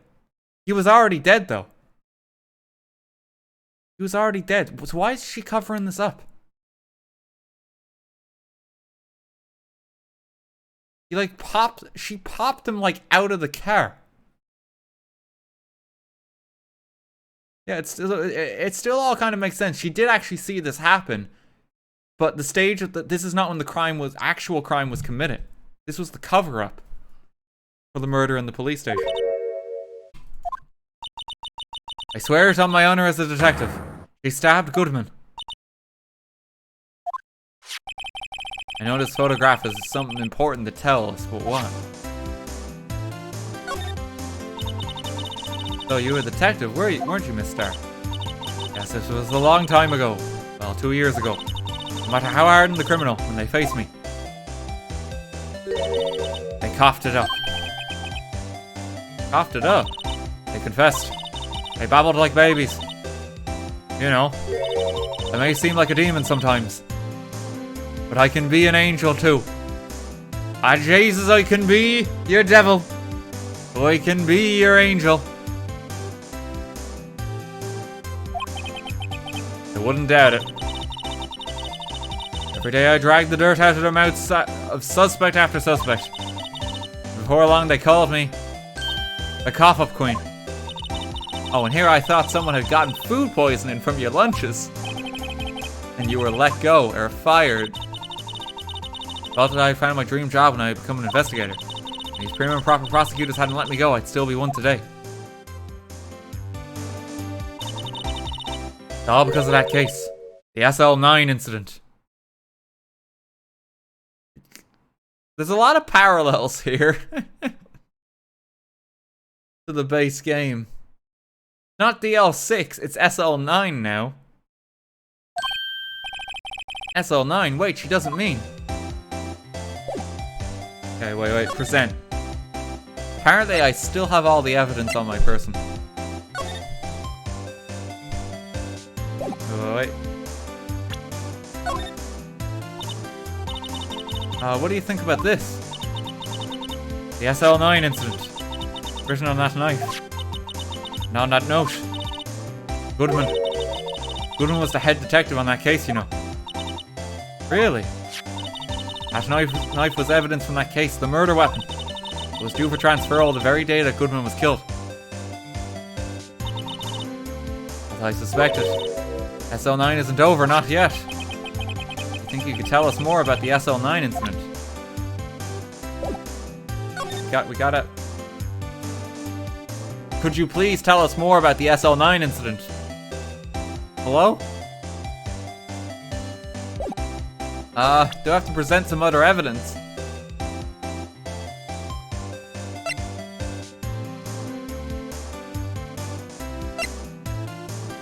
Oh no, I think they took them together. This seems to be looping.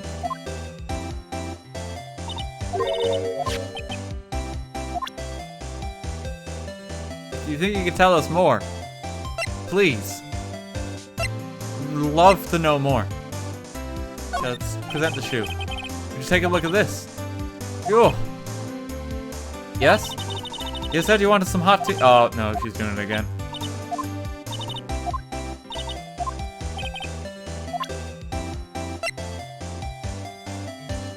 When did she take this picture? She ran all the way over. I wonder if she said anything about it. If you think about it, I could have taken that picture from the guard room. But even if I get flustered sometimes. So you went straight to the scene of the crime. I rushed towards the chain link fence in an effort to stop the murderer. That's when I took this photo, yes.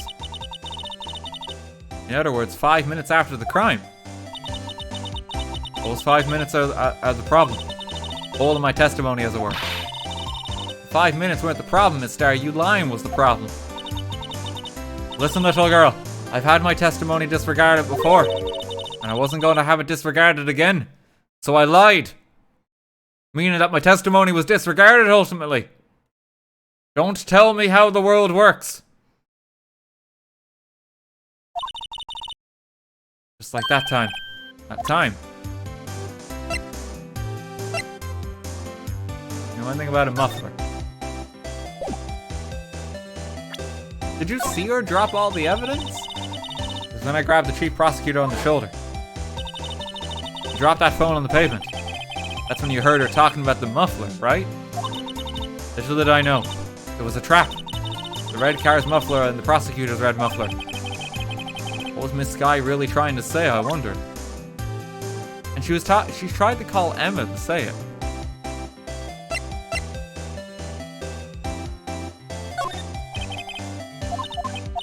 God, if you get the wrong evidence submitted, you're here a while too.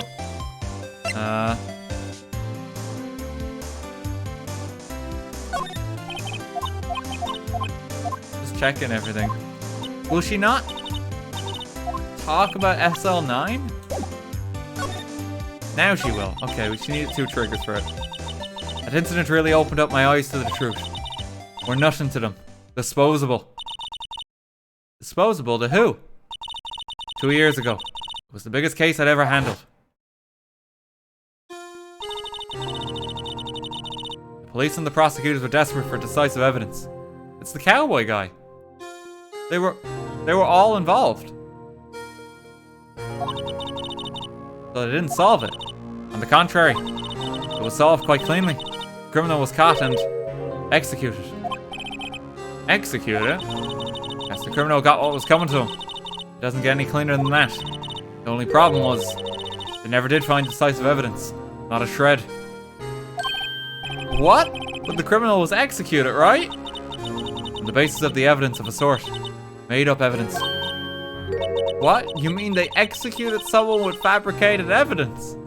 This is the nightmare scenario. When it comes to having the death penalty still about these days. Oh no.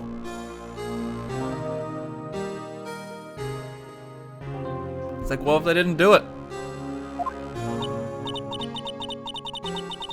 The best part came several months after the trial. Every detective involved with the case was dealt with. I come to video games to escape reality.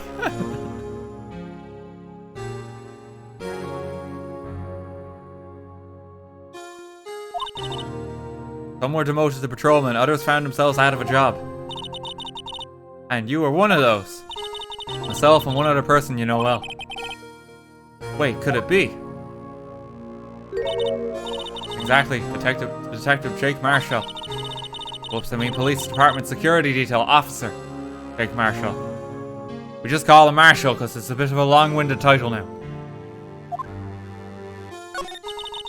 As professional detectives, we investigated that case from every angle. Jake was particularly determined. And then it was over, and he was demoted. Wait, there was a 4th person there. Did you see that? There was a 4th person there. Just behind the text box.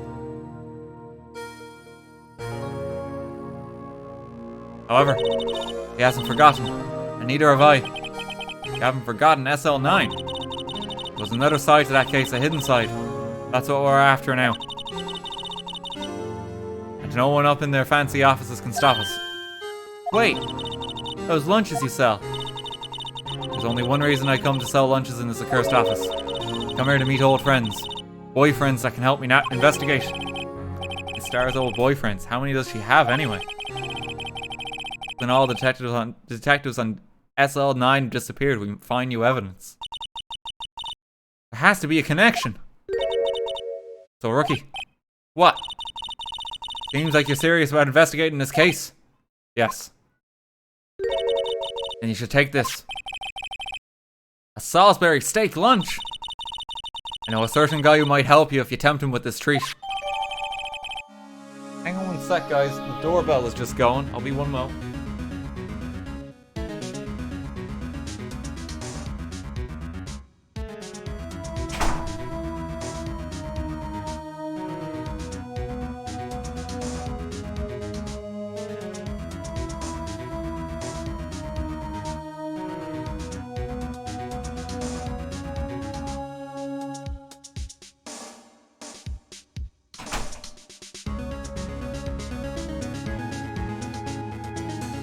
I'm back. Sorry about that. Door just buzzed.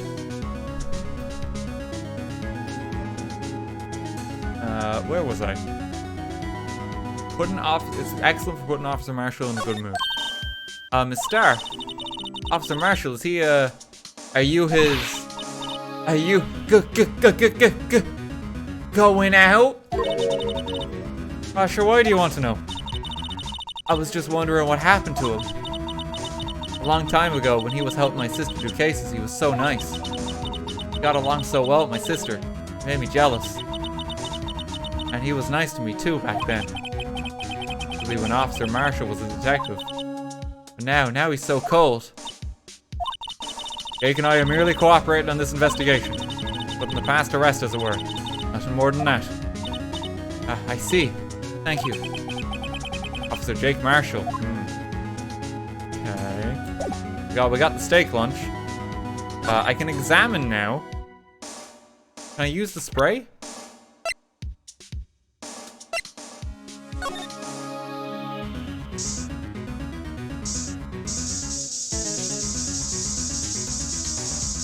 We just want to be thorough. Oh, there's some on the phone. This blood must be from when Lana. No, my sister isn't the murderer. She did call you, didn't she? At the time it's a crime. And her right hand is bandaged. Hey, just whose side are you on? This has nothing to do with taking sides. So this means that Lana's hand had blood on it. This just keeps getting worse.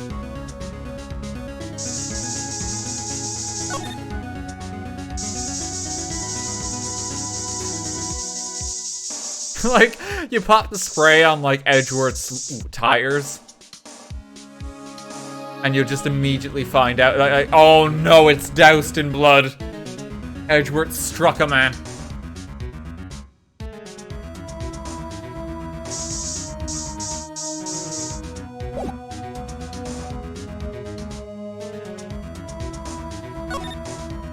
Oh, actually on the boot, that's probably a good spot to check it too. No, surprisingly not. Okay, well we can move. I don't think there's anything at Wright and Co offices. I just like... I'm just gonna use it here. And like, there's like a bloody handprint on the window.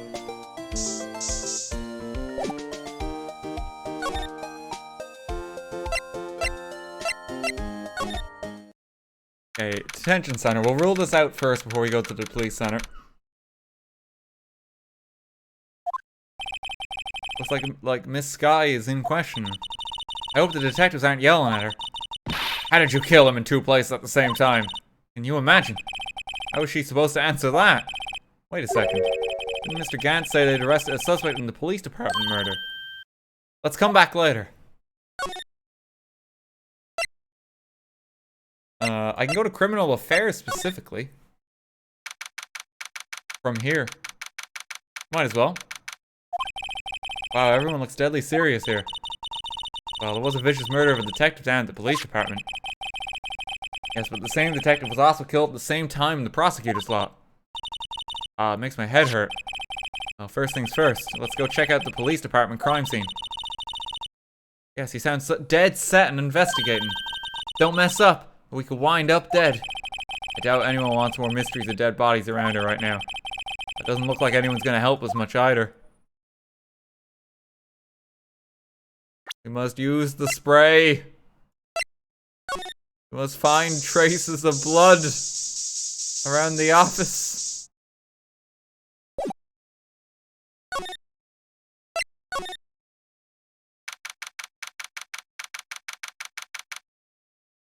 Okay, police department. It's even busier here today than it was yesterday. The detectives are running around so fast they're blurring. I suppose it makes sense. A detective did get killed here after all. So, the evidence room, the scene of the crime. According to the pamphlet we got at the front desk. Here it is. He's like a kid at an amusement park. Oh, a real crime scene. Let's go take a look. There's a handprint on the thing. Is that gonna be a bloody handprint? I want to find out right now.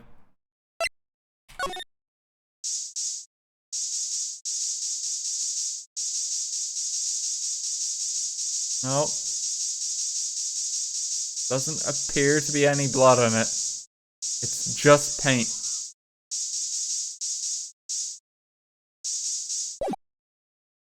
I was worried that might turn out to be something.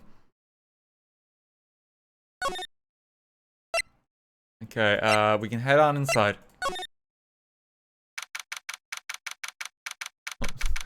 I wonder whose office this is.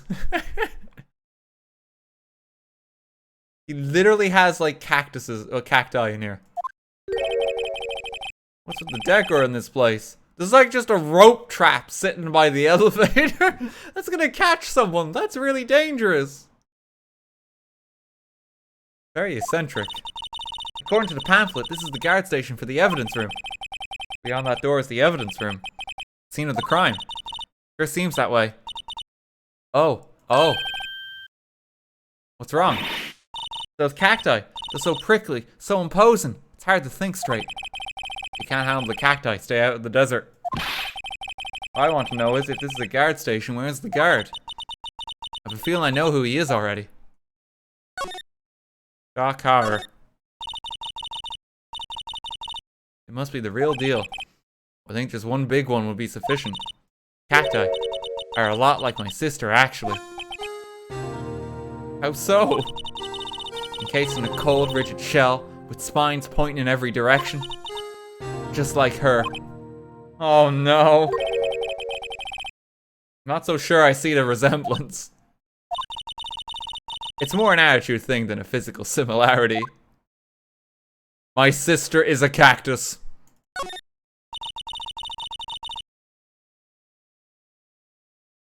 She is big, green, and prickly. She retains water. Like, she's literally a cactus. There's a security guard uniform hanging here. Looks more like a costume than a uniform, honestly. A leather jacket, leather pants, a leather... What was that called again? Punchy? A paunchy? Pinchy? I know, a poochie. Wait, maybe that wasn't it. It's a poncho, but I think I'll keep that information to myself for the time being. Are you allowed to have this much alcohol in, like, the workplace? Like, Texas. Look on the floor, a lasso. Looks like it's set up to trap something. A trap here? Wait, I know. Maybe someone was trying to catch a wild bull in here. But the lasso missed. Sure have an active imagination. Looks like there's a video feed from the evidence room here. There's a light blinking below the monitor. It says recording. I bet we could use this computer to check on who went in and out of here. Well, can we do that then? Because that sounds great. Can we do that? This swinging door makes the place look like some kind of saloon. But look, it's nailed shut. Can't get in that way. Of course not. If you went in through here, the cactus would fall over. Ouch. That'd be more of a yeah myself. Can we not, like, just jump over the desk? Are you telling me I cannot access this control room because of a waist-height gate and a rogue lasso on the ground?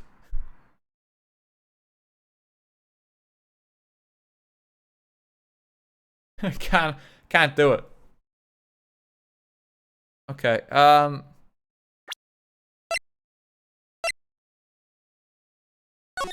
let's spray.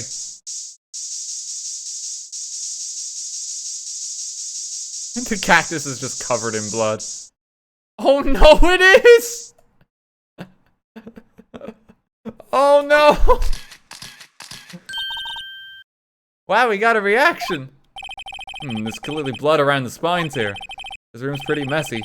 Someone must have tripped over something and planted their head straight through these spines. I think that might be more painful than being murdered. Oh no!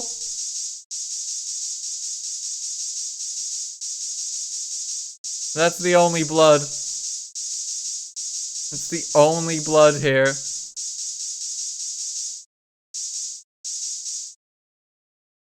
That's a lot of blood that seeped on the cactus too.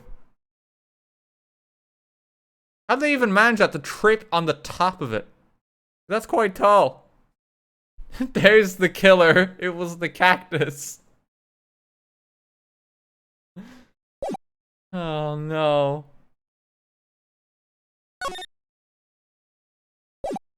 Okay, let's examine... Oh, we have to examine the console here. on the door. The evidence room must be on that door. Let's just walk in. It won't open. How did it open? I think we need someone's permission to go in there first. I need to find your man and give him the steak. So I can get on in.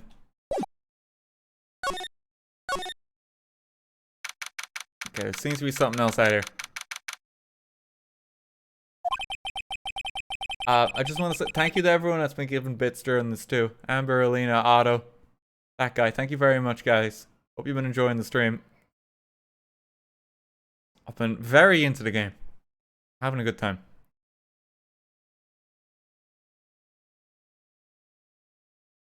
This place is charged with frantic energy as always. Please. Ah, wasn't that? One steak lunch, please. Oh, it's you. Detective Gumshoe. Now's our time for chit-chat, pal. I'm a busy man. What I really need is a steak lunch from Lunchland. Oh, you mean one of these? Actually, it's not for sale. I think I just heard the sound of his heart break. Like, please, I desperately need to get a steak. Oh yeah, we have one here. We're not eating it though. And you can't have it. Now's our time for despair. We've caught our criminal. Now we just need evidence. Criminal, you mean? You heard about the stabbing in the police department evidence room, right, pal? Yep, so on the same day the detective was killed in the prosecutor's parking lot, another detective was killed at the police department. And the suspect was arrested. It's the biggest scandal that hit the station in ages. Everything's topsy-turvy. Detective Gumshoe, who was it? Listen, pal, all I know is I need me a steak lunch, pronto. Standing around here talking isn't gonna fill my belly. Wait, I can give you the steak lunch! If you want to know more, head on down to the detention center, pal. Questioning should be over, so I figure he's down there having a good cry. Later. He ran off to the evidence room. Well, this investigation's off to a running start. Okay, I gotta go back to criminal affairs.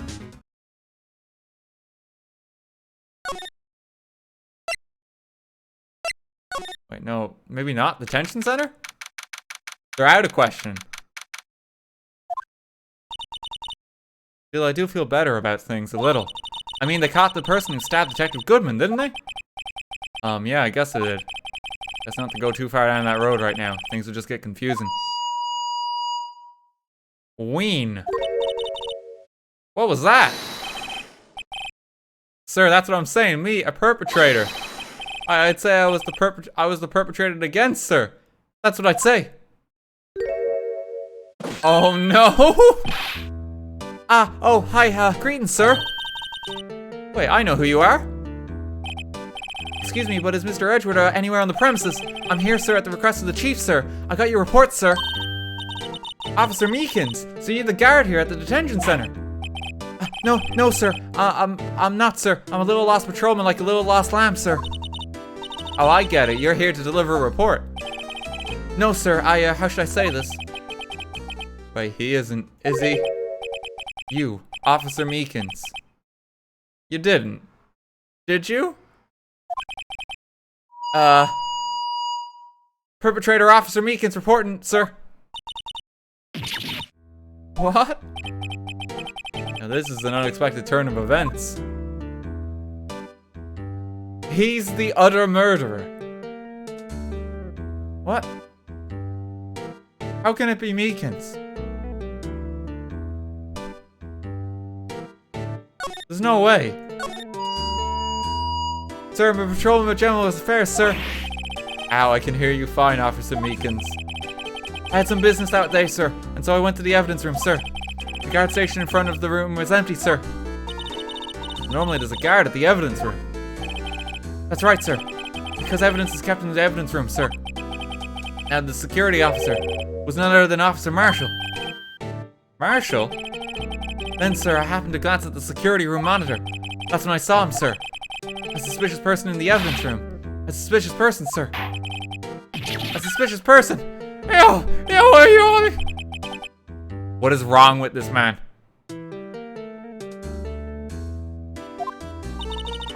What happened then? After that, sir, everything went white. I saw red. I blacked out. And when I came to, I was here in the detention center, sir. How long were you out? Days. Might I ask, what happened to your hand? Sir, there was no one to bandage me, sir. So I did what I could to wrap it up, sir. Bandage on his hand. Like Miss Skye.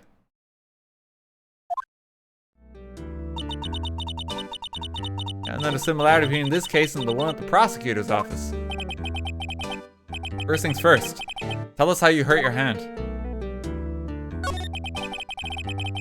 I don't mean to pry, but you are the perpetrator, correct? You killed Detective Bruce Goodman in the evidence room, right? Sir, please don't look at me with those sad puppy dog eyes, sir. If you had to label me as perpetrator or victim, sir, then label me as victim. I would, but you happen to be in detention and alive and well at that. Ah, yes, well, that's true, sir. I suppose you could say that. Did you know the victim, Detective Goodman? Well, sir, if I had to label him as a stranger or a total stranger, then I'd say he leans heavily on the total stranger side. So you don't know him? Sir, I work in a tiny department devoid of light or other creature comforts. My existence is pain, sir. It's suffering. I don't know any detectives. I have no friends, sir. So if he was a total stranger, why'd you stab him? Sir, I had no intention of killing him, sir. None. Nor do I have any recollection of killing him, sir. At least someone around here is more confused than I am.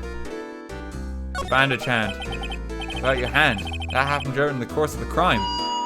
Well, you see, sir, don't you think you should just confess? But sir, but there was nothing I could do. Nothing you could do. Sir, to tell the truth, when it happened. When the detective pointed that knife at me, I just hollered, sir. And the next thing I knew, I was unconscious. The next thing you knew, you were, huh? Then when I opened my eyes, I was alone in the evidence room, sir. All alone. Alone because Detective Goodman had disappeared. What? Then when I looked down, I was gushing blood from my hand, sir. Oh, the shock, oh, the sorrow, sir. Can you imagine how I felt?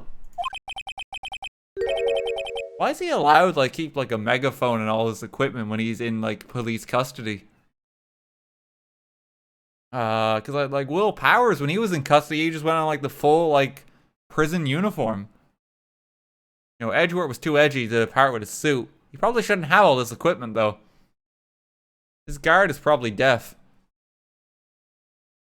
The victim's body disappeared. Some story. I want to see what he thinks. Being a fellow patrolman in here must make him worry about his own fate in life. No comments from the peanut gallery. Oh no, he's just having a crisis back there. Oh gee, why am I so less animated than this guy?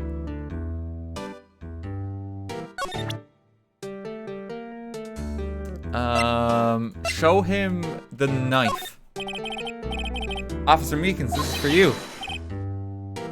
I'm scared of knives, sir. It's okay, I just want you to take a look at it. That's it, sir. Last night, sir. That's the one. I was an apple, sir, in my dreams, sir, and I was being peeled. Second thought, you don't have to look at the knife. He's overreacting to the knife, but I guess he's been through a lot. Can you tell us anything else? No, he's no idea. Passing it to Mr. Edgeworth, of all people. Does he have a reaction with the Officer Meekins? Could you take a look at this steak dinner? I've never seen a steak dinner, sir. Maybe you should ask Edgeworth. He seems to enjoy the finer things in life, sir.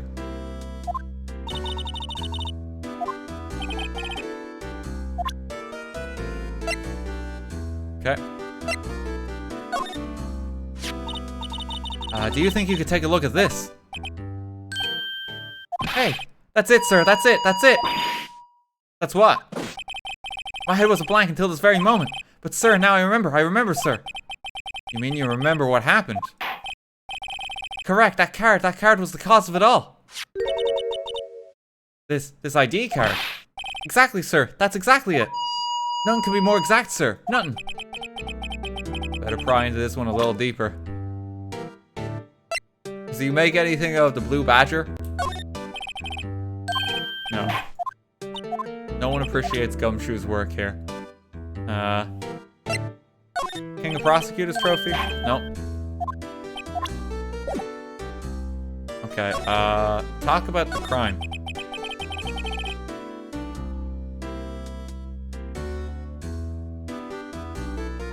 Can you tell me what it is you do remember? Well, sir, you might say I'm a lost little patrolman, a lost little lamb, if you will. I don't think you want your police officer to refer to themselves as a lost lamb, because that implies they don't know what the fuck they're doing. I didn't know Mr. Detective Goodman who was in the evidence room, and that's why you thought he looked suspicious. Sir, I entered the evidence room and asked the man to show me his ID card. Well, that sounds pretty much by the book so far. That's right, sir. That's what I've been trying to tell you. So you asked Detective Goodman to show his ID card. What did he do? That's the thing. Suddenly he pointed a knife at me. What? Sir, I assure you I was as flustered as you are right now. So I whooped and laughed at him. Detective Goodman pointed a knife at him.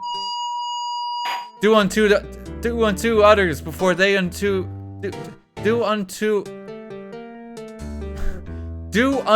two others before they do unto you. My own father's words, sir. What happened then? Well, my eyes, sir, everything went white. When I awoke, I was here. Right.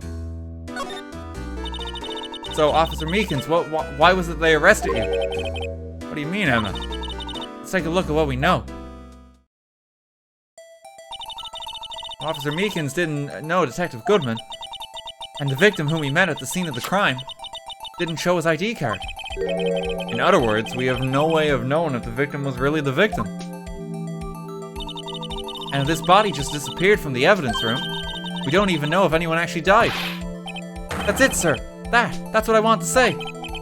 That is, I did say something along those lines. Huh?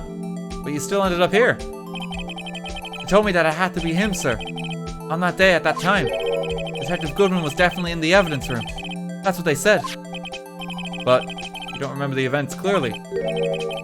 No, but the videotape is quite clear. Huh? Videotape? From the security camera. The camera, my crime. The crime I swore to stamp out. It's there. It's me. It's on tape. You need to like calm down. You're gonna like pop a vein if you're not careful here.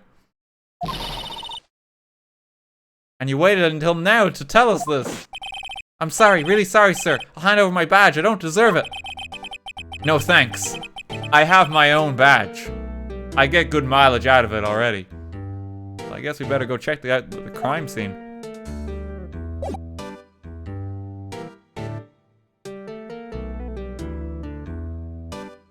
Why didn't you have this against Von Karma? Because fucking Von Karma just like waltzed on in and like tased us and no one cared. Gotta remember that.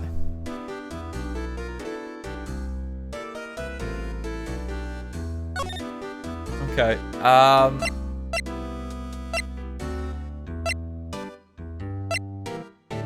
well, I gotta go back to the police center now.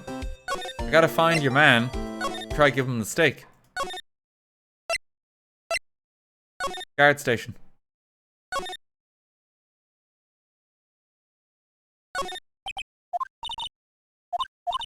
How do we actually check the computer?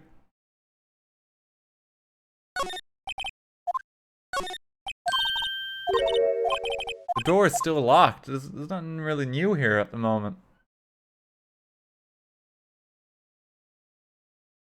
I don't actually know where I'm supposed to go.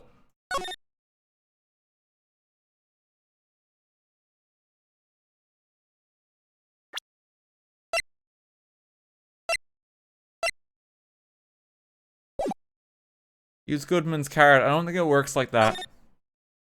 Because I just examined it there, but it didn't do anything.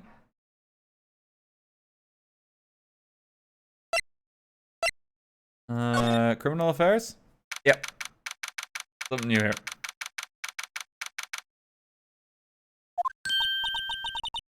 Hey, Mr. Wright, look who's standing at the chief of detective's desk. It's Police Chief Gant. Are you sure this is all, you know what it means if there is anything missing? Sir, I'm sure it's most likely totally perfect. We checked all of his drawers, lockers, garbage cans, bags, coat pockets, hats.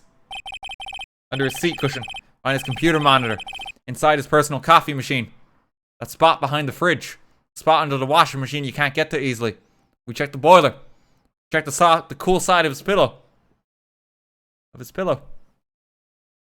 Ah, sorry. Mouth's a little dry, I think. I'm gonna take some more water.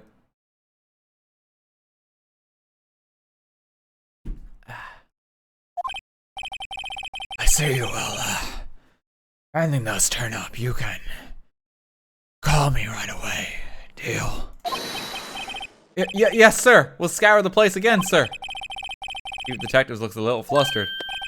Aha, righto, my boy. So how have you been? Swim much? Oh, Chief Gant, reporting for duty, sir. Why are you saluting him, Mr. Wright?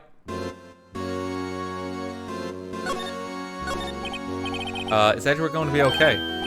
Oh, Wordy? Well, you know they're doing a little inquiry committee with him. Sounds like an inquisition. Yeah, well, they've had no end of trouble with the boy since last year. You mean the incident on Gourd Lake? Doesn't look good having a top prosecutor sit in the defendant's seat, does it?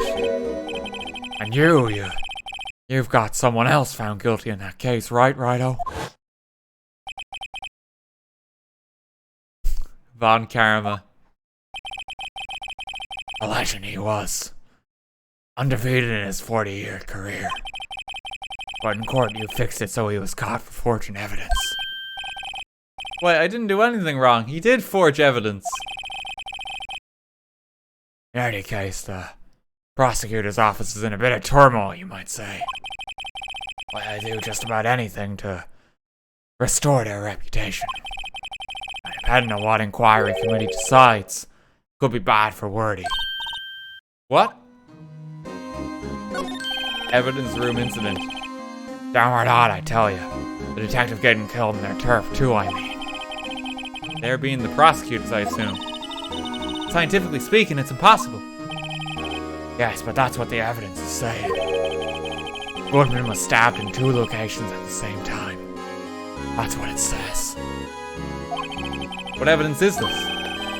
Now, Righto, I can't give away all our secrets just like that. And this in particular, well, it's a little sensitive, and I can't talk about it. I wasn't expecting much anyway. You know, one thing I hate most of all is hiding stuff. Secrets. Can't stand them.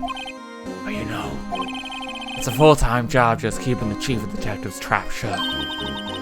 Ah, he was the one you were picking on earlier. Oh, you saw that, whoops. I wonder what it was that he wanted the chief of detectives to do. Let's see if we can kind of discreetly ask him. Grant, do you want the steak? Could you take a look at this? Ah, sorry, Righto. I'm through with that stuff. Through, I say. Go find that guy who can't seem to sit still out there, the busy one.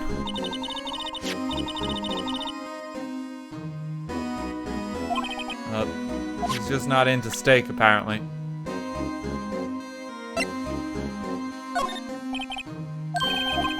Okay, you won't examine anything.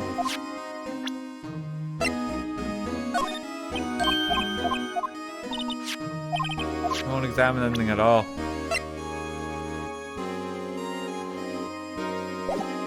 Okay. We gotta go back and find Gumshoe then.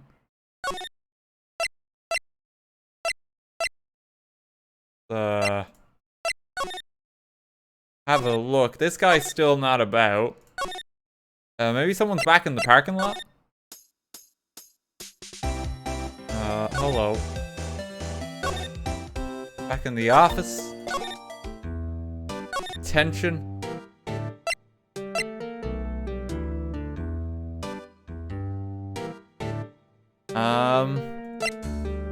I don't know.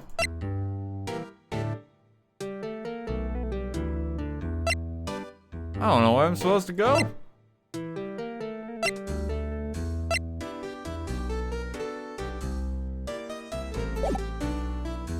Got anything new to say? No? I can spray for blood in places. Yeah, I can still do that.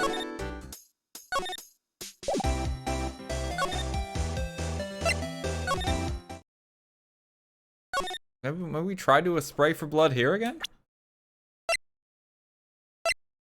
Maybe I missed a spot?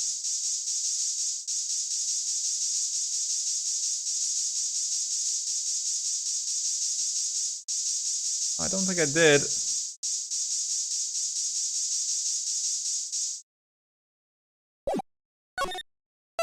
I can go back in the guard station. I still can't just like hop around the lasso. For some reason. Lasso.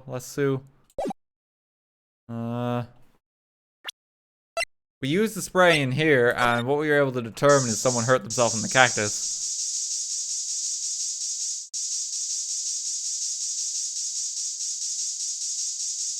It's interesting because like his hand was badly cut, but there was no blood here.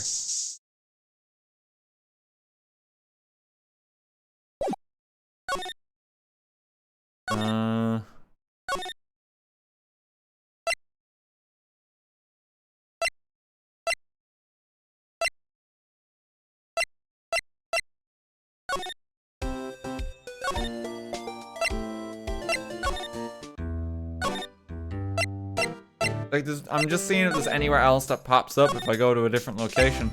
High Prosecutor's Office. Okay, it's accessible from the car park. That's the one place left.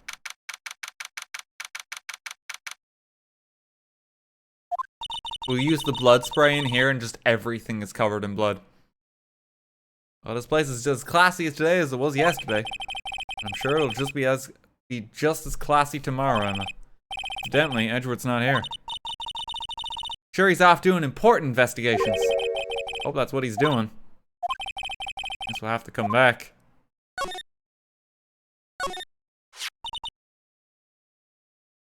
He won such a prestigious award. Why would he just leave it on the couch?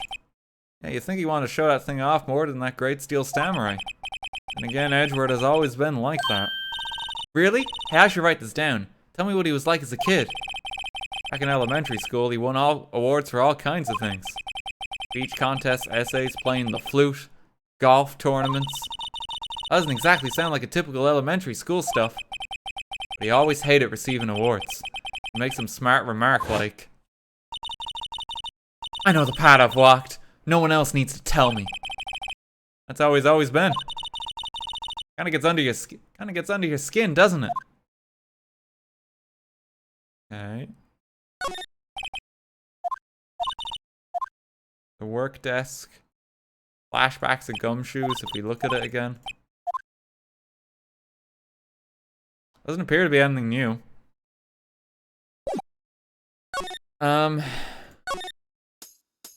Which is a shame, because I feel like I've investigated everything now.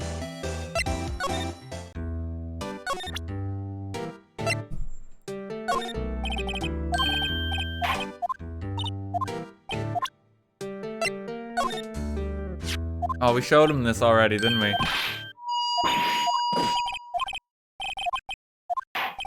Oh no, I've taken him for a spin. Okay.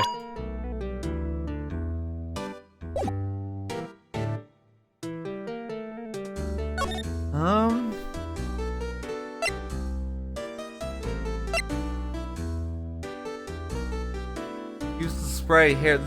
There's not going to be anything there. It's a detention center. You don't think on the trophy.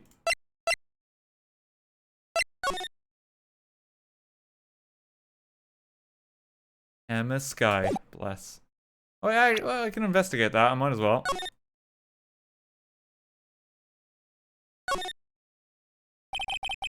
Someone used a marker to write their name on this. Emma Skye. Don't tell me you bring this with you everywhere you go. Well, you never know when something might go down. What kind of a world do you think we live in?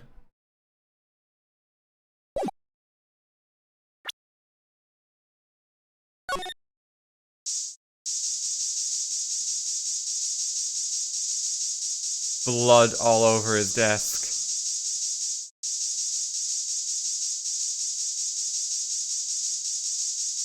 Oh, don't think there's anything here.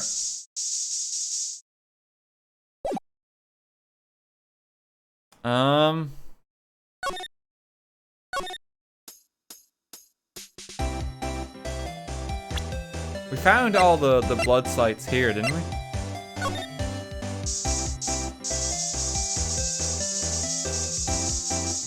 Oh, I clicked off.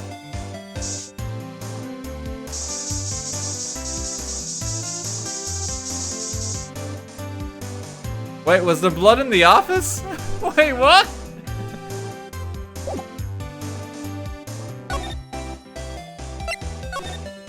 Was there actually?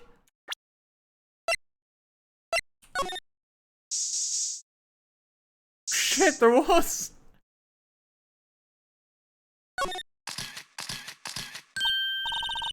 What? It looks like some blood has dripped down here. Judging by the amount, my guess is from a nosebleed. A nosebleed, huh? Maybe in his rash. Mr. Edgeworth slapped someone for their incompetence. Why does Detective Gumshoe's face come to mind?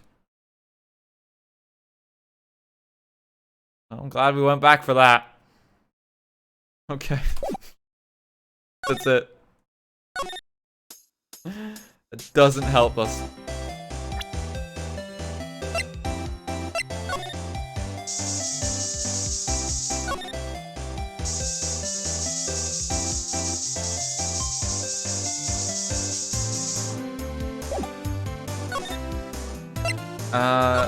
Maybe the other guy will be in here now?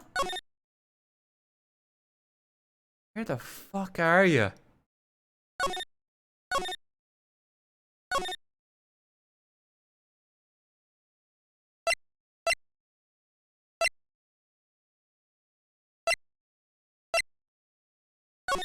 Do I have to spray here? I guess we're just spraying.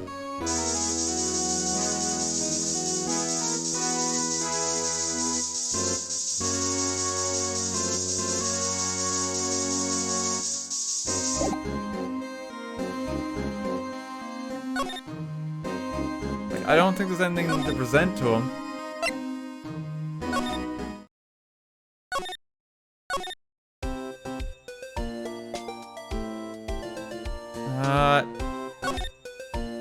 What to do?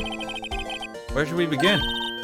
Well, isn't it obvious? We should begin with that, that thing. The mystery of the victim, I guess. How could one man, Detective Goodman, be killed in two places simultaneously? Well, you see, to go to the police department, the evidence room, was it? I'm just trying to find, like, Mr. Cowboy. Oh, we're getting flashbacks. Edgeworth's in a spot of bother.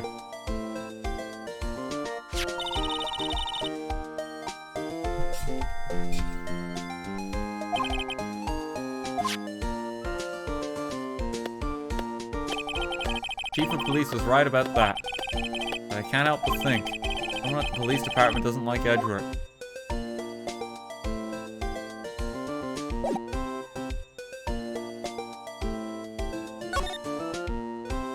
Like, I've been this entire time I've been trying to find Stakey Boy, so I can give him that.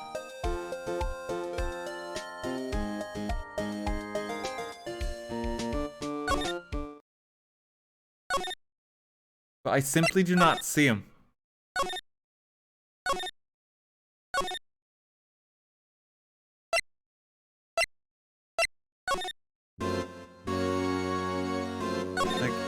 There's Gumshoe isn't even here, so I can't even go talk to him. He said go talk to Gumshoe.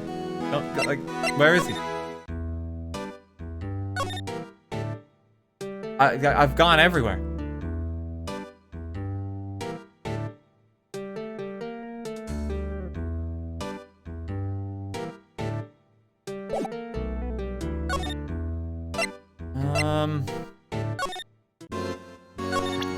You really don't say anything, do you?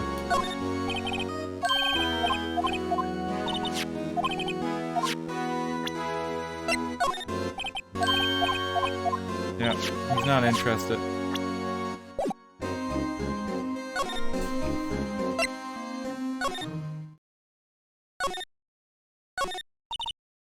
Blue Badger is still riding around today.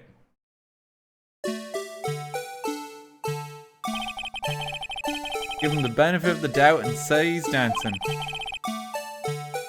Speaking of dancing, the whole police department has been dancing around like crazy since yesterday. Can I take out his batteries? I just can't help but feel he's going to do something naughty. We just kill him?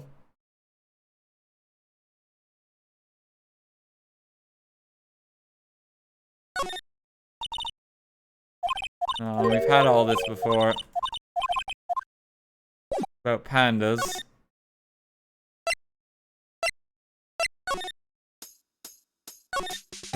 Like, I don't see anything else. Like, the door is still locked.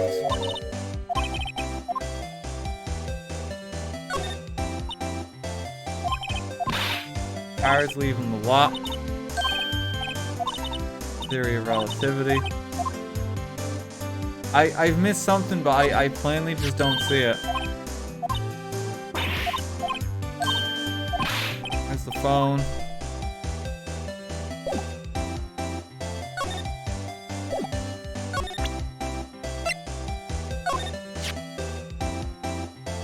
I had one of those up until 2 years ago. Back when you were the Cap of Queen, right? We found this ID card here in this parking lot. Well, there's no mistake in that. It's definitely Goodman's. But it's the same idea as the man that was killed at the police department. That's impossible. Wish I could be so sure.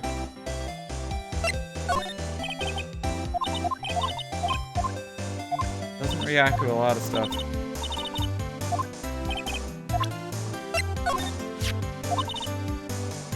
Oh, wait, she said something there. I think he owes me his gratitude. Gratitude? Well, if I hadn't witnessed the crime, Mr. Edgeworth would have been the suspect. I wonder. Feel it's strange. Why didn't our chief prosecutor have her... Why didn't our chief prosecutor have her own murder weapon ready?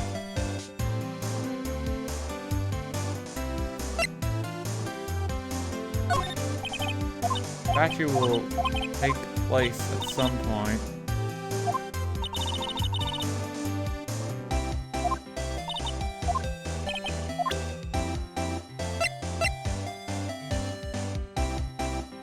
Died within an hour and a half, 4 p.m. There's a generous scope of time to transport the body. It takes about half an hour to get Edgeworth over here.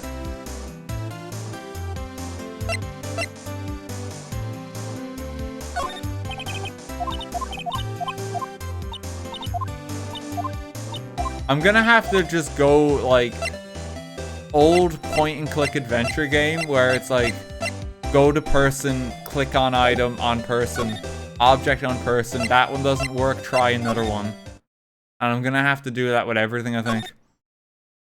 Because I simply do not see it.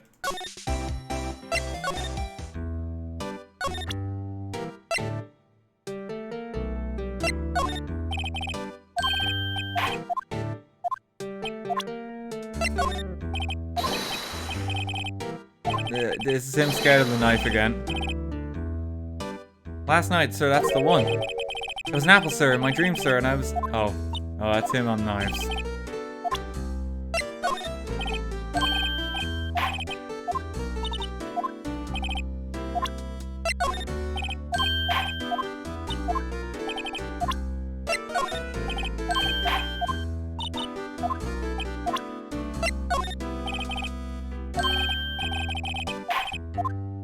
I don't know, I feel really stuck because like the other guy is just missing still.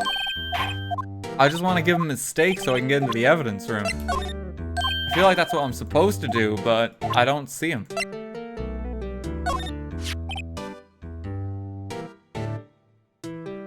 Hey, what do you have? That's from the day. It was taken at the prosecutor's office. Today, Detective Goodman's body was found in the trunk. So this means I'm a free man, innocent. This is a dream, sir. Then I hope I never wake up. This is a dream, you'd better wake up right now.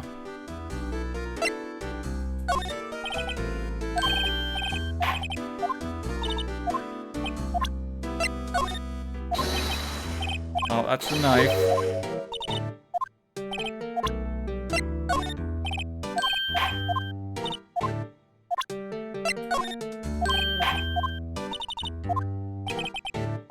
Okay, so there's nothing in the detention center. That's as thorough as I can be. It's as thorough as I can be. Maybe there is something that the police guy responds to. But I just didn't find it.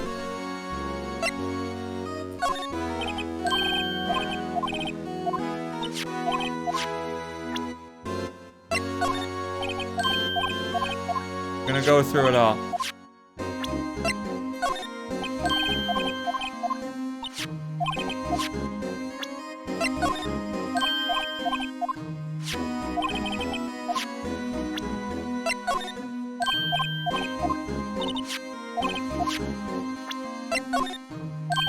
He simply doesn't care.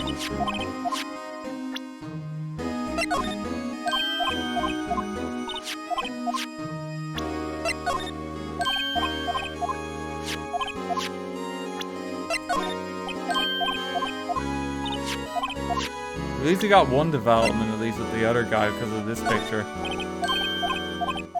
He said something new that we hadn't seen. 2.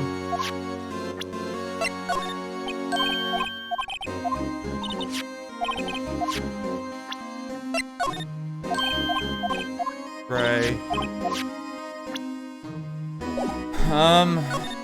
Like, examining this room, I don't think there's anything. These are the detectives' desks. There are computers and files on each other. Funny, they're a lot tidier than I expect. The detectives don't spend a lot of their time at their desks. Yeah, like, we've gotten this before. This is the police mascot, is it? Blue Badger, the future star of the police force. Design's a little changed from the one outside. Ah, well, the dance in Blue Badger TM is still in the development, you see. You have it trademarked? Absolutely. It's cutting-edge stuff, very now.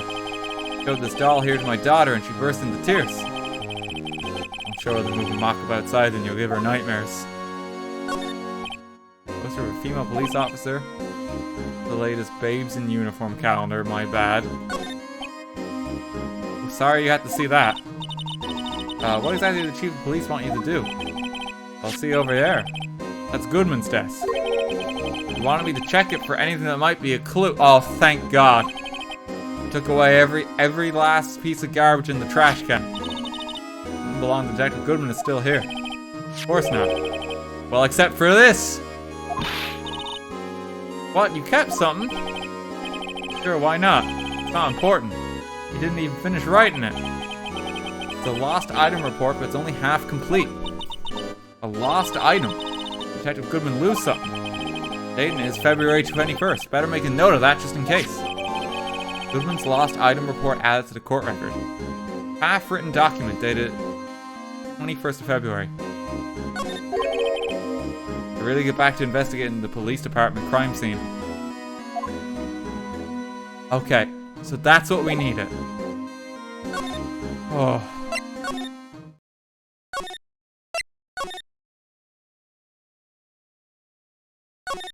This open now.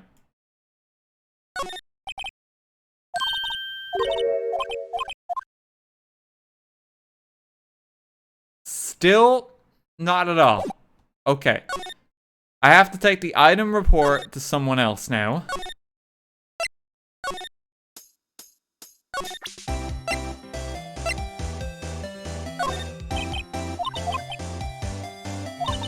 Oh, she's on about tea.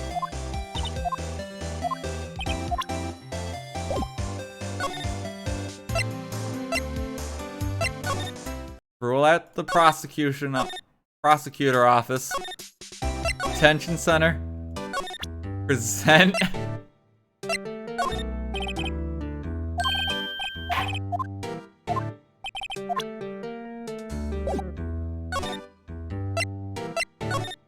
criminal affairs.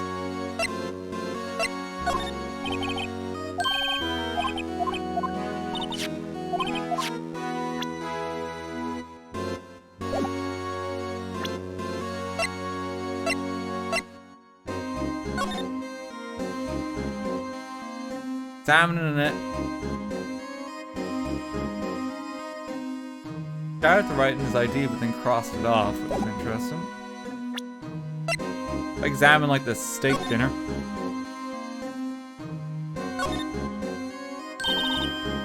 Wow, my mouth is watering. You can almost hear the sound of steak frying on the grill. Well, that it's all cold and tough by now. No, I'm sure it's delicious. Miss Star poured her heart into making this. As long as she didn't pour any other organs in there. Alright, can I not rotate it more? Lunchland. Let's see. Ingredients. Meat. It's like Phoenix has gotten to the point where he's just struggling to kind of like investigate the crime and find this guy, that he's just like reading the labels and packaging on everything now. Desperately seeing if there's another clue. It must mean beef. Probably just wrote it generically. Yeah, let's hope so. Of course, as a scientist, I have to check what additives she used. Go to town. Huh? It says here, hours of sweat and labor. That's why the sauce is so salty. Oh no.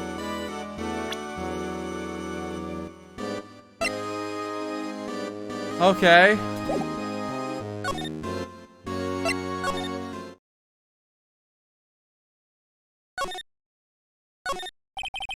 Look, that patrolman's saluting that other guy. Answer me, how many fingers do you see? I'm sorry, I don't know. Oh, it's 20 for the left, but nowhere near that for the right. Get glasses, officer. It wasn't a salute, it was an eye test. Make a good pair. They're still just having fun.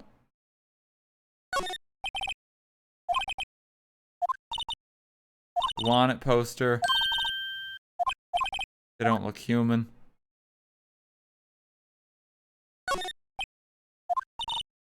Actors look busy. Police drama. Sign's just doing its thing. He's still not fucking back.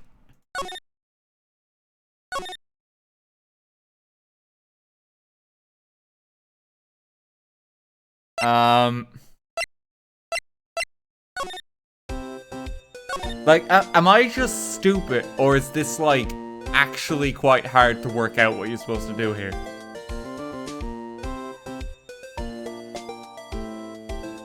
It isn't you. Okay.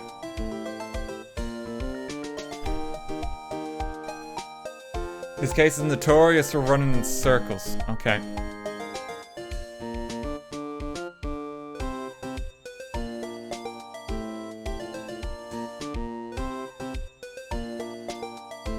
You spray the mascot, I did. I've sprayed everything at this point. Everyone gets stuck in this part. Let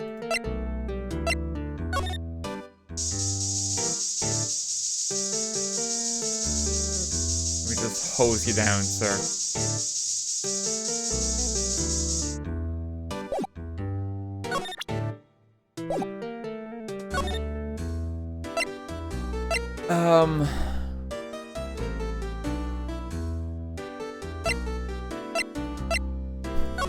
I honestly do not know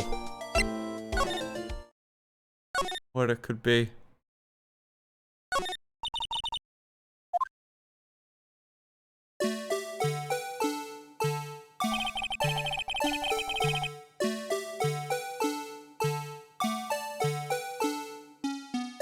Can I use the spray from here?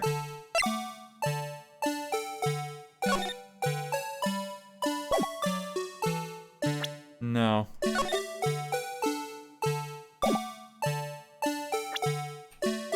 Doesn't let you.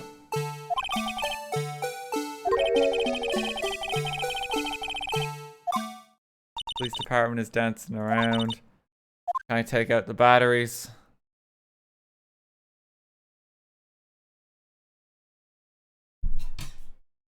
Okay. Alright, I'm gonna actually then ask. Help me out, chat. What is the next step? Only the very next one.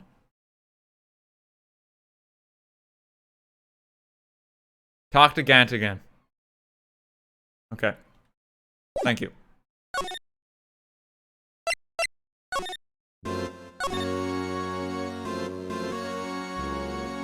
I wasn't fucking there before. Actually, I was wondering if I could ask you a favor.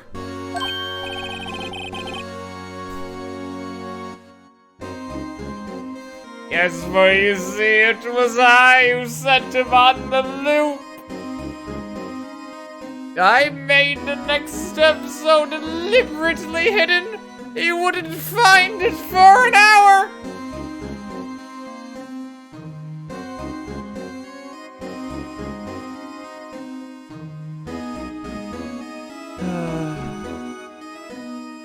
I never thought the day would come and Wright asked me for help.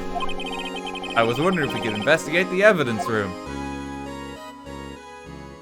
Please say yes. Now, Righto. Actually, I'm sorry, I don't need to investigate after all. Righto, please, do I look like a selfish man? Huh? Like, if anyone asked me, sir, can I borrow $50? I'd give them $50, no problem. So go ahead. Okay, see you later.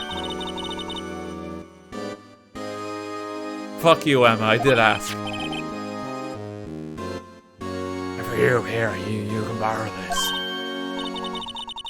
Hey, this is a detective's ID card, isn't it? That's a special card for guests, so don't lose it. Yes, sir, it's an honor. You just run along and do your best now. Later, folks.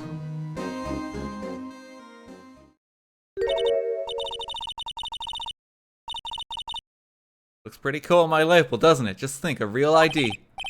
Seem happy. Yes, sir, because, sir, we get to go into the evidence room now, sir. I think this place is a bad influence on the girl. Thank God.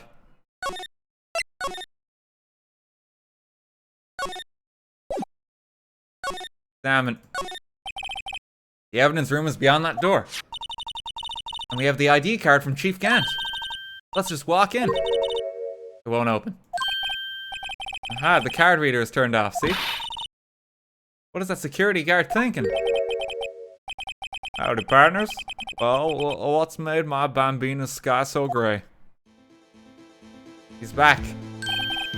Officer Marshall! Why does it have to be him? What's that? Why does it have to be him look for? As you may have surmised, this here is my saloon. We're here to investigate the crime scene. Yeehaw. We'll do a somber yeehaw. I don't think he's gonna scream it. That card you got there on your chest. I bet that's better than a sheriff's badge in these parts. Yeehaw! Well, what are you standing there for? Get along, little doggies. Crime scene's awaiting. But the card reader's on again. Oh, we're here. I was wondering if I could ask you some questions. Sorry, cowboy, but I got no mind to tangle with you hombres. You're busy then. Did I say that? I almost said I didn't wish to speak with you. Actually, you said you had no mind to tangle with us hombres. Would a steak dinner change your mind? That smell. Ah! Reminds me of Texas. So, Officer Marshall, you're from Texas? No, I just saw a special on television the other day. Is this from my baby? Not actually a cowboy. He just saw a Clint Eastwood movie one time. Yeah, Miss Starr. What's this? What? What's wrong? A filet steak lunch. I see. I see. I don't see. I wonder what it means. Take lunch given to Officer Marshall. Alright, Bambina, you win. Ask anything. Finally! Seems like he's willing to talk.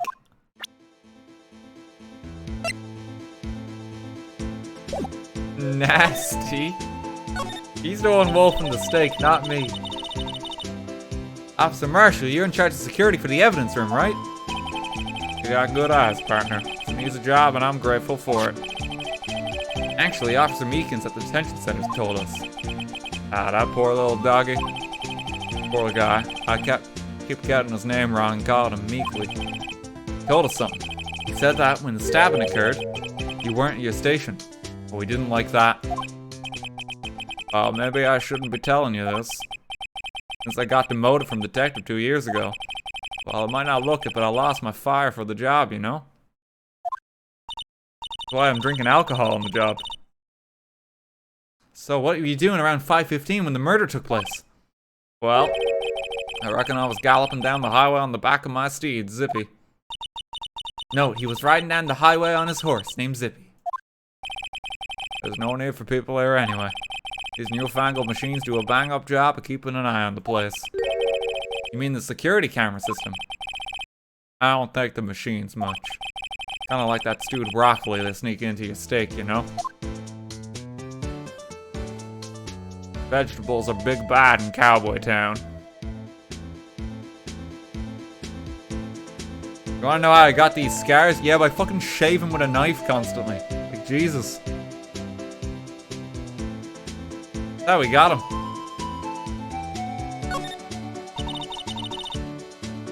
Miss Starr told us something. He said that you were a detective until 2 years ago. It was always my dream to be a rawhide wrangler on the scene of a crime. That's all gone now, like a drinking hole in a prairie fire. You're still investigating the SL9 incident with Miss Starr, aren't you? That was my case. It's all solved in the record books. It smells like a bad game of poker. Can't let it go. That's all there is to it.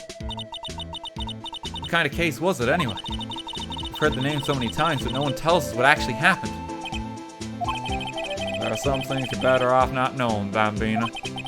Anyway, that case is officially dead. That's 2 days ago.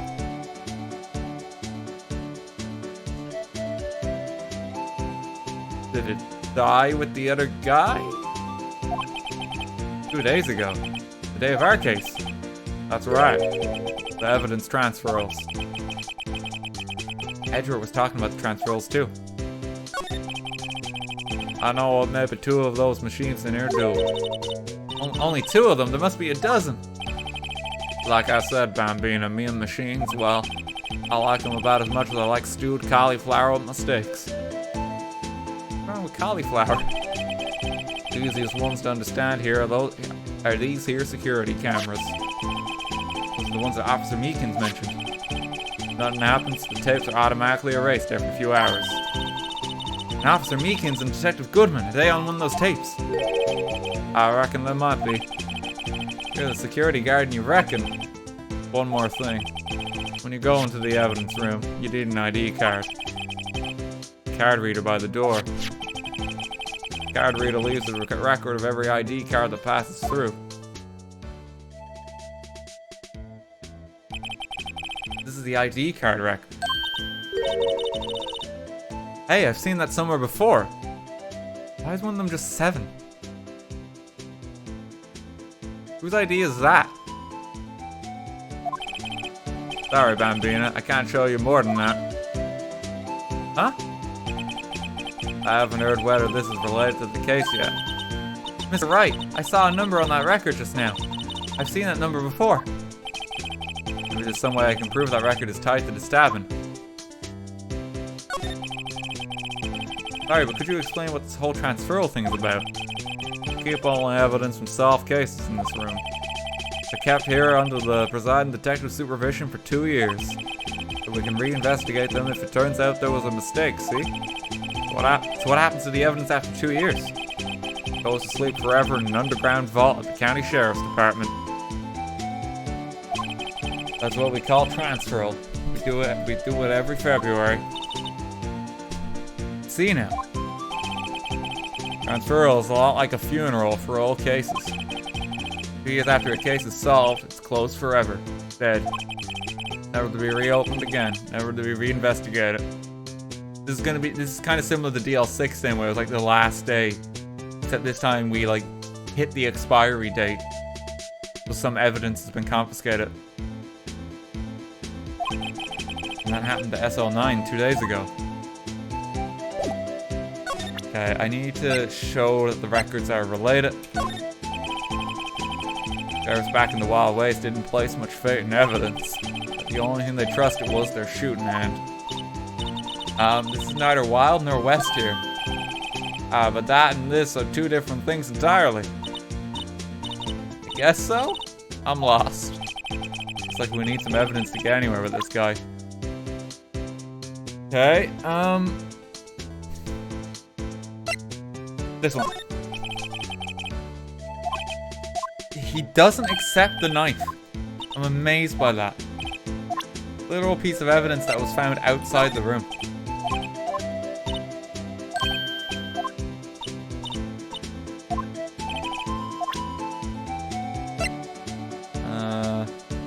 Maybe the picture might have some kind of reaction. Doesn't like any evidence.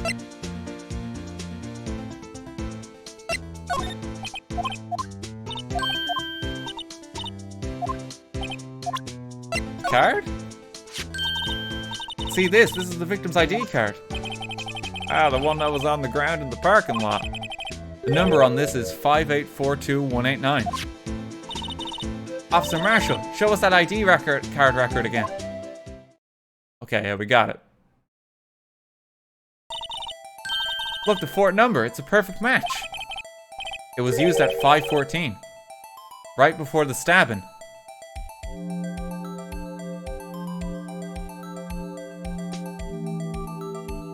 But, okay. It was used before the stabbing. What's more, there's only one of them there cards in the world. When the incident occurred, Detective Goodman was in the evidence room. But the call on that was at 5:18, and that was in the other building, which is half an hour by car. Okay, so how did the card get over? Unless it was a duplicate. Wait, what did Officer Meekins say? Sir, I entered the evidence room and asked the man to display his ID card. He asked Detective Goodman to show his ID card. What did he do? He didn't have it. He pointed a knife at me. If he had his ID card then, why would he have pointed a knife at Officer Meekins? Maybe it wasn't him? I don't know. There's still a detail missing. Alright, compadre, you win. Guess I can give you this ID card record. I've got an idea. Maybe I should show this list to other people with IDs listed here.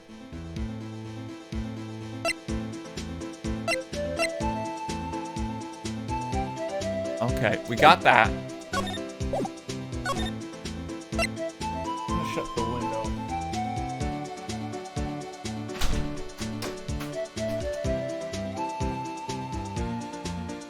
There we go. Okay, evidence room. Let's go in here. Gotta be something good in here. It's quiet. The investigation must be over here. This is the evidence room. It really is kind of like a graveyard. Graveyards are supposed to have grass and trees. This feels more like a morgue. Nice try, Mr. Wright. You can't scare me. Was he locked inside?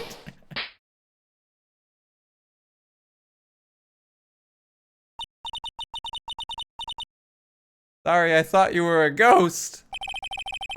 I wouldn't recommend going around smacking ghosts on the head, pal. So was it true what I heard? Oh, please, do I look like a selfish man? Investigate the room to your heart's desire. Yeah, it's true. So true, police can't. We'll loan anyone 50 bucks. Even me. Oh, so that's what you were talking about. Actually, I was put in charge of the investigation for today. Just for today. Boss for a day. But guess what? You already got permission from the chief. So now you're boss for a day. Gee, thanks. First of all, you want to have this. Evidence room floor plans. Gumshoe gets paid minimum wage. I think he does, yeah. He's not earning a lot of income.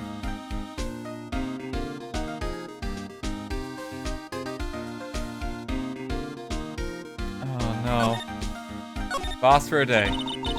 Oh, Detective Gumshoe, you're boss for the day. That's right, it's an honor. After all, the murder took place right here in the police department. But if you're boss, why are you all alone? Where are your underlings? We're using yesterday's finds to prepare for tomorrow's trial. In other words, he got kicked out of the investigation again. Aw, poor Gumshoe. Now, I'm adamant, though. I'm going to take control and put this case to rest. In my own evidence locker, pal. You have a locker in here too, Detective Gumshoe. Ah, of course. I'm a detective after all. You gave me a locker that only I can open, pal. Only you can open. Always believe in Mr. Edgeworth, no matter what happens.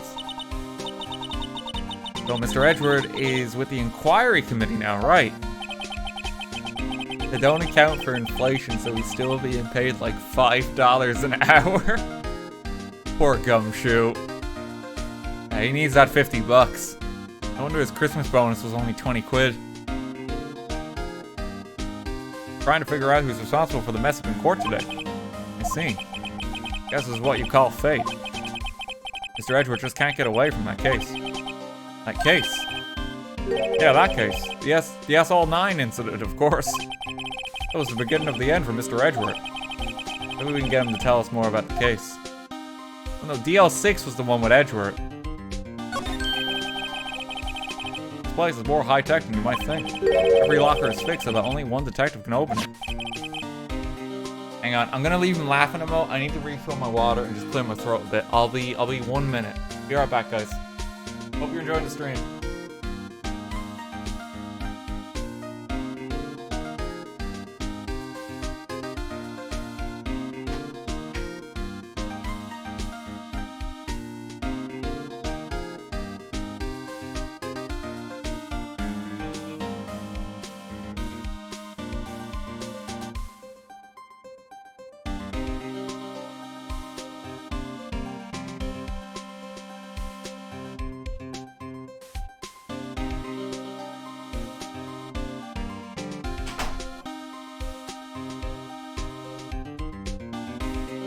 I'm back. How y'all doing?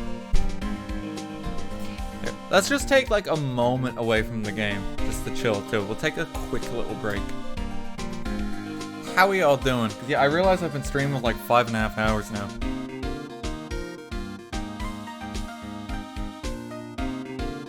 Y'all having a good time in chat. I hope people are enjoying the stream. This is a dense case. There's a lot going on.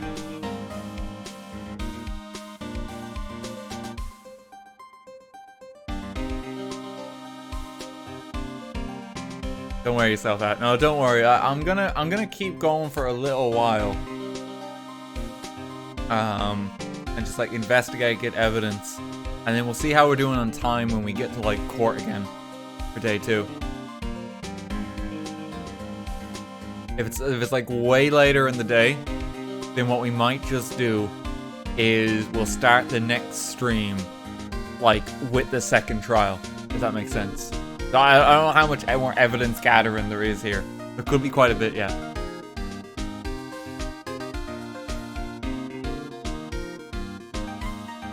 If you're not eating, I ate earlier. You don't need to worry about stuff like that with me. You don't need to mutter me. I'm looking after myself, so don't worry. What time is it for you? It's 20 to 9 here. Alright, streaming at 3. It was a long boy stream today. Yeah, we don't... if we don't finish the entire case today, we will do it like hopefully on Monday. We'll tackle it again then, something like that.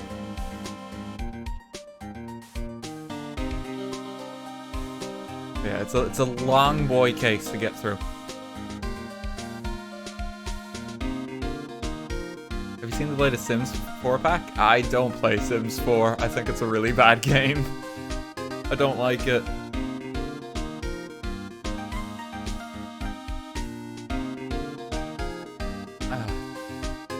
Start the game. I'm chilling him though, I just said. No, Sims 3 and Sims 2, that's where it's at. Like, Sims 4 is just like, they took the game and made it less fun and more expensive. That's what it feels like to me. I've given it a good shot, I think, at this point too. I've given it a go multiple times, and I just don't have as fun of a time.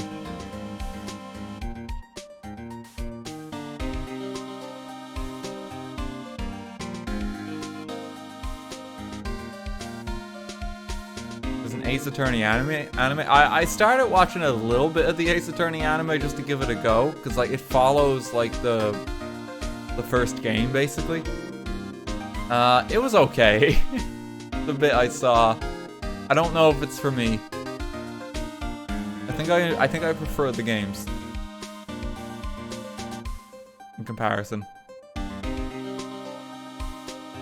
It's nice that it's there. Because, you know, for some people, it'll just make everything a bit more accessible, because these are long games to play. But yeah, it's just, I've seen better shows. I would say. Oh, thank you for 500 bits earlier. Thank you very much. Is Von Karma still your favorite voice to do? It absolutely. Yeah, I fucking love Von Karma. I don't know, it's just really, that's a really fun one. I think people get a kick out of it. I can't do the Toad voice anymore. Yeah, it's too taxing on my throat. So I think I'm gonna have to like retire that one. For like only the occasional moments. Yeah, that just like kills my throat when I do it. Von Karma is just fun, because it's just like over the top villain.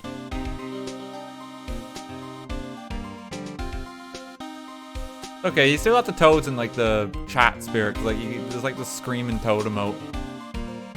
So like, you know, you'll still see him about.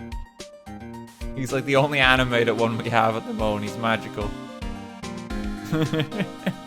So screaming toad still lives on.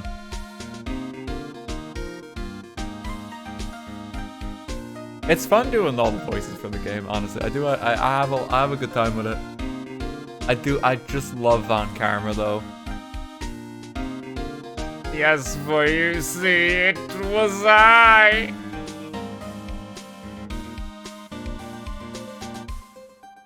Like, he's the root of all evil.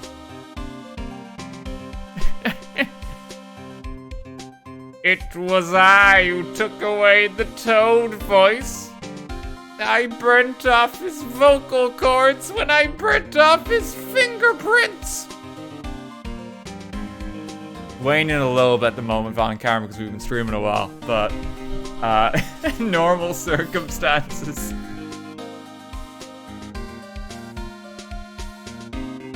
Von Karma, how could you?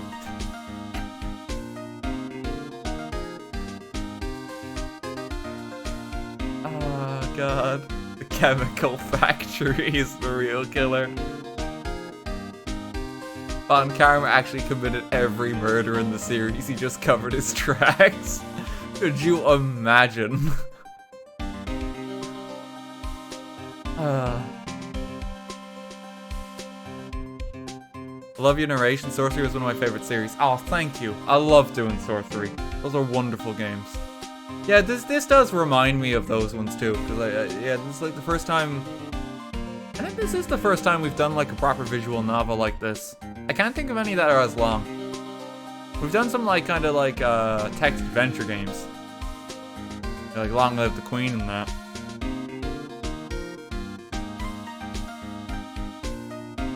But this is kind of just like Irish man reads the stream.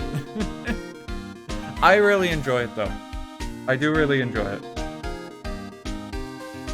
So we'll keep going and we'll finish up this case. And at some point down the road, we can look at maybe doing the other Ace Attorney games. I'm just going to take a break, I think, just because there's other stuff on my radar. I think it's a big ass to do all the games back to back because that's so long.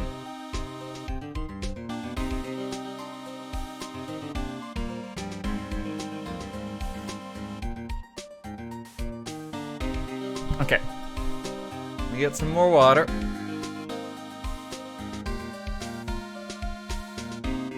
Refresh my throat. And we're gonna keep going. Okay. Using their ID card. Well, that's the thing, pal. ID cards can be lost. Oh, I'm on my third card since entering the force already. It sounds like a lot. Yeah, but even I can't lose my own right hand. Right hand? Oh, you mean your fingerprint? Exactly, pal. The lock for each locker is coded with a fingerprint. Well, the only locker we can open is our own. Funny, they look like normal lockers. These are the latest model. There's a trick to the handles, see? The handles? On the other side of the handles is a sensor. If the wrong person touches it, the zap, you get a shock. If that's what happened, my hand will be black and smoking every day. Wait, what if you just misremember which one's your locker? They all look fucking identical. That's pretty dangerous. I thought the police are supposed to be in good, like, kind of physical condition, not, like, actively punish. Like, you know, going for the wrong pair of gym shorts in the locker room. Wait a minute, these aren't mine. Von Karma installed the electric shocks. In any case, the locks aren't that obvious. There are even some people on the force that don't know about the fingerprint locks. Only the assigned detective's prints can unlock it. Indicator lamp lights up when it's open. Okay. That's gonna be important. We have a lot to examine here.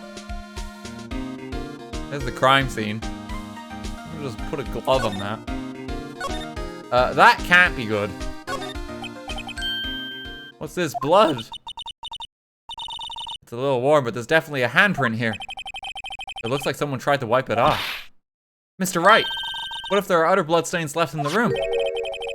Should use our testing fluid to check it out. Okay, let's search. I'm gonna search this half first. Oh, look at this big pile of junk in the corner. Looks like a car door. There's a pair of handcuffs attached to the frame. Maybe the guy they caught was some sort of escape artist and he got away. Hey, that's one of those human profiles for range testing. Been shot square in the forehead. Better him than us. Oh no. There's something sticking out here. Looks like a shirt. I guess it must be evidence for some case. Wonder if Detective Gumshoe put this here. There you go, pal. Making me out to be some kind of slob. I'm not responsible for the evidence here. That said, I bet that evidence locker was opened recently. How do you know? If you leave things hanging out like that, the evidence gets dirty or ripped. The guard checks on that kind of stuff and notifies the detective responsible. How many times have I had him breathing down my neck about some silly evidence? Sounds like Detective Gumshoe leaves evidence hanging out a lot too. But he doesn't tuck in his shirt under that trench coat either. But he bites his fingernails. If you're going to talk behind someone's back, don't do it right in front of them, pal. Stuff with evidence, stuff with dreams. Not too sure about the dreams. It won't open. I really think it would. Hey pal, security is high tech around here. Okay, that's all of those. Some sort of bulky equipment is gathering dust here. What a sorry looking fishing pole that is. Ah, that's my personal pole. Oh, it's his fishing pole in the metal detector. I never did get around to using it. Wait, I've seen that somewhere before.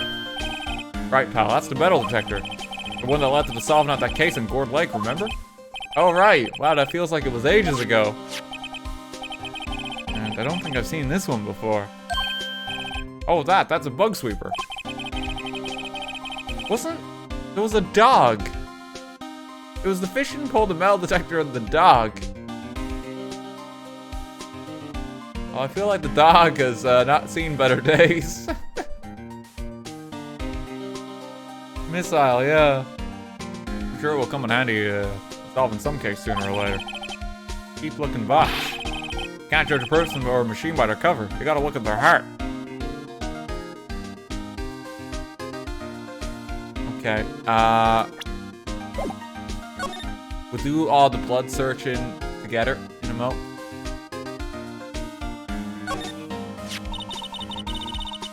Wow, somebody must have broken something big to make all these pieces. Detective Gumshoe, perhaps. There you go, pal, making me out to be some kind of hooligan. That's apparently from the case. The case. The SL9 incident, pal. See the sticker on one of these pieces here. Another piece of SL9 evidence. I wonder what shape these pieces were in before whatever it was broke. You want to try put it back together? Ah, good luck, pal. That's no job for amateurs. I spent a good 3 hours on that before I had to give up. That's why I always carry around a tube of glue. Well, this piece looks like the bottom. Let's try putting the rest in place.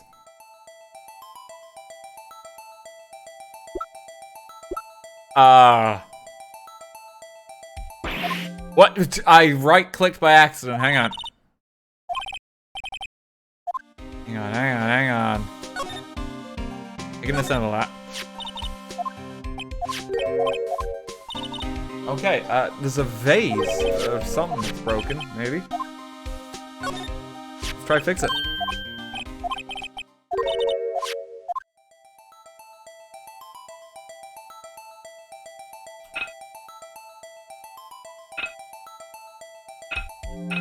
Wait, so hang on.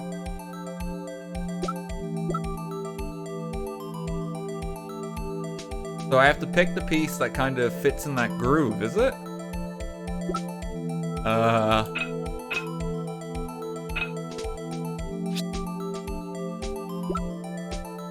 And it'll straight up tell me if I'm like right or wrong.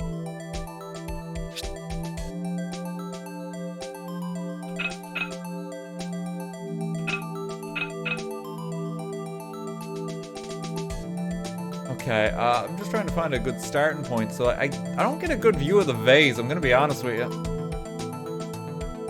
I gotta like view it from like a distance for some reason.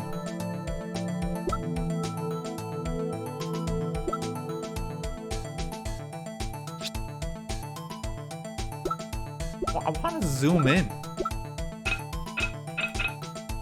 But I can't. You can rotate that. You can only rotate the piece.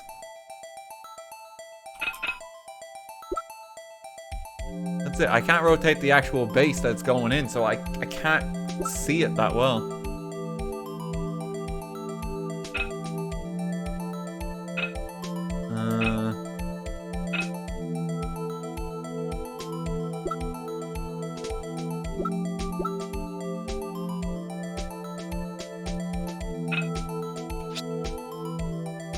Well, there's some blood.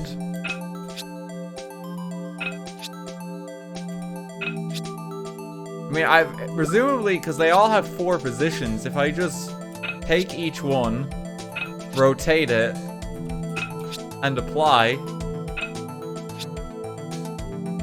something's gotta fit.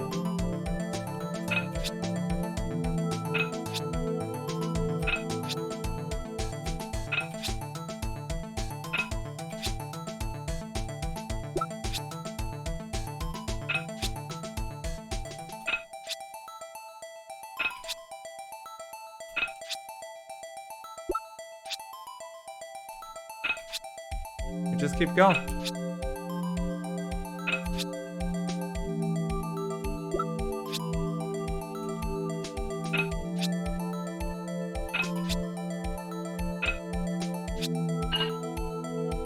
There we go. Okay,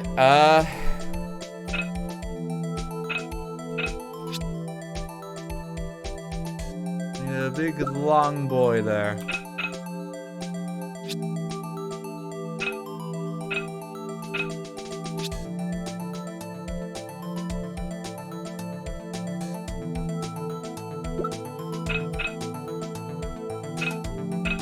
I can just keep brute forcing it. I actually am trying to look at it a little bit to see what might fit. Dare I say use my brain.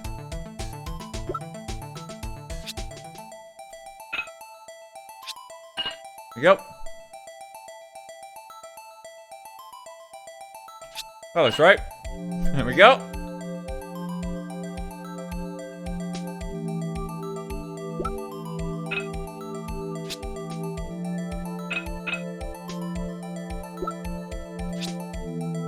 Turn that one. No? There we go. That's not much to go on for this next one. Like, this is an awful view.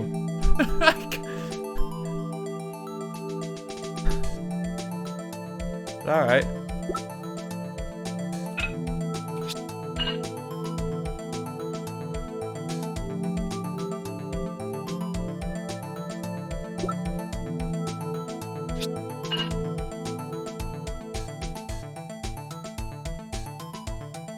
Go.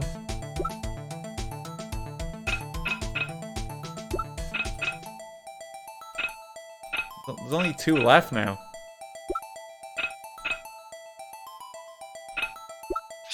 I mean, it has to be this one.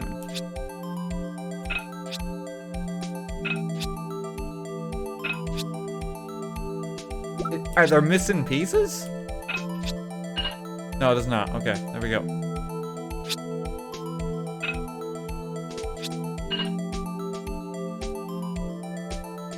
There is a missing piece. Huh? Well, I think we did it, but some of the pieces are missing. Yeah, I got that far too in 2 minutes myself. The problem is finishing it. Were some pieces stolen? Bet they were missing to begin with. Still, doesn't look like the most stable kind of jar. Kind of understand how it got broken. Unstable jar. A piece is missing. And like, there's blood on it. Like, this was used to kill someone.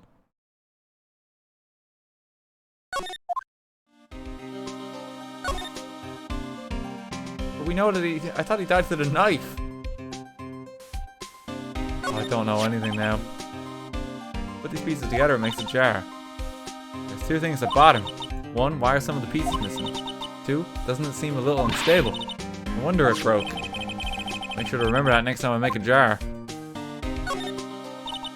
What is the saw and paint doing here? There's a dawn of time. True art has always been a war against oppression.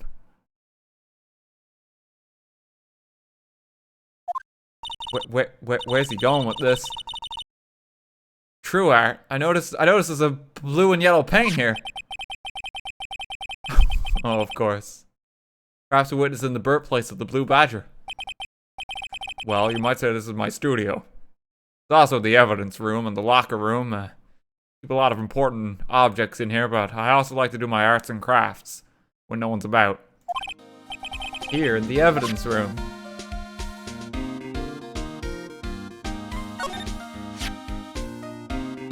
Someone left a glove here, but only one. Detective Gumshoe, maybe? There you go, pal. They could be out to be some kind of absent-minded detective. That's evidence from the new case. From the case, you know. I mean, SL9. There's a tag on it. A rubber glove. Okay, and there's an open locker. Look, this one's open, and the red indicator light above the door is lit. The locker is coated with Detective Goodman's fingerprint. Detective Goodman's locker. Are you sure it's okay to leave it open like that? Well, it'll be hard to get it open again if we close it. It's empty. They must have taken the contents elsewhere. Alright, we gotta look for blood next. god, there's so much evidence already. It's gonna be a nightmare later.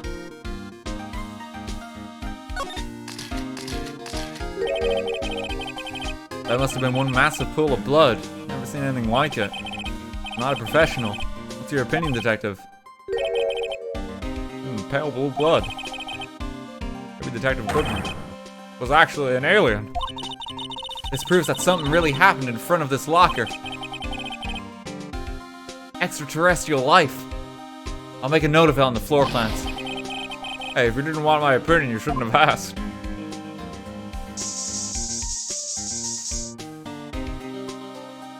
Well, we can examine the hand. I knew it, this is someone's right handprint. What? What's the matter, detective?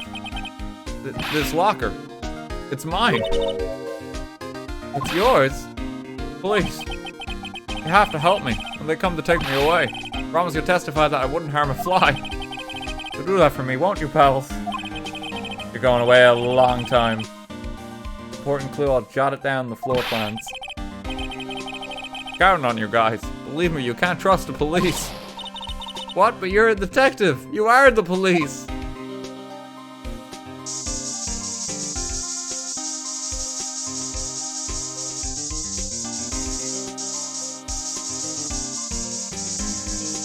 Is there any other sign? Slide.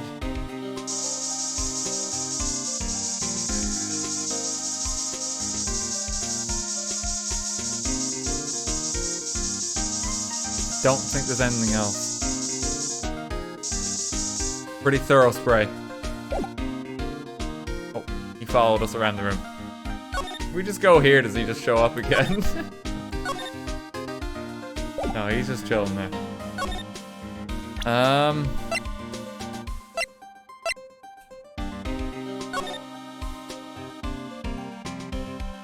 So now I can investigate the blood on this. Hey look, they're hard to make out, but there are some dark red stains here. Looks like blood. You think Detective Goodman's blood somehow got on this when he was stabbed? Not likely. His blood looks like it's been here for months, maybe longer. This jar was evidence in the SL9 incident. That might be when the blood got on it.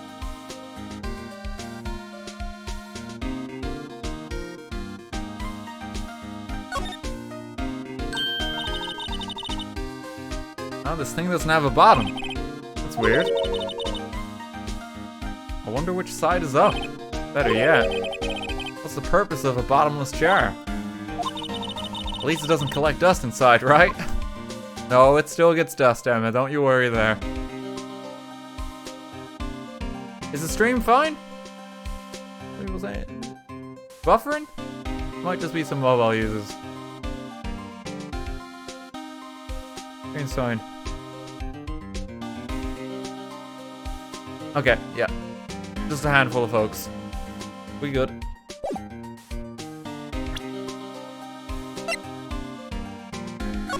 Examine the glove. Oh, there's the tag. Tag says SL911. Guess this is another piece of evidence from that case. You know, I never did care for the word tag. It's confusing. Huh? What's so confusing about that? You know how many other words sound like it? Bag, gag, nag, lag, zag. Zag, is that a word? Do you challenge me? Are we playing a word game now?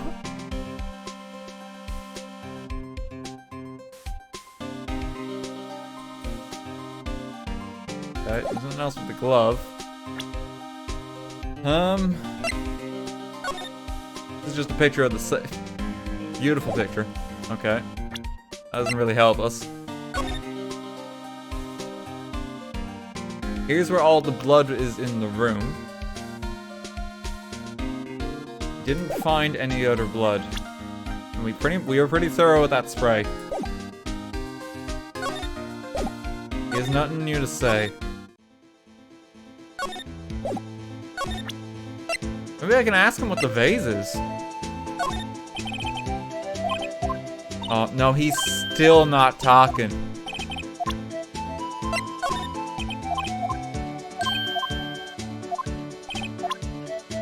Okay. Asking about the safes. No. Useless. Can I look at the footage, actually? We had that mentioned to us before. We have a lot of monitors in here. There's 8 cameras in the evidence room and all. 1 for each section. Which monitor shows the section where the crime took place?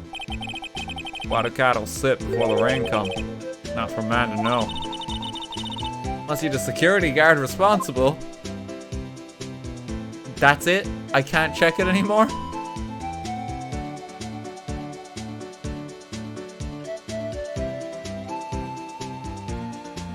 That's actually it. If I actually analyze the blood here, will he comment on it now? No, he won't. Do you faceplant yourself at some point, Marshall?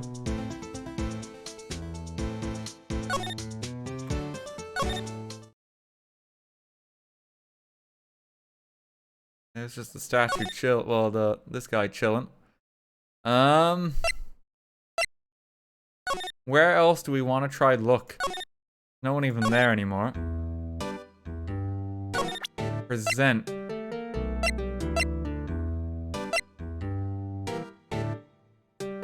Evidence room floor plans. That would be really useful for you to have a look at, honestly, considering you were there. Alright. Saves. SL9.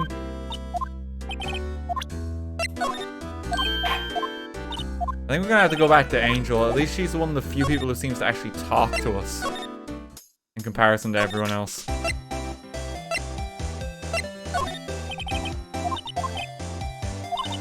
Oh, no. At the moment, it's just T. Okay, let's look at SL9 evidence.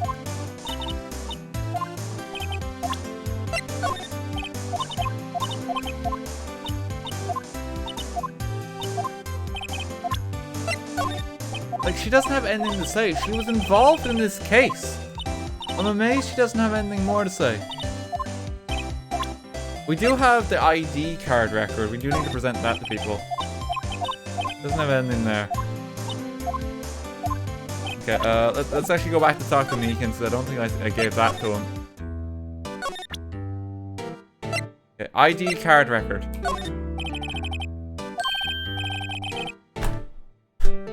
Alrighty. Never mind. The game's advice for that item, too, was show it to people who, you know, used it.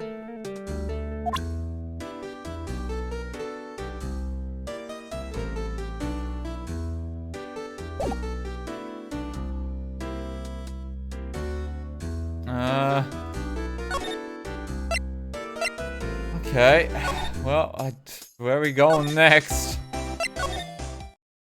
Who knows?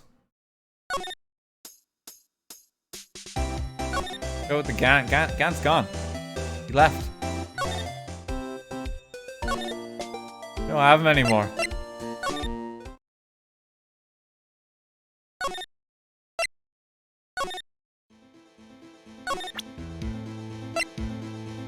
You know anything? Will you please help me? Why you gotta be a cowboy?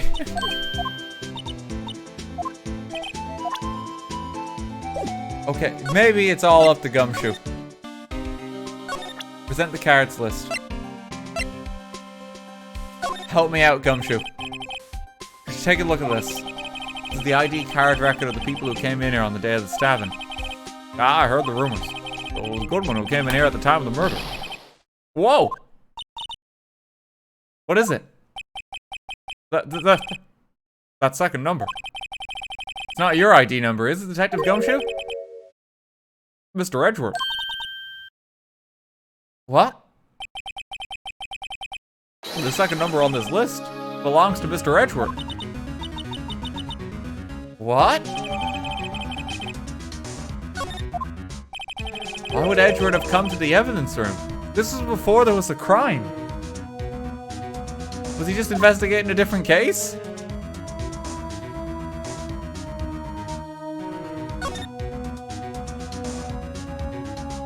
Bruce Goodman, Miles Edgeworth. The 7 is a bit suspicious, I'll be honest with you.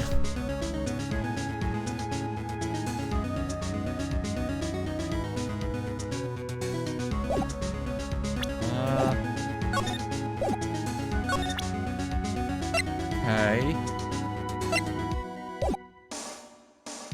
Do you know anything about the trophy that, like, Edgeworth is so upset about, Gumshoe? Did we present this to you? Hey, that's it. It's the King of Prosecutors award that Mr. Edgeworth got the other day. Were you at the award ceremony, Detective Gumshoe? Oh, we got the Diligence Award, yeah, we got that.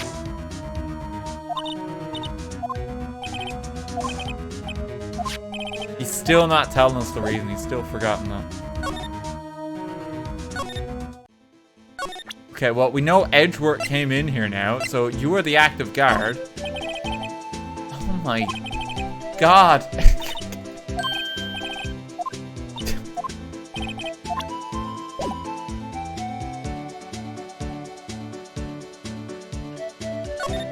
He's useless, isn't he? Okay, if I go... Is Edgeworth home? You really need to speak to Edgy.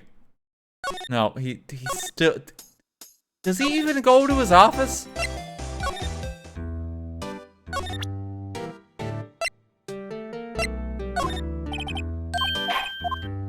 Fucking Me Kids doesn't do anything.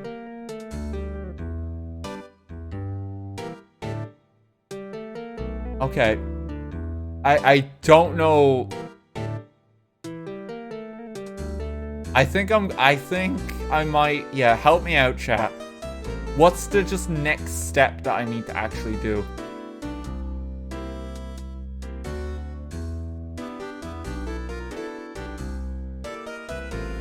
There's a locker you didn't look at. Okay, thank you. Let's get back there.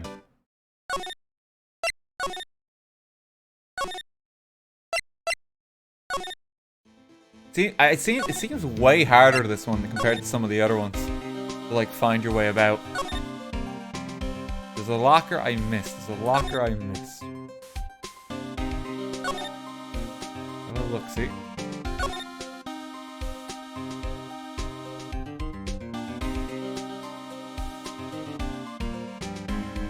Are you sure there's a locker I missed?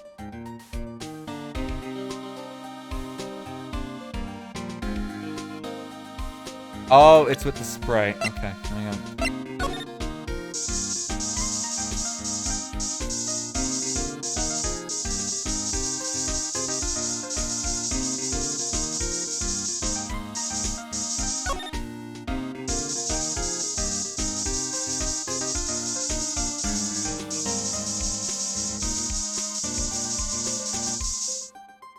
There it is.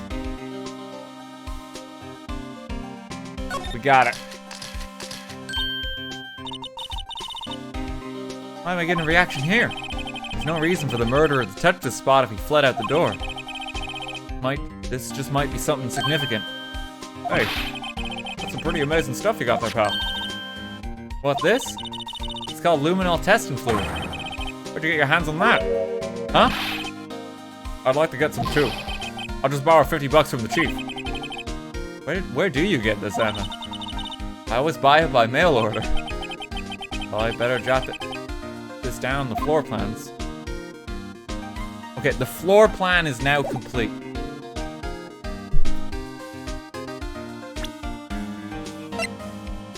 So, let me see.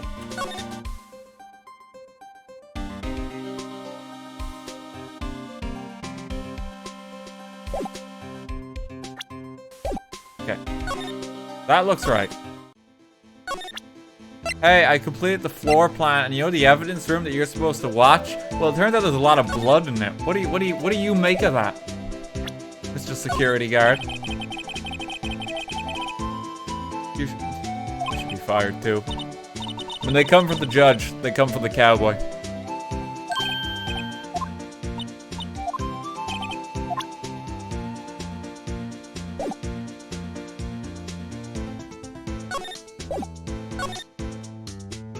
Okay, well. I have everything there. Parking lot, is Edgeworth home?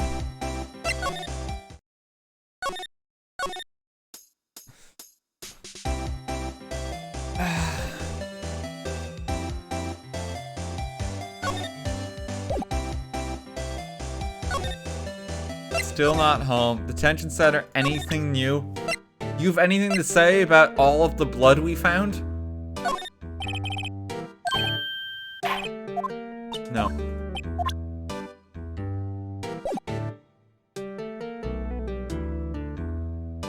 Edgeworth refuses to be home. He really fucking does. I feel like I'm going mad just searching these places. Okay, help me out again, chat. What's the next step from here? I think I've actually got all the evidence now.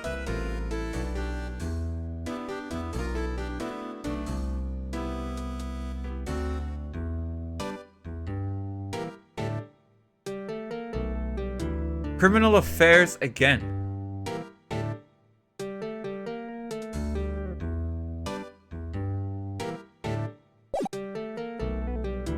Okay, you gotta go back to Gumshoe. Gotcha.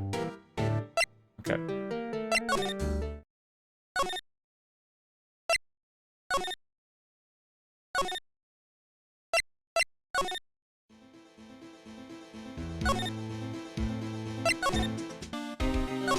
Then show the knife to him, was it?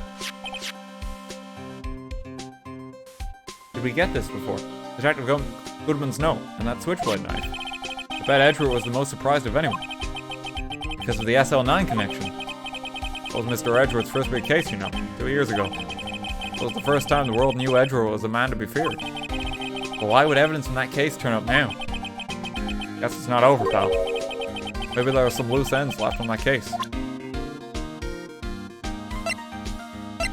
The other knife? Found Mr. Edgeworth's car, stabbed with Mr. Edgeworth's knife, huh? What would drive Chief Prosecutor Skye to do such a thing? Wait, I didn't mean, I'm sure, of course someone else really did it. Someone must have a grudge against Mr. Edgeworth. It does seem like someone is really setting up Edgeworth to be framed, like, in every possible respect.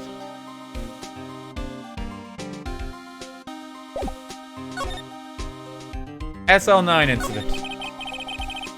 That was a bloody violent case. Violent? It was a murder. A serial killing. Serial killing. But I don't want to get involved in this after all. But the killer made a mistake, and Mr. Edgeworth built his case around that to nab him. And this was 2 years ago. That put Mr. Edgeworth right in the spotlight. And started the rumor mill. Rumors about forged evidence. It was supposed to be all cleaned up with the transferal the other day. It was the last job he ever did. Detective Goodman, that is. What do you mean? Detective Goodman was the detective in charge of the SL9 incident, see? So that switchblade knife. The victim took the knife out of the evidence. The victim took the knife out of the evidence locker himself.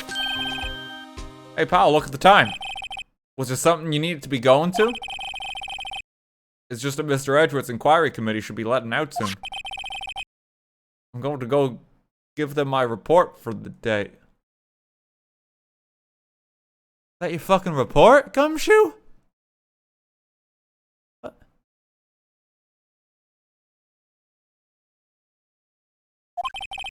Might help, you know. Report? You mean the note written on the back of that flyer? The one that says nothing but no problem. Hey, it's Mr. Edgeworth we're talking about. I'm sure he could use a report like this. We just wrote it on the back. It's like, yeah, it's fine. That's the report. I think Edgeworth's gonna fire him before the judge gets fired. I believe in him. Who needs enemies when you got friends like Detective Gumshoe? I'm off, pal. Later. I should probably see what Edgeworth has to say, too. Is he gonna be fucking home for once? Did he do it? Did he find his way? He found his way!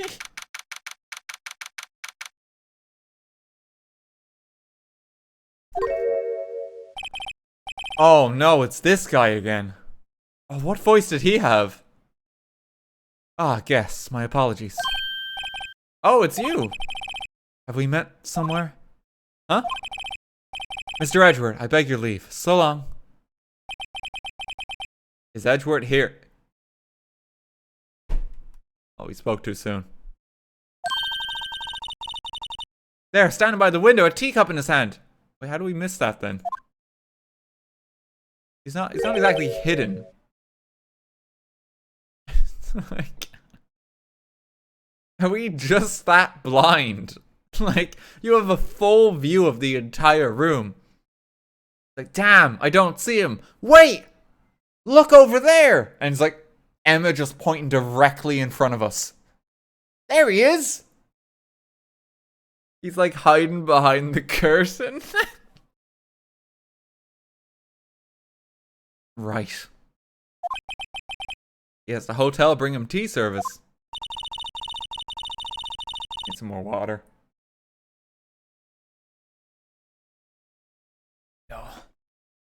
Oh. Mr. Edgeworth, you're back from the district prosecutor's office inquiry. I am. By the way, Detective Gumshoe was looking for you. Ah, yes. He brought me the latest information, it seems. Really? Was it helpful? Apparently, a new French restaurant is opening near here. I think he was trying to console me somehow. The real info is on the other side, Edgeworth. Poor Mr. Edgeworth. I think the whole thing is really taking a toll on him. Okay, well, he's here now. We can talk to him. So how did the inquiry committee go? Actually, they decided to treat this not as a case of concealing evidence, but as a communications error during the investigation. Concealing evidence? Yes, apparently there are some who believe that I concealed evidence. They gave me a warning. You were lucky this time. Again. Again? I've heard them say that so many times. Ever since that case 2 years ago. Edgeworth's just a man who's just wrapped in a mysterious past, like the L6 incident from like 20 years ago. This case from 2 years ago. The next game, he's gonna talk about the case from 5 years ago. Game after that, will be the one from 10 years.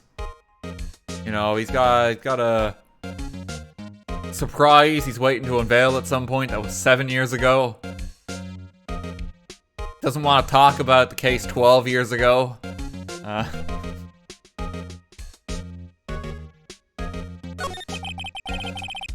you okay for the trial tomorrow? Well, I'm still the presiding prosecuting attorney. However, something happened. They gave control of the investigation over to the police department. Police department? Yes, any further investigation for this case will be directed by the chief of police, Kent. I can do nothing but wait for his results. I see. Why, I ask you, why? All along, I've done only what I believe is right. I have nothing to be ashamed of. But still, wow, I've never seen him this out of sorts. Okay, yeah, Edgeworth, we got something that's kind of incriminating and might work against you here. Alright, I better check this now. As I was saying, What's this? A record of ID card usage? Edgeworth, you went to the evidence room that day, didn't you? Just before the incident occurred, no less. Yes, that's true. Why, Mr. Edgeworth? Please don't look at me like that. I was asked to go, by Chief Gant, no less. The Chief of Police? He wanted evidence for a case that wrapped up half a year ago. He told me he wanted to keep it here in the prosecutor's office. But it was solved, right? It would have to be if the evidence was already filed. The Chief is never one to explain himself. In any case, on the day of the stabbings, I brought this back here. Can I ask what kind of case it was? I can't say. It really has nothing to do with the current case. Now I'm curious about this other case. Better make a note of it. The screwdriver. A116. Brought back to his office by Gant's request. Surely, chief of police isn't supposed to just say like, "Hey, random prosecutor, take this away from the station." Like, you're supposed to look at it, but the evidence is withheld by the police. You can't just take it home. That is the third case. Oh, this is going to be the fucking case that was like Edgeworth. This is Edgeworth's case from a year and a half ago that he doesn't want to talk about. I literally just joked about this. I don't want to talk about that case, Phoenix. Alrighty then. I'm sure that will have no bearing in the third day of the trial that is definitely ahead of us. Where you do have to start fucking talking about it. Stubborn as always. I told you this has nothing to do with the current case. Says you. God. Right, please, I'm the prosecutor on this case. You don't expect me to sit here and discuss the case with you over a cup of tea. I'll pass on the tea. Just tell me about the case. Mr. Wright, Mr. Edgeworth just told you no in a very polite manner. Whose side are you on, anyway? Maybe I'll just show him my best evidence I can get some reaction out of.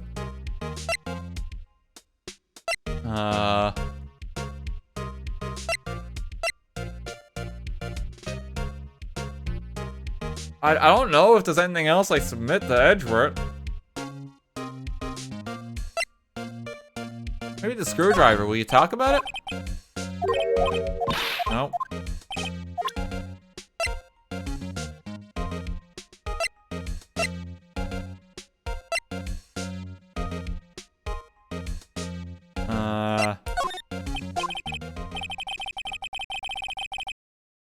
Oh, the knife provoked a reaction. I know you.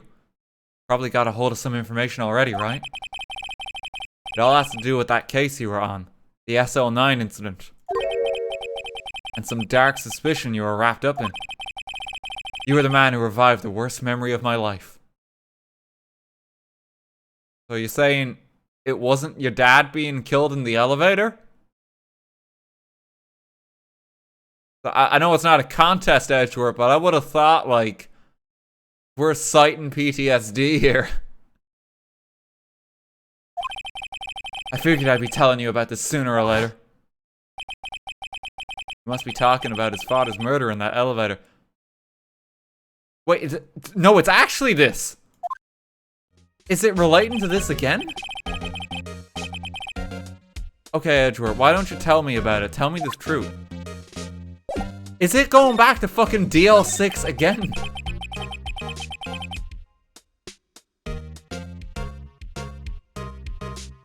Now there's a fourth case? The SL9 incident was a heinous serial killing case. Head of the investigation was the deputy chief of police at the time, Damon Gant. That wacky old coot was involved in the case 2 years ago too then. He was a top officer, and it was my first time working with him. I was nervous. Wow, you get nervous too, Mr. Edgeworth. What I want to know is why was the deputy chief of police on the investigation? In truth, I used slightly more extreme methods than normal. We were dealing with a vicious murderer. If I let him go, the blood would be on my hands. How does that work? If the killer gets away, I'm gonna have to kill a man myself. Like, what are you saying, Edgeworth? We won our guilty verdict and the killer was executed. Wait, you didn't? Of course not. I didn't touch the evidence. Yes, I will do anything in my power to win a trial. However, I do have a code and I follow it faithfully. By the way, Emma, the chief prosecutor wants to know something. My sister, what? If you were still studying forensic science. Yes, of course. Why, just today, Mr. Wright and I were using this. Luminol test and fluid, Well then, you might have use for this. Aluminium powder for taking fingerprints? Oh, don't tell me I'm gonna have to fucking go back and touch everything again. Oh no. Oh, round 2, boys! It's been chemically treated for better adhesion. For me, are you sure? We are the enemy, you know. I've no say in today's investigation. Do as you will. Edgeworth, I'm really... No need to thank me. Here, take your powder and these fingerprint files for everyone involved. Thanks. Well, giving these to Detective Gumshoe as well. What? Why is he giving me all that evidence? Well, then let's get going. One last investigation. Right. You seem to remember seeing a suspicious handprint somewhere. Okay. So, help me out, chat. Just one moment. Really quick. Am I only going to have to use this in the police station, or do I need to go back and apply this fucking everywhere now? Am I okay to just go back to the police station and use it there? Because if I... Yes, okay. Thank you. Because we spent so long trying to find everything for this bit of the case. That, like, I don't want to have to just click on everything, like, for the 4th time today.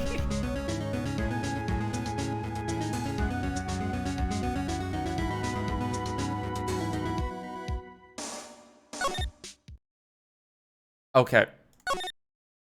That's what we're gonna do. Here, I'll use it on the sign here too, because there is a handprint.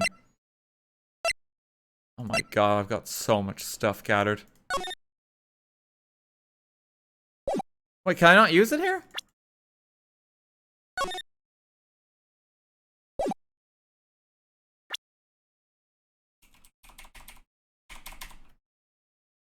It's only in the evidence room. Okay.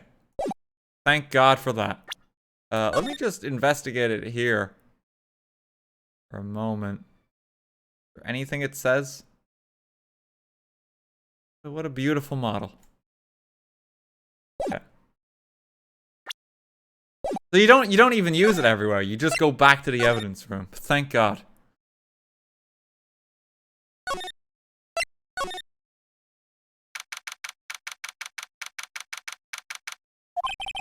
Investigation turned up a suspicious handprint.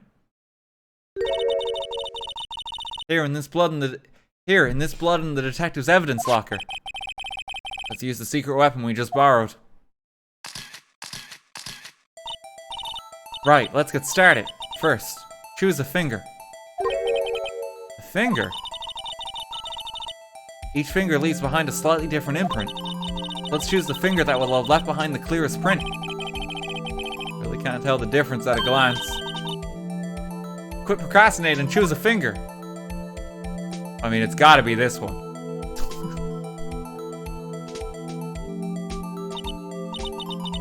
Okay, now it's time to check for prints. Let me show you how it's done.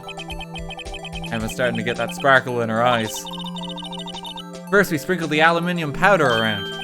Huh? How did you do that? With enter, see?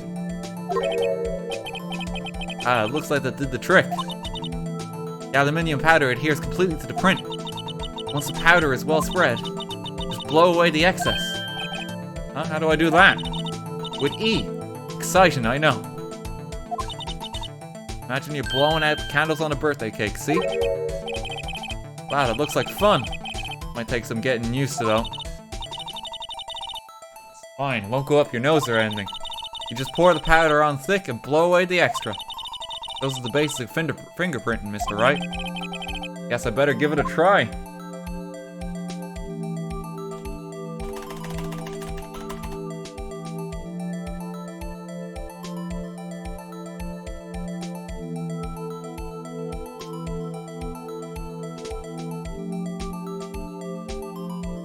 Thankfully, he gave us enough powder. Can I just make the screen, like, pure white?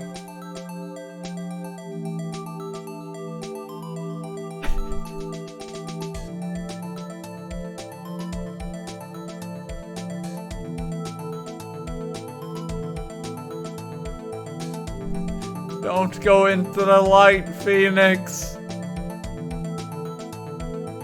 And blow. Wait! It worked! You did it, you found one! But this looks nothing like a fingerprint. Now that you mention it, I guess it doesn't. What does it mean? I think it means we're out of luck. Out of luck. The person who left his handprint must have worn gloves. Don't tell me we've been wasting our time here. Hey, calm down. That's just the way it goes sometimes with scientific investigations. But it does seem a shame. While we're at it, why don't we look for other prints? Other prints? Look at the locker door again closely. It seems like there are fingerprints outside the bloody handprint as well. Let's see if we can find a clear print. And fingerprints outside the blood.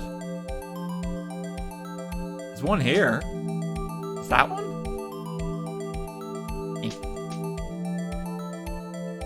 And yeah, there we go. That's pretty clear.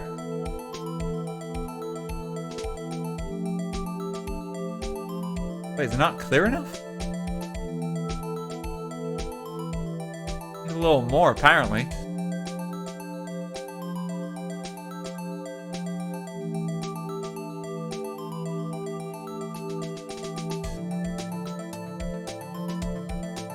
Well, I guess we just layer it on again. More! More! Wait, no, wait! I wasn't done. You went back. I hit right mouse by accident. More!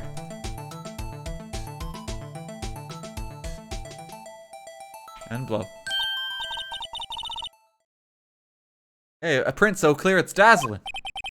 Dazzling? Anyway, this print took a lot of effort to find. Let's match it up right away. But we're not done yet. This is quite a process. Well, there's no point in finding a fingerprint, not knowing who the owner is, right? Guess she's right. Look at the fingerprint data we got from Mr. Edgeworth. And point out the person you think left these prints. Huh? How am I supposed to know who it was? I can make a pretty good guess. The bloody handprint and the fingerprints are in different places, right? That means that the prints probably don't have anything to do with our case. Whose fingerprint will we most likely find in this evidence locker? Oh, this is just gonna be Gumshoe, isn't it? My god! It was him!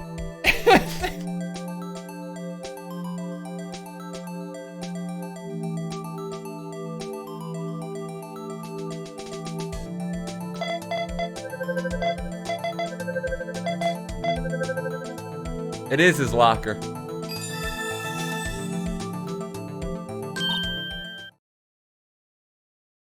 Aha! These prints belong to Detective Gumshoe. Something wrong, Mr. Wright. You gave me this so what look. Guess it's probably because I was thinking so what. Okay, so we came up with nothing this time, but there's always next time. Sometimes you hit, sometimes you miss. You gotta roll with the punches, Mr. Wright. Thanks for the sympathy. Wait, if I remember correctly, there was one other handprint in this room. Let's check it out. Wait, we're not gonna check the bloody hand?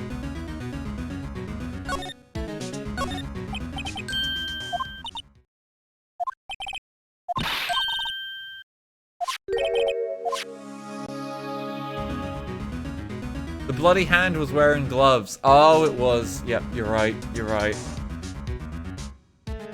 I thought because I checked, like, the finger that wasn't clear at all, I didn't check it properly, so I had to do it again. Because I picked, like, the bit where it's barely visible.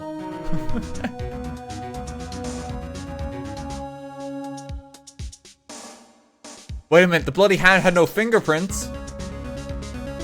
Yes, for you see, the fingerprints were burnt off in the chemical factory. Von Karma, how could you?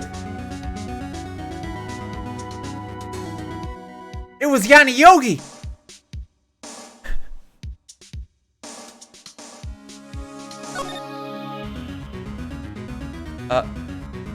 Did someone just wipe off the spray? Okay, well, let me use the spray again.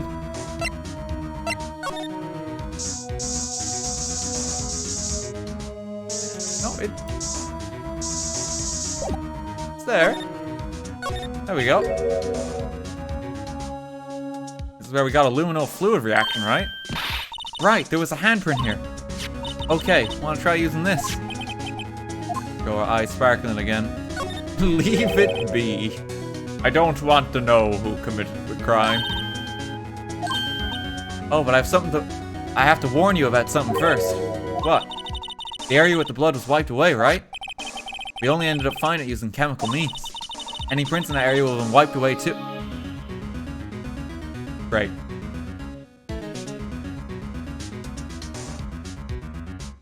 Well, you see, the factory where you got the spray was the same chemical factory.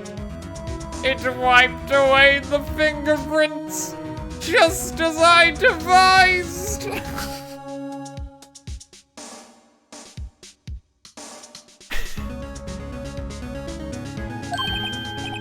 All right. That means no prints. You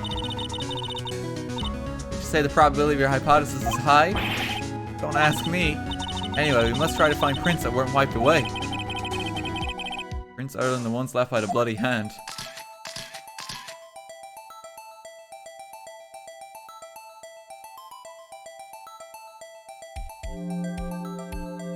I mean, do I just... so this one's gonna be wiped away. Some of the blood's gone, so just like here?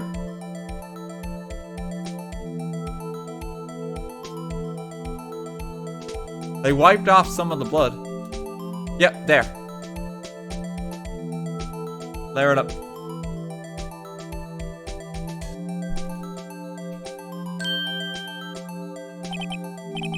I gave it my best shot. This kind of result won't be any good for matching prints, will it? It doesn't look like we'll get a clearer result from this print. Let's try a different finger then.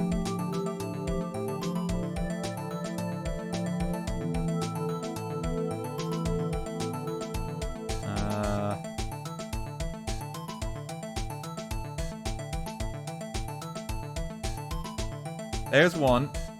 There's the other. Okay, dust.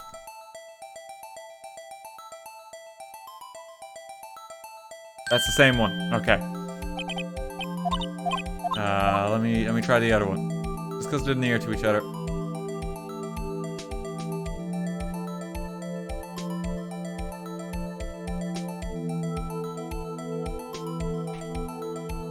There we go. Oh, it's not enough apparently.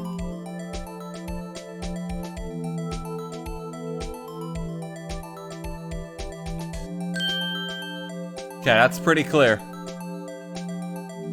That's pretty clear. Who do we think it is?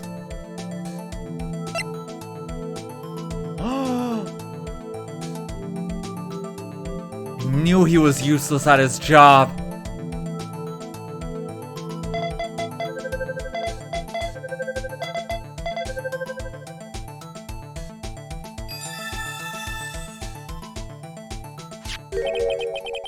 Hey, these fingerprints, whose are they? Whose? Is it someone I know?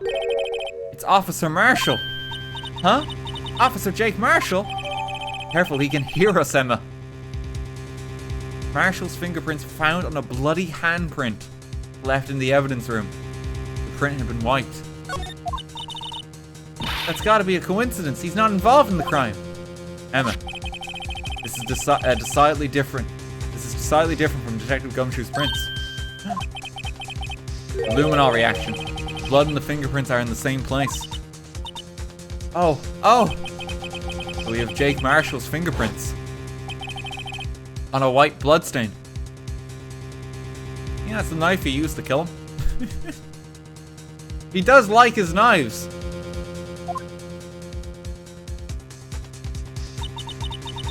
Why would Officer Marshall? It looks like our investigation is finally turning up some results. I guess this is what you'd call decisive evidence. I don't believe it. It was the Texan all along.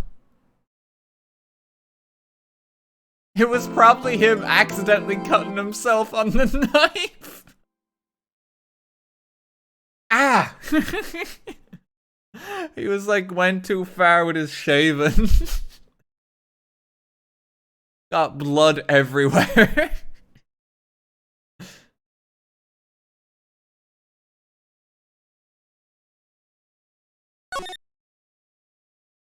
Okay, let's save our progress.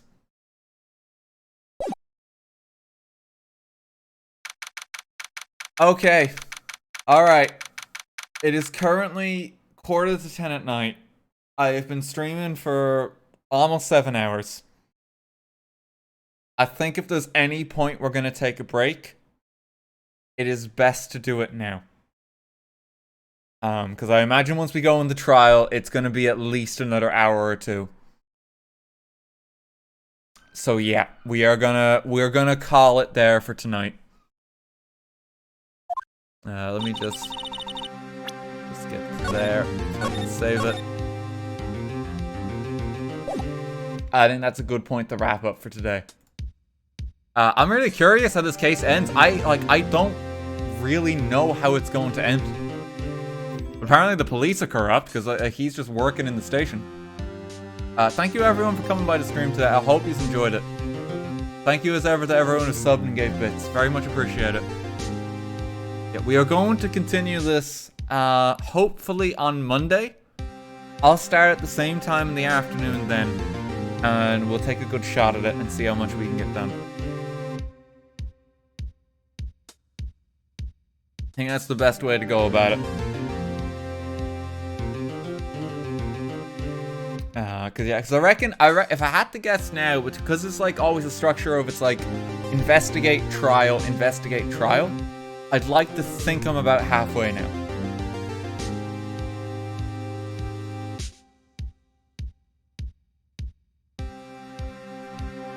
So we'll pick that. Yeah, we'll pick that up Monday, 3 p.m. BST is when we're gonna kick it off, and we'll see how it goes. I have no idea.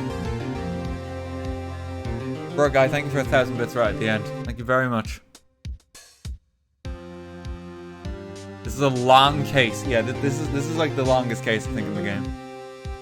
I don't think the Von Karma one was as long as this. It took us 2 days then, but it's like I think it was like 2 4-hour chunks.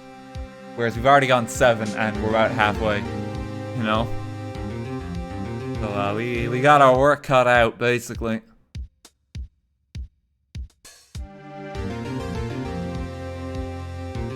Anna is actually trying to play Pokemon Fire Red and Leaf Green, and that sounds wonderful.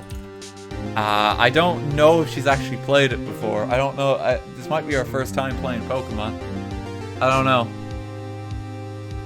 But that sounds incredible. So go say hey. Banger of a Pokemon game there too.